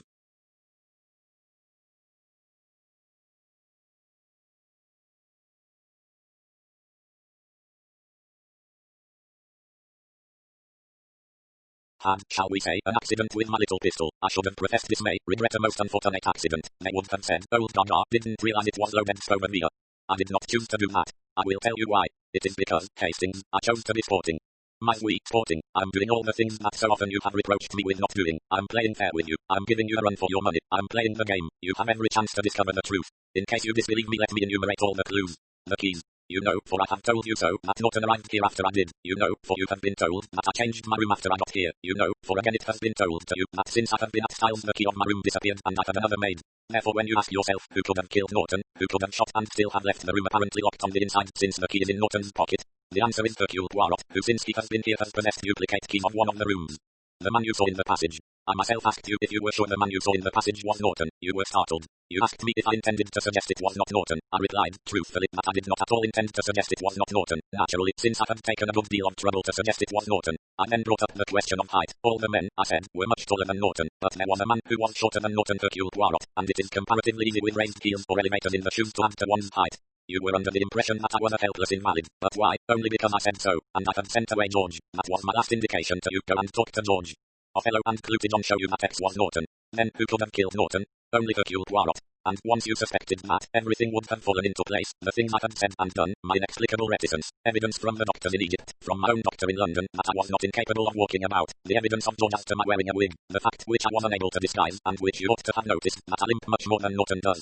And last of all, the pistol shot, my one weakness, I should, I am aware, have shot him through the temple. I could not bring myself to produce an effect so lopsided, so haphazard. No, I shot him symmetrically, in the exact center of the forehead. Oh, Hastings, that should have told you the truth. But perhaps, after all, you have suspected the truth. Perhaps when you read this, you already know. But somehow I do not think so. No, you are too trusting. You have too beautiful a nature. What shall I say more to you? Both Franklin and Judith, I think you will find, knew the truth, although they will not have told it to you. They will be happy together, those two. They will be poor and innumerable tropical insects will bite them and strange fevers will attack them, but we all have our own ideas of the perfect life, have we not? And you, my poor lonely Hastings, my heart bleeds for you, dear friend. Will you, for the last time, take the advice of your old Poirot? After you have read this, take a train or a car or a series of buses and go to find Elizabeth Cole, who is also Elizabeth Litchfield. Let her read this or tell her what is in it. Tell her that you, too, might have done what her sister Margaret did, only for Margaret Litchfield there was no watchful Poirot at hand. Take the nightmare away from her. Show her that her father was killed, not by his daughter, but by that kind sympathetic family friend, that honest Iago Stephen Norton. For it is not right, my friend, that a woman like that, still young, still attractive, should refuse life because she believes herself to be tainted. No, it is not right. Tell her so, you, my friend, who are yourself still not unattractive to women. Amen. I have no more now to say. I do not know, Hastings, if what I have done is justified or not justified. No, I do not know. I do not believe that a man should take the law into his own hands. But on the other hand, I am the law. As a young man in the Belgian police force, I shot down a disparate criminal who sat on a roof and fired at people below. In a state of emergency, martial law is proclaimed. By taking Norton's life, I have saved other lives, innocent lives. But still I do not know. It is perhaps right that I should not know. I have always been so sure to sure. But now I am very humble and I say like a little child, I do not know. Goodbye, cher ami. I have moved the amyl nitrate ampoules away from beside my bed. I prefer to leave myself in the hands of the bon Dieu. May his punishment or his mercy be swift. We shall not hunt together again, my friend. Our first hunt was here and our last. They were good days. Yes, they have been good days. End of Hercule Poirot's manuscript. Final note by Captain Arthur Hastings. I have finished reading. Cannot believe it all yet, but he is right. I should have known. I should have known when I saw the bullet hole so symmetrically in the mid-belly of the forehead.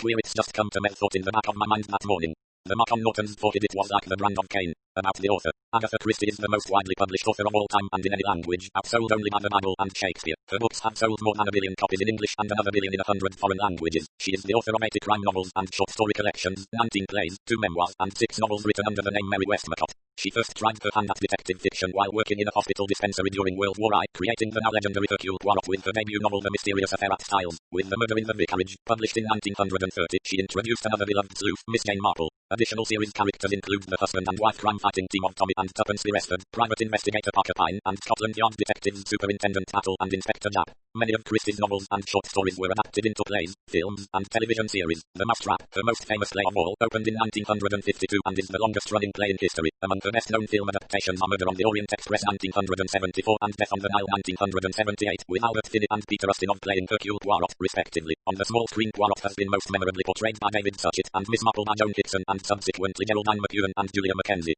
Christie was first married to Archibald Christie and then to archaeologist Sir Max Mallowan, whom she accompanied on expeditions to countries that would also serve as the settings for many of her novels. In 1971 she achieved one of Britain's highest honours when she was made a Dame of the British Empire. She died in 1976 at the age of 85. Her 120th anniversary was celebrated around the world in 2010.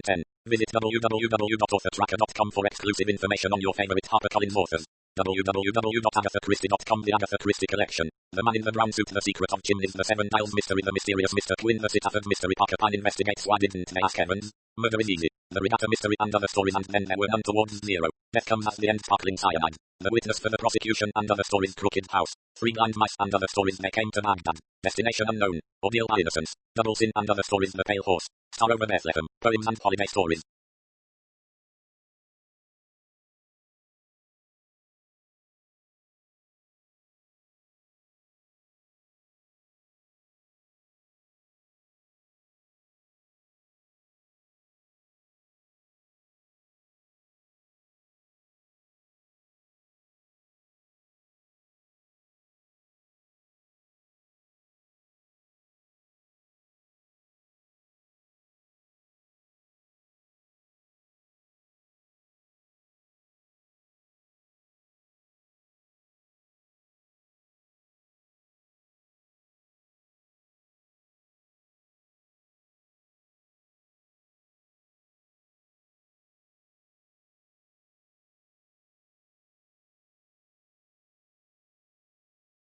Endless Night Passenger to Frankfurt, The Golden Ball and Other Stories, The Mousetrap and Other Plays, The Harlequin Set and Other Stories, The Hercule Poirot Mysteries, The Mysterious Affair at Styles, The Murder on the Links, Poirot Investigates, The Murder of Roger Ackroyd, The Big Four, The Mystery of the Blue Train, Peril at End House, Lord Edgware Dies, Murder on the Orient Express, 3-act tragedy, Death in the Clouds, The ABC, Murders, Murder in Mesopotamia, Cards on the Table, Murder in the Muse, Dumb Witness, Death on the Nile, Appointment with Death, Hercule Poirot's Christmas, Sad Cypress, 1, 2, Battle Mash, Evil Under the Sun, 5 Little Pigs, The Hollow, The Labours of Hercules Taken at the Flood, The Underdog and Other Stories, Mrs. Maginty's Dead After the Funeral, Hickory Dickory Dock, Dead Man's Folly, Cat Among the Pigeons, The Clocks, Third Girl, Halloween Party, Elephants Can Remember Curtain, Poirot's Last Case, The Miss Marple Mysteries, The Murder at the Vicarage, The Body in the Library, The Moving Finger, A Murder is Announced.